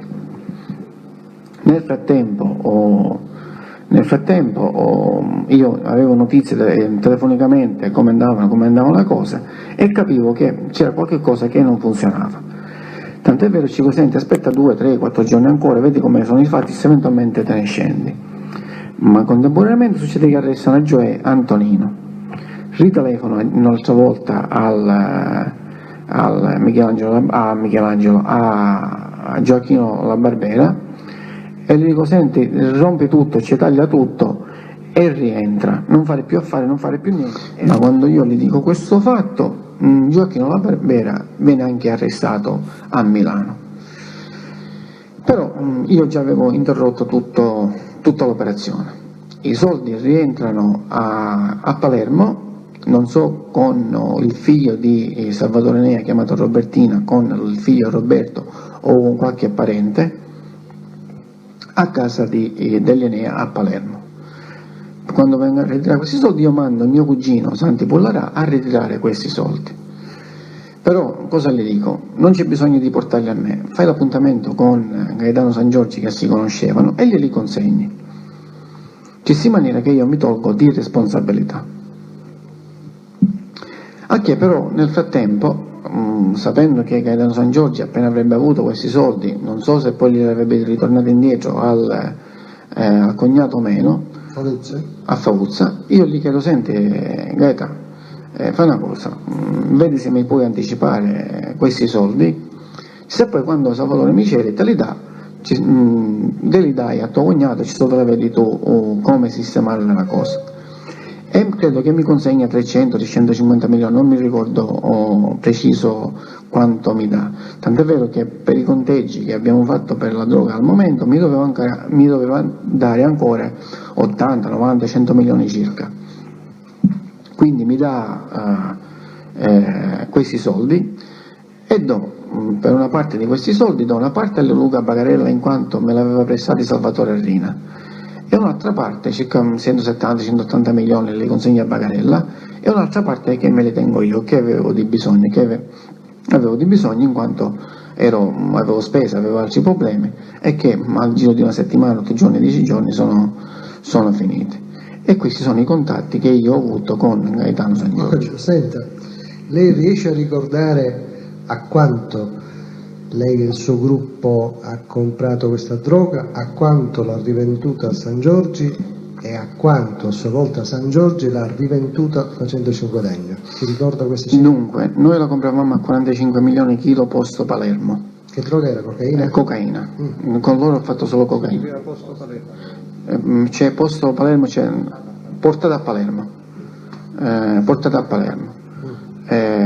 Noi la rivendevamo a Gaetano San Giorgi, a Giovanni Scaduto, a 80 milioni chilo. Sapevano che ci guadagnavamo questi soldi, in quanto loro, noi che ne facevano uso personale, la dovevano rivendere, e loro credo che la vendevano a 130, 140, 150 milioni chilo, cioè a 50 grammi e 100 grammi, però a chilo loro la rivendevano 130, 140, 150 milioni il chilo. E a chi la rivendevano? Non so preciso, però loro parlavano della Palermo bene, cioè la Palermo che contava. Quindi da quello che abbiamo capito ci sono stati rapporti di frequentazione in questo periodo con San Giorgi. Sì, continua. Omicidio Ignazio Salvo, traffico stupefacenti, progetto di omicidio Martelli. Vi incontravate spesso? C'era un altro episodio che gli stavo raccontando. Quando si progettò di sequestrare Pippo Gambia, Giuseppe Gambria, il Gaetano San Giorgi era pure a conoscenza. Anche siccome c'era di conoscere il Gambria e non sapevamo come fare. Io lo conoscevo, anche se era da molto tempo che non lo vedevo, ma sicuramente appena l'avrei rivisto subito l'avrei riconosciuto.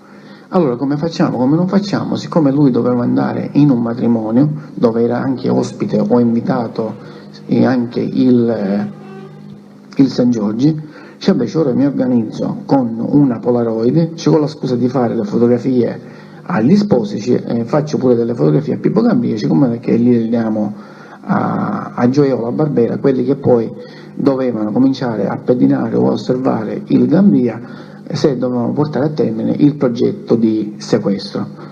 E così il Gaetano San Giorgi ci ha fatto delle fotografie che poi noi abbiamo visto, e questo era un altro progetto che noi dovevamo portare a termine anche con Gaetano San Giorgi. Ho capito. Quindi la sposa, cioè gli sposi, quelli che sono sposati, erano parenti dei Salvo, non so chi erano. quindi riprendendo il filo Che anno discorso, siamo? 92. riprendendo il filo del discorso, se ho ben capito, in questo periodo lei ha avuto frequenti rapporti, incontri, colloqui. In questo periodo lei ha avuto frequenti rapporti, incontri, colloqui con San Giorgi, esatto? Sì, io adoperavo anche la sua casa di Porticello, la casa paterna, la casa paterna di Gaetano San Giorgi, non quella del socio, la casa paterna di San Giorgi che era a Porticello, e lo adoperavo sia per qualche riunione, sia perché ero ospite, sia perché mi ci sono visto un po' con mia moglie e mio figlio, cioè era un posto tranquillo e noi lo adoperavamo perché mi dava ospitalità. Ho capito. In questa casa c'è passato il Natale anche Luca Bagarella, che è il Natale del 92-93. E Gaetano San Giorgi era consapevole di questo Sì, fatto? Si sì. incontrava anche con Luca Bagarella? Sì, sì. Ho capito. Senta, nel corso quindi di questo periodo, ora le chiedo, lei e San Giorgi avete mai avuto occasione di parlare di Andreotti? Dunque, noi quando parliamo dell'onorevole Andreotti parliamo dell'onorevole Andreotti quando cominciano a spuntare le prime dichiarazioni sui giornali, televisioni, sul caso dell'onorevole Andreotti. E quindi cominciamo a commentare nel senso, per dire, guarda, non si pensava mai e poi mai che il coltello si sia rivolto verso di lui, quindi perché lui aveva creato la legge sui pentiti e che guarda caso si era proprio rivolto contro di lui, e commentando così che parlavamo, per dire, ora è costretto anche contro la sua volontà a difendersi e quindi automaticamente a difendere anche noi. Quindi il soggetto della frase è Andreotti?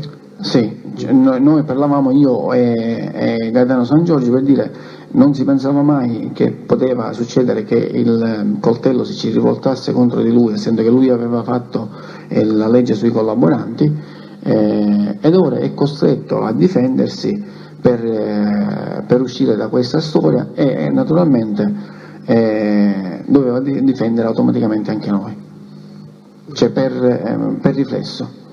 Ho capito. E poi? Ci sono altre occasioni? Poi si parlava, in questo caso si parlava già del viaggio in barca, cioè viaggio in barca nel senso, diciamo, di weekend, di divertimento, dove ci sono state delle dichiarazioni di una donna, credo una contessa, comunque una nobile, dove si diceva che l'onorevole Andreotti era stato in barca con i cugini Salvo. A che Gaetano San Giorgi mi fa, dice no, questa si sbaglia, ci fa confusione, dice la persona che era a bordo della barca era l'onorevole Vitalone, non era l'onorevole Andreotti. Le Cinisca si divertivano, facevano feste, facevano, per quello che dice Gaetano San Giorgi, facevano forse pure uso di stupefacenti, ci si inizia a posto, si divertivano, ci se lo passavano alla grande. Dopodiché finì, non parliamo più di niente per questi fatti dell'onorevole Andreotti. Poi a distanza di tempo ci rivediamo, non mi ricordo per quale motivo, ma ci rivediamo a Castellammare, a che mi dice che aveva subito una perquisizione. Gaetano San Giorgi la dice? Sì, aveva subito una perquisizione da parte delle forze dell'ordine, credo della DIA, e che cercavano un vassoio o un piatto d'argento che gli avrebbe regalato l'onorevole Andreotti. A che mi dice sono venuti, ma pure che l'avrebbero trovato, prima che l'ho fatto sparire perché forse avevano avuto qualche informazione o immaginavano che dovevano subire qualche perquisizione in base a quello che le accuse che venivano mosse all'onorevole Andreotti, al senatore Andreotti. Signor Presidente, le chiedo scusa, possiamo avvertire l'imputato, il reato connesso, che non faccia considerazione o perlomeno lo chiarisca? Forse. Stava raccontando quello No, che è raccontando successo. dei Tanto fatti. fatti, Presidente. Ha detto a un certo punto, forse, Allora, un attimo, signor Brusca, San Giorgi, cosa le dice a proposito di questo piatto? Mi dice che questo piatto era stato regalato da chi? levando il forse, quindi il Gaetano San Giorgi mi dice che preventivamente hanno tolto questo piatto vassoio d'argento perché se lo trovavano era un problema, ma pure che l'avrebbero trovato non sarebbe stato un fatto grave, in quanto non sarebbero arrivati all'onorevole Andreotti, in quanto era stato comprato da un avvocato o da un notaio romano. Mi ha fatto il nome, solo che io non mi interessava e non ci ho fatto caso, e che quando poi lo hanno esposto, come si usa fare in Sicilia, poi non so nel resto d'Italia come si usa fare, quando hanno esposto i regali verso gli invitati, quelli che portavano gli altri regali, c'era il bigliettino di visita a nome di un notaio o un avvocato. E nello stesso tempo, quando la DIA ha andato a fare qualche perquisizione, si meravigliava come mai non si erano accorti che mancava un vassoio, un piatto d'argento, in quanto c'era l'alone dove era posato, c'era appoggiato questo vassoio. C'era l'alone dove? Dove, non so, armadio, non so dove era posato questo vassoio, o per la polvere, o perché i raggi solari, cioè dove era posato questo, cioè, riusciva a creare l'ombra, cioè si vedeva una macchia dove c'era questo piatto. Dice, come mai non si sono accorto di questo? Perché si vedeva, c'era l'occhio nudo. Quindi si meravigliava il fatto che gli ufficiali della DIA non si erano accorti che c'era un alone su un mobile. Perché loro un giorno, 2 giorni, un'ora prima, 2 ore prima avevano tolto questo vassoio. Questo vassoio d'argento. Anche io gli dico, ma perché non lo distruggi e lo elimini completamente? Perché con la mia mentalità, ogni volta che c'era una prova che poteva portare a un fine, distruggevo tutto e tutto. Dice sì, dice, lo distruggo. A me allora mi ha detto che lo distruggevo, ora se l'ha distrutto o non l'ha distrutto, questo non lo so dire. Ho capito. Un attimo soltanto. Quindi San Giorgi dice che c'è questo vassoio d'argento, che in ogni caso, anche qualora fosse stato ritrovato, si sarebbe risaliti a un notaio o un avvocato romano, sì, amico di Andreotti. Sì. Ma lei chiarisce se questo vassoio è stato regalato da Andreotti? No, io pensavo che forse non mi sono spiegato bene. Chiarisca ancora. Il regalo effettivamente era da parte dell'onorevole Andreotti. Per il matrimonio di chi? Di Gaetano San Giorgi. Con? La moglie, cioè con la figlia di Nino Salvo. Ecco, se non che quando la DIA sono arrivati a cercare questo vassoio, si meravigliavano come mai le forze dell'ordine, i magistrati erano a conoscenza di questo particolare, a che gli risponde, ma scusa, meglio di voi chi lo può sapere, come mai le forze dell'ordine sono arrivati a ricostruire a questo dettaglio? Vuol dire che qualcuno vi ha uscito i discorsi, c'è qualcuno avrà informato le forze dell'ordine, meglio di voi chi lo può sapere? Dice, ma comunque dice, ma pure che lo trovavano non potevano riuscire ad arrivare, cioè il collegamento non c'era perché era stato acquistato o da un notaio o da un avvocato amico di Andreotti e che era stato portato a casa dei San Giorgi, a casa dei Salvo di San Giorgi quello che era, a nome di questo notaio avvocato quello che era. Quindi seppure veniva trovato non si arrivava direttamente all'onorevole Andreotti, ma bensì si poteva arrivare a questo avvocato o notaio che era. Okay. Senta, San Giorgi ne parla di questa perquisizione, ne parla anche di un interrogatorio che lui aveva fatto con i magistrati di Palermo? Sì, quando lui nella stessa occasione poi viene invitato dalla magistratura a rendere dichiarazione perché doveva essere interrogato, si presenta e ci va, non mi ricordo se ci è andato con avvocati o ci è andato da solo, mi dice che al momento dell'interrogatorio, non sapendo cosa avevano in mano i magistrati e cosa gli avrebbero dovuto chiedere, si tiene, cioè si lascia un po' tutte le porte aperte, per oggi domani se doveva riprendere il discorso era in modo che poteva rispondere o a destra o a sinistra, dipende. Argomento. le volevo chiedere notizie su alcune persone. Lei ha mai sentito parlare o conosciuto una persona che si chiama Tony Calvaruso? Sì, Chi è?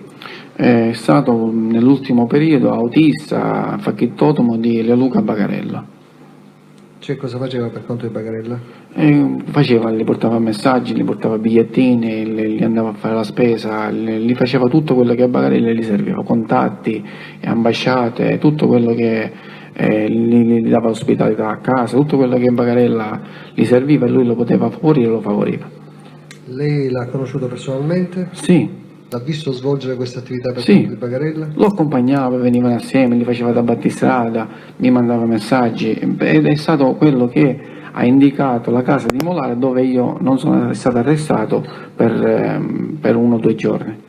Quindi aveva indicato un luogo dove lei si trovava e fortuitamente lei non è stato arrestato perché in quei giorni non si trovava in quella casa? No, perché giorni prima sul giornale Mediterraneo era uscita la notizia di un possibile pentimento di Antonino Mangano, uomo d'onore di Brancaccio, a che io mi preoccupo che, siccome lui conosceva il Gaspare Romano, quindi se gli dà la dritta giusta, se è vero che si sta pendendo, può arrivare subito a me, anche se un amico mio, amico di mio fratello Emanuele di Monreale, che mi ha dato per un periodo di tempo anche ospitalità, e questo è stato arrestato.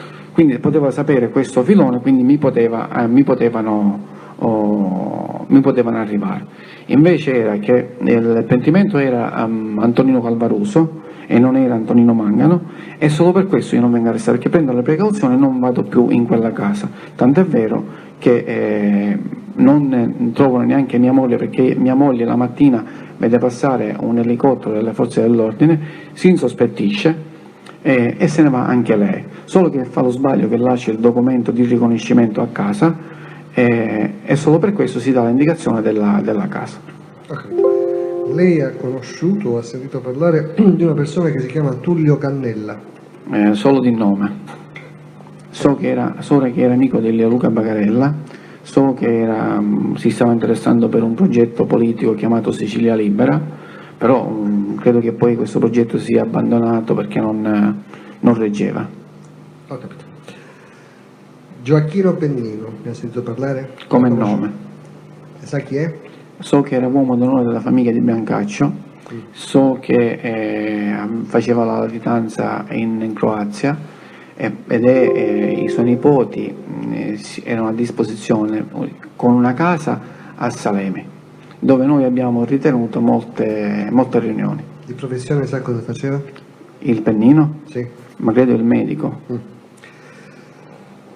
Non ho mai sentito parlare, già fatto un accenno stamattina, comunque glielo... E chiedo scusa, nella casa dei Pennino a Salemi, dei nipoti di Pennino, abbiamo combinato ritualmente Gaspare e Spatuzza. Stamattina ha già fatto cenno a questo personaggio, le chiedo notizie più approfondite se le ha. Francesco Maniglia, cosa sa di questo? Francesco Maniglia so che era amico dei Salvo, amico dei Costanzo, amico del senatore Andreotti, amico di Lima, c'era amico un po' di tutta l'economia politica, l'economia di un certo livello, c'è imprenditore e politica di Palermo. E quando fu del Palazzo di Vetro hanno risolto il problema dandogli una mano d'aiuto, cioè tramite questo affare che hanno fatto hanno credo aiutato anche il Maniglia. Queste notizie lei da chi le ha avute? Le ho avute perché ho partecipato all'incontro fra Salvatore Rina, Costanzo e Antonino Salvo e poi ho saputo dei risultati dell'incontro avvenuto tra Salvatore Rina, mio padre, e Antonino e Ignazio Salvo, incontrata la signora a San Giuseppe Beato. Senta, una persona che si chiama Francesco Baiamonte. Francesco Baiamonte di Bagheria, costui e ucciso. Sì? Questo divenne reggente dopo Giovanni Scaduto, subito all'inizio della guerra di mafia a Bagheria. Sa se aveva un'attività a Bagheria? Conceria, aveva una conceria a Bagheria. Sa se questa conceria è un luogo di riunioni? Sì, è stato un luogo di riunione ed è una delle riunioni che ci è stata fatta quando mio padre, per conto della commissione, andò a scioglierci la famiglia e a fargli la reggenza, in cui nominò anche il Francesco Baiamonte. Sa se in questa conceria ci andavano anche Rina, Provenzano? Guardi, io non lo so se ci andavano, però quando la mattina Francesco Baiamonte venne ucciso, per caso non c'era in quella, perché stava andando a prendere a Bernardo Provenzano, quindi credo che in quella conceria ci sia andato, però in quella conceria io mi sono visto con Nicolò Eucalipso, mi sono visto con Gio Ganci, il mio paesano, cioè il cugino dell'avvocato Ganci e l'americano, quindi gli appuntamenti in questa conceria c'erano. Sa da chi è stato ucciso Francesco Baiamonte? Dal fratello di Agostino, cioè d'Agostino Maria Mannone, dal fratello del collaborante. Cioè dal fratello di Francesco Maria Mannone? Sì, di Agostino. Quindi da Agostino Maria Mannone. Sì. Questo è l'inizio della guerra di mafia contro Pucci. Ora le faccio un'altra domanda. Lei sa se Salvatore Riina e Giulio Andreotti si sono mai incontrati di persona? Non glielo so dire.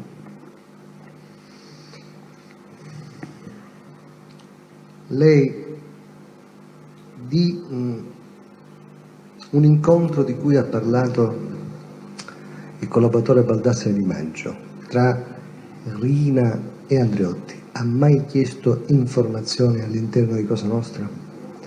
No, l'unica volta che io ho chiesto informazione di questo fatto fu quando io mi sono incontrato in una e seconda occasione con Paolo Rabito, dopo che i giornali ne avevano dato una grande diffusione. E cosa è successo? È successo che io in quell'occasione, quando io mi incontravo con Antonino Salvo ci veniva da me mi scusi se io sto partendo un pochettino da lontano perché c'è il piede per poi andare a finire a questi incontri. Quindi io mi incontro con Antonino Salvo, per come stavo dicendo poco fa. Antonino o Antonio? Antonio Salvo, chiedo scusa, anzi io mi riferisco non il suocero, cioè lo zio, siamo nel 93, quindi quando parlo di Antonio Salvo è il nipote. Anche quando io mi incontro con Antonio Salvo gli dico che si dice, che non si dice, come stiamo, come stiamo, lui mi espone un po' di problemi, sia per problemi all'interno della famiglia di sangue che c'è tra Gaetano San Giorgi e il cognato, la suocera, per problemi economici, il Gaetano San Giorgi che ha un comportamento dopo che aveva avuto la spinta e aveva partecipato assieme a noi dell'uccisione dello zio, si comportava un pochettino più arrogante, cioè aveva un comportamento più rivoluzionario, avevano problemi di una serie di fatti, quindi Antonio Salvo mi chiede di intervenire e dargli una mano d'aiuto in questo senso. Nello stesso tempo però io vedo che il vero motivo perché lui viene a cercarmi è perché lo vedo preoccupato in quanto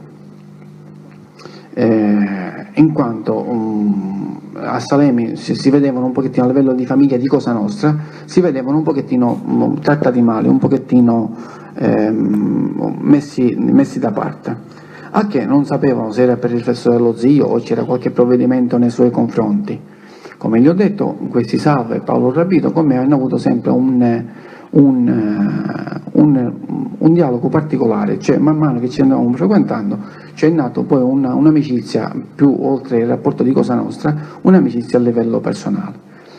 A che dice, sai, c'è pure questa tensione, dice, ma Paolo che dice? Dice, ma Paolo però si trova al nord perché credo a Milano, in Lombardia, comunque vicino a Milano, dice perché si preoccupa se chissà viene arrestato.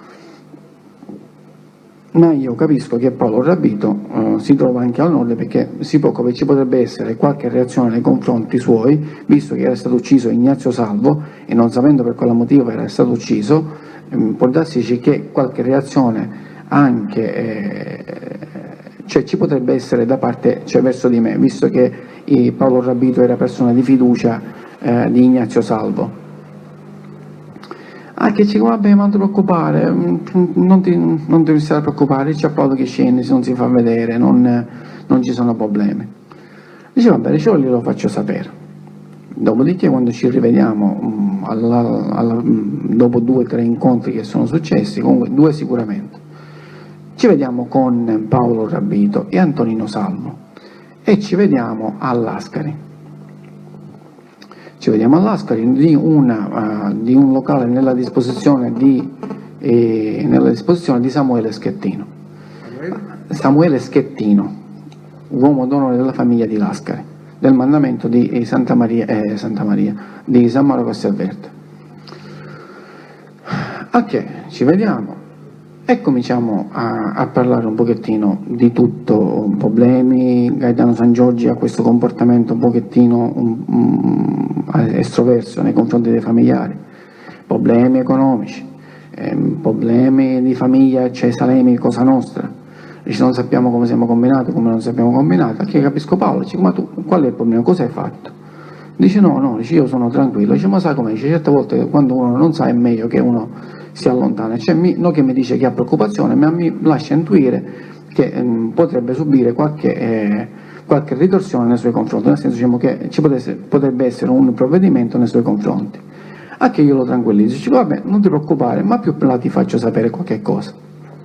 Dopodiché io chiamo Luca Bagarella e dico, sai, mi incontravo con Antonio Salvo, gli racconto tutta la storia e c'era pure Paolo Rabito.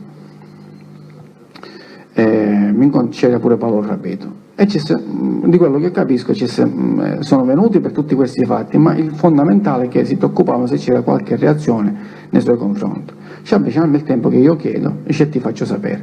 Luca Bagarella parla con Messina Matteo Denaro e con Enzo Sinagori. E dopodiché mi porta la risposta, dice no, non c'è nessun tipo di problema nei confronti dei due, cioè, l'importante è che si fanno i fatti suoi, cioè, si attengono alle regole e non ci sono problemi. Vabbè, questo me lo spiego io come dirglielo e come non dirglielo. Dopodiché facciamo il rincontro un'altra volta con Paolo Rabito e gli dico Paolo, Antonio, Gaetano, cioè, che faccio un appuntamento con tutti e 3. Cominciamo faccio l'appuntamento con Antonio Salvo, con Gaetano San Giorgi e con Paolo Rabito ed io. Perché faccio questo appuntamento a 3 e pure io? Primo perché ogni volta che avevamo dei problemi io non potevo ogni volta andarli a sistemare i fatti suoi. 2, siccome il Gaetano San Giorgi e Antonio Salvo, essendo cugini, Antonio Salvo rappresentava la famiglia, il Gaetano San Giorgi anche se genero però rappresentava la parte estranea della famiglia, c'è per vedere di mettere un po' d'accordo in tutta questa situazione. A che avevo bisogno di una persona che mi dava aiuto per poter portare a termine questi fatti e cerco l'aiuto di Paolo Rabito, che Paolo Rabito rappresentava l'ago della bilancia dei due, in maniera che ogni volta c'erano dei problemi interveniva Paolo Rabito senza bisogno del mio intervento volta per volta, perché questi lamenteli erano continui. A un certo punto chiariamo questo fatto, chiariamo un po' la situazione della famiglia di Salemi, ci non vi preoccupate che al più presto voi sarete chiamati, li do garanzie, state tranquillo che per voi non c'è nessun tipo di problema. Si va a parlare un'altra volta di Ignazio Salvo per dire vabbè mio zio ha sbagliato, quello che già avevo parlato con Antonio Salvo. Stessa cosa mi dice Paolo Rabito, dice purtroppo dice nonno Ignazio ha sbagliato, dice, io l'avevo capito, anche perché con Paolo Rabito in un'occasione che mi è venuto a cercare senza esporci tanto l'avevamo già commentato per dire donna Ignazio se è così andando così ci va a sbattere sicuramente la testa al muro, dice, ma io glielo dico a che con Paolo Rabito abbiamo preso questo particolare, se ti ricordi quando non ne abbiamo parlato, cioè come se mi ricordo. Dopodiché nel frattempo passava il tempo, all'ultimo ci dico ma come questo fatto di questo incontro? Di quale? Dell'incontro tra Baldassare Di Maggio e Reina a casa di Ignazio Salvo e Andreotti, cioè a casa di Ignazio Salvo, tra Rina e Andreotti a casa di Ignazio Salvo. Perché gli dico questo? Perché il giornale ne aveva parlato diffusamente, siccome si parlava di un omissis, e io per mia deduzione ci arrivo subito per dire ma chi potrebbe essere la persona che abbia fatto l'incontro, quello che abbia potuto aprire il cancello, quello che abbia accompagnato sopra il Rina. Sì, quindi la persona il cui nome era coperto da omissis. La persona di cui è messo da omissis. Io, siccome ero a conoscenza di tutti i particolari, ci arrivo per deduzione per dire: per me tu sei la persona che hai fatto ti sei adoperato per questo particolare, se realmente è avvenuto o non è avvenuto, questo poi non lo sanno loro. A che il Paolo Rapito gli dico: ma per me sei tu. Lui fa, dice ma può essere. Dico: ma è vero questo fatto? Non è vero. E che mi risponde, dice: no, ne so quanto ne sai tu. A che a quel punto io gli dico: Paolo, ma è possibile? Non è possibile. A che Paolo, per non mettermi in difficoltà e per non mettersi in difficoltà, mi dice, senti, dice io ne so quanto ne sei tu, dice non ne so più di tanto, dice ne so quanto ne sei tu, dice ne so io. A cui io, per non metterlo in difficoltà più di tanto, più di quanto già era avvenuto, mi blocco, non lo forzo più, perché se la stessa cosa sarebbe successo a me, io a prima domanda gli avrei risposto: ma a te che ti interessa, cioè tu che vuoi sapere in particolare? Anzi, Paolo Rapito, o se è vero o non è vero, mi ha risposto in maniera molto educata. Dopodiché finito. Scusi, vorrei capire meglio il passaggio. Io, per non metterlo in difficoltà, mi può spiegare meglio? Quindi lei, per non mettere in difficoltà, non fa altre domande? Sì, io per non mettere in difficoltà. Mi può chiarire questo concetto, per non metterla in difficoltà, che vuol dire? Per non mettere in difficoltà Paolo Rapito, essendo che Paolo Rapito potrebbe aver avuto degli ordini tassativi e dire non devi dire niente, o perlomeno non sapendo se io sapevo, dico giusto, dico male, se questo fatto sia realmente avvenuto o non sia avvenuto, quindi non mi dice più niente, mi dice ne sai tu, ne so io quanto ne sai tu. Può significare che l'appuntamento sia avvenuto, cioè l'incontro sia avvenuto, come può essere pure che l'incontro sia avvenuto, quindi io non per forza devo sapere o venire a conoscenza. Non faccia ipotesi, lei racconti quello che le ha detto da prima. Signor Presidente, chiedo scusa, Paolo Rapito mi ha detto ne sai quanto ne sei tu. Stop. Ma lei sa se Riina, per sua esperienza personale, aveva a volte, vincolava alcuni uomini d'onore al segreto facendo un gesto particolare? Guardi, io gli posso raccontare un fatto che mi è capitato, che sono avvenuta a conoscenza di altri particolari in questo periodo, per motivi di contestazione.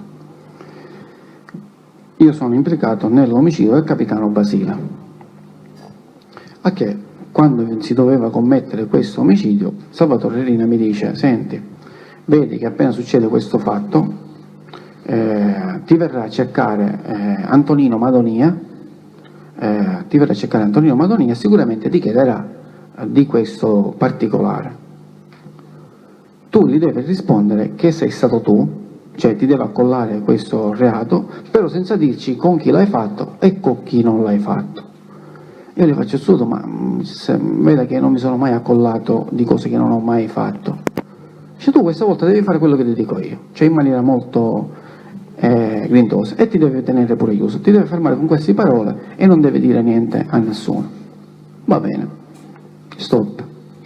Io di questo fatto non ne parlo più con nessuno. Il fatto succede che Antonino Madonia realmente mi viene a cercare, dice: te lo sei fatto questo lavoretto? Antonino, se l'abbiamo organizzato, se l'abbiamo fatto. Dice: con che l'hai fatto? Con che non l'hai fatto?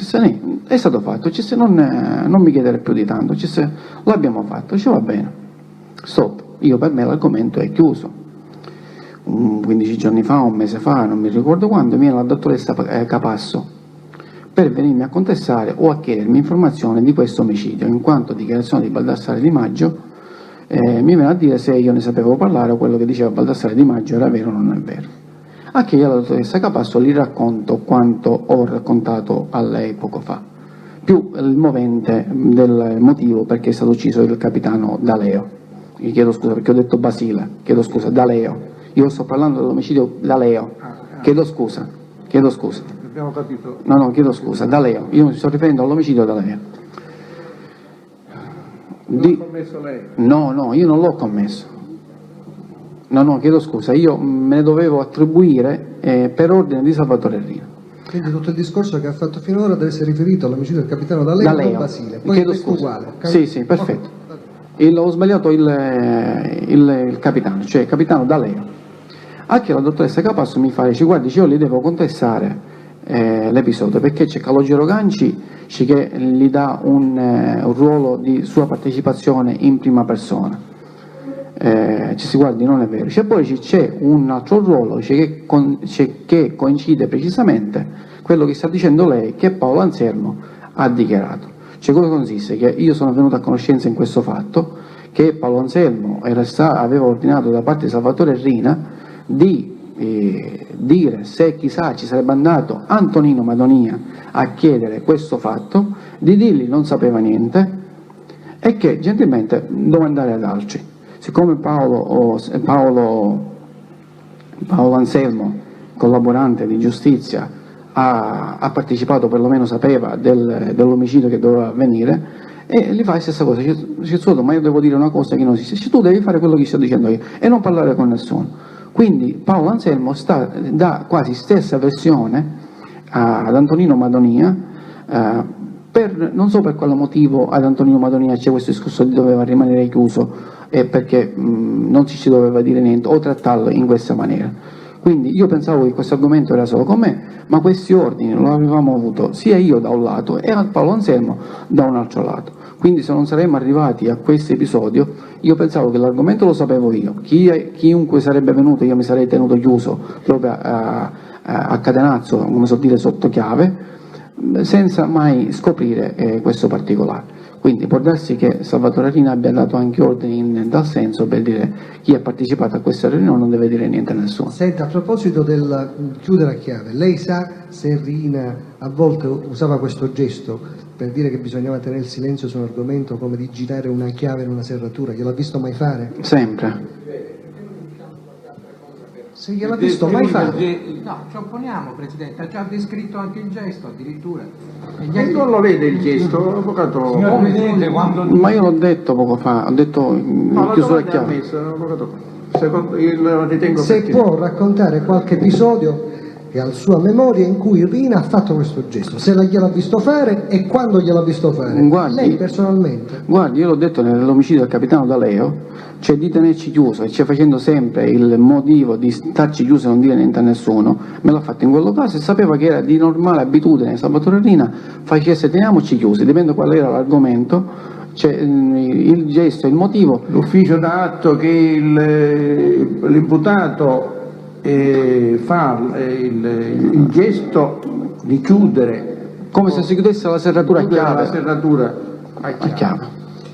Era normale amministrazione che si faceva questi fatti, tipo per esempio quando è stato ucciso il colonnello Russo a Ficuzza, proprio perché non potevo negare a mio padre, perché mio padre in quell'occasione neanche sapeva niente, Salvatore Rina mi ordinò di tenermi chiuso con tutti e con tutti, e che ci come pure con mio padre, dice vabbè, tutto padre c'è possibile, perché mio padre non sapeva niente, c'è del fatto esecutivo, la storia mio padre la conosceva, ma il fatto esecutivo di quel giorno mio padre non sapeva niente. E lei, scusi, si è tenuto chiuso anche con suo padre?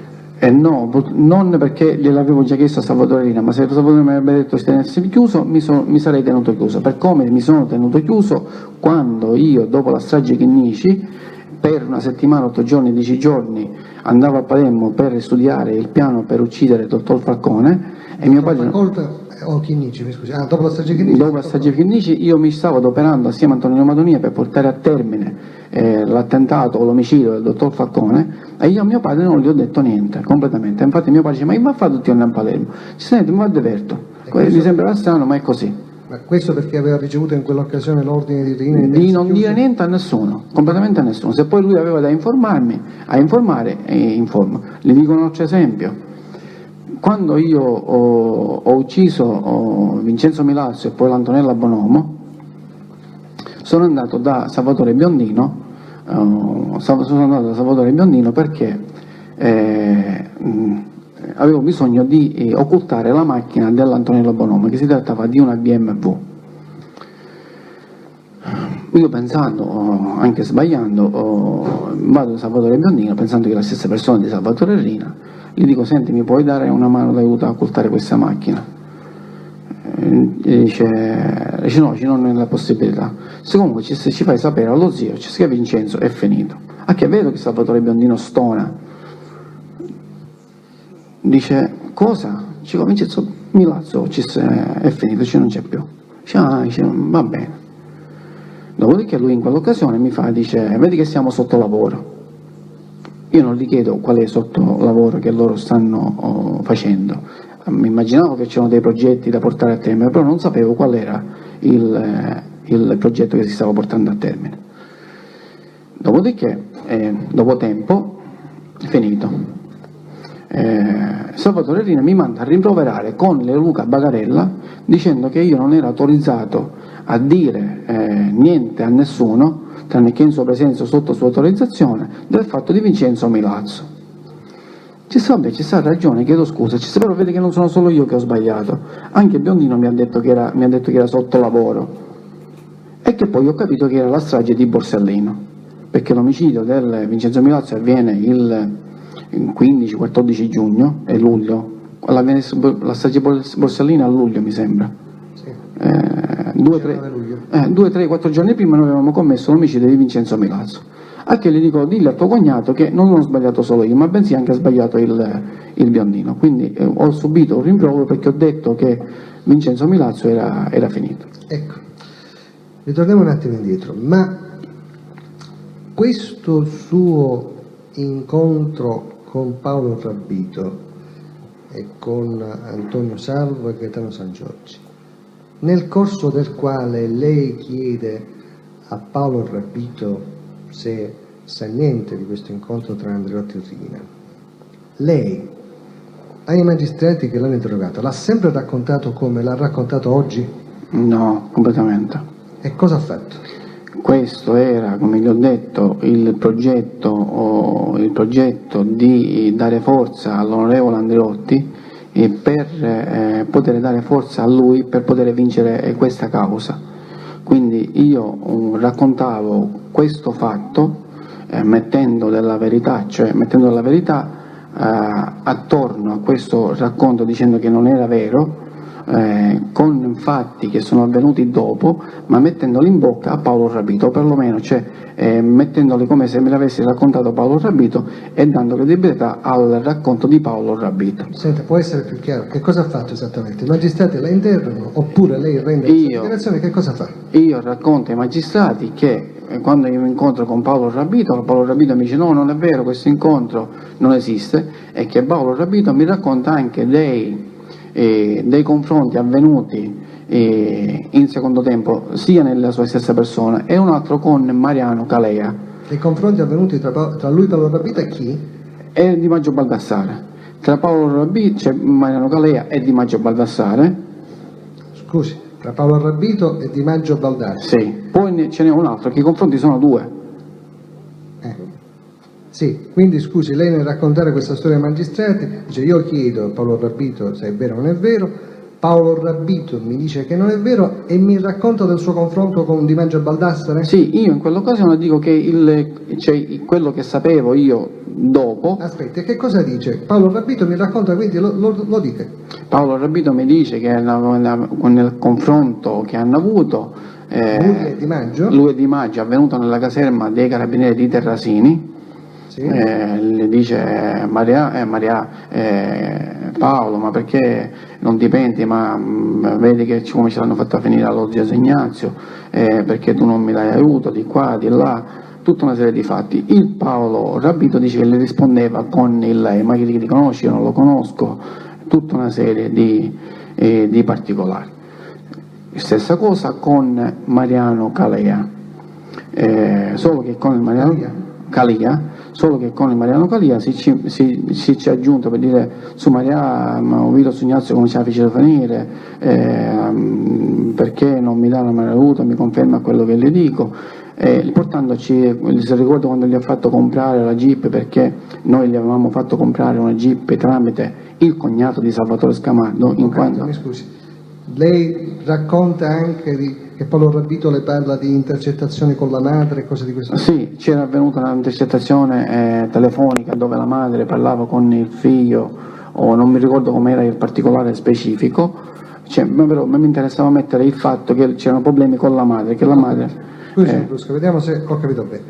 Quindi lei dà questa versione ai magistrati, sì. Un incontro con Paolo Rabbito.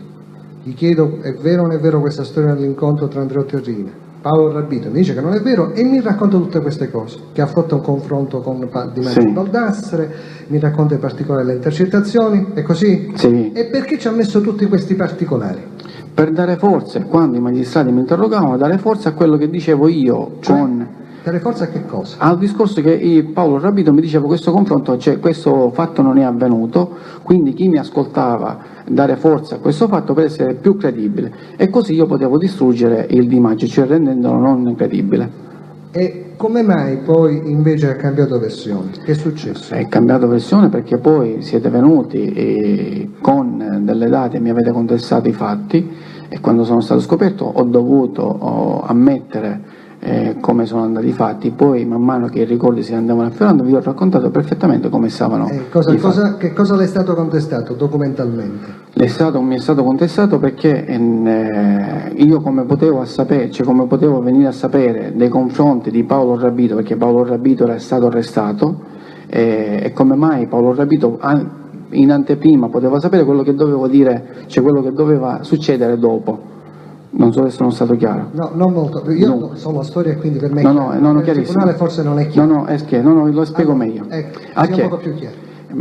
Essendo che Paolo Rabito fa il confronto, Paolo Rabito viene arrestato, quindi io no, Paolo Rabito fa il confronto quando già è stato arrestato. quando già è stato arrestato, Fa il confronto con Di Maggio. con Di Maggio. E in quell'occasione che Paolo Rabito e Di Maggio hanno quel colloquio, si parla delle telefonate della madre? Perfettamente. Esatto. E Quindi, quindi? dopo l'arresto io non incontro più Paolo Rabito. Perché Paolo Rabito da allora non è più uscito dal carcere? Non è più uscito dal carcere, non so se è uscito perché ha avuto una condanna minima, non so se Non è è più uscito. uscito. Non è più, no, comunque per quel periodo non è più uscito. E quindi i magistrati mi dicono, ma com'è che Paolo Rabito le ha raccontato il suo confronto con Di Maggio se il confronto l'ha fatto è stato l'arresto e non è più uscito da galera? È questo? Perfettamente. E lei a questo punto? A quel punto ho dovuto dire che mi sono confuso in maniera molto leggera, dicendo che ho fatto confusione, raccontando quello che sapevo, che mi aveva comunicato il Mariano Calea, che mi aveva fatto sapere tramite Vincenzo Arato, cioè ex socio di Maggio Baldassare, e mettendolo in bocca, cioè dicendolo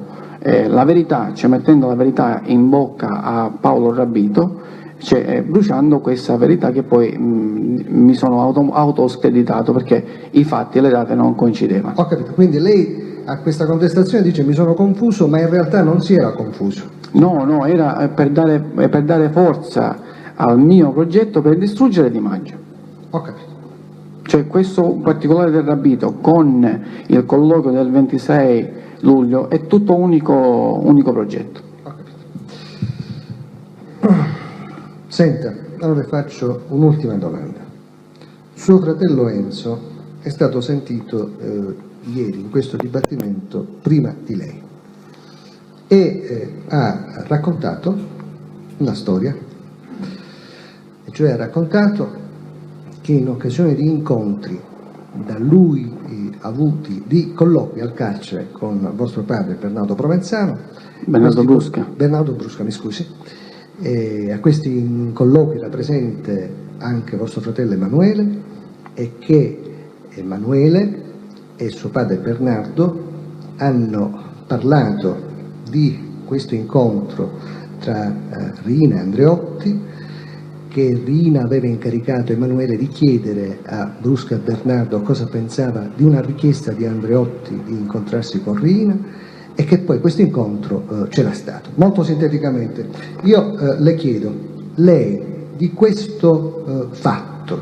raccontato da suo fratello Enzo, è stato mai messo al corrente da Enzo, da Emanuele, da suo fratello?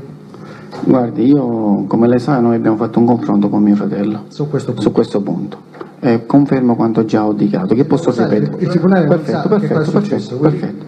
A che quello che mi sta dicendo lei oggi mi è stato detto nel confronto con mio fratello, e io in quell'occasione mi sono visto sorpreso che mio fratello sapeva di fatti che io non sapevo, ma in quella stessa occasione precedentemente io vengo a scoprire anche di mio fratello Enzo di cose che io non sapevo, che aveva partecipato di pallomicidio di Yavula Sit, che aveva partecipato a qualche altra piccola cosa, che io non volevo immischiare in nessuna cosa, invece con Di Maggio, lui che aveva un rapporto più confidenziale, si ci apriva di più. Io ogni volta che mio fratello veniva da me, io li bocciavo e li tagliavo sempre tutto, invece Di Maggio lo accontentava sempre in qualche cosa, tant'è vero che ha avuto una partecipazione all'omicidio di Leopoldo Sitti, che io ho scoperto in questo periodo. E stessa cosa ho scoperto che mio fratello ha sentito è venuto a conoscenza di questi particolari che io non sapevo. Quindi, se ho ben capito, lei, diciamo, in quest'ultimo periodo si è reso conto che suo fratello Enzo era a conoscenza di fatti dei quali lei non era a conoscenza. Ma non solo, non di questo fatto Sembra specifico. corretto, ha riferito un fatto, ho appreso il mio fratello ha consumato alcuni omicidi che io non sapevo. Alcuni sono fatti, sono il plurale. E allora i fatti non ci dobbiamo un omicidio. No, lei non sa quello che suo fratello... No, mi scusi, io non sto dicendo questo fatto. Lui ha detto un altro. Io ho sintetizzato, vorrei sapere se questa sintesi è esatta o è sbagliata. No, signor Presidente. Ma non c'è bisogno di fare la sintesi. La sintesi, sappiamo quello che ha detto. Abbiamo ascoltato quello che ha detto. Abbiamo capito tutti, va bene. Pubblico ministero. Senta, suo fratello Emanuele era tenuto per le regole di Cosa Nostra e per il costume che c'era nella sua famiglia di sangue a comunicarle un eventuale incarico ricevuto da Riina da portare a suo padre Brusca circa questo incontro tra Andreotti e Riina?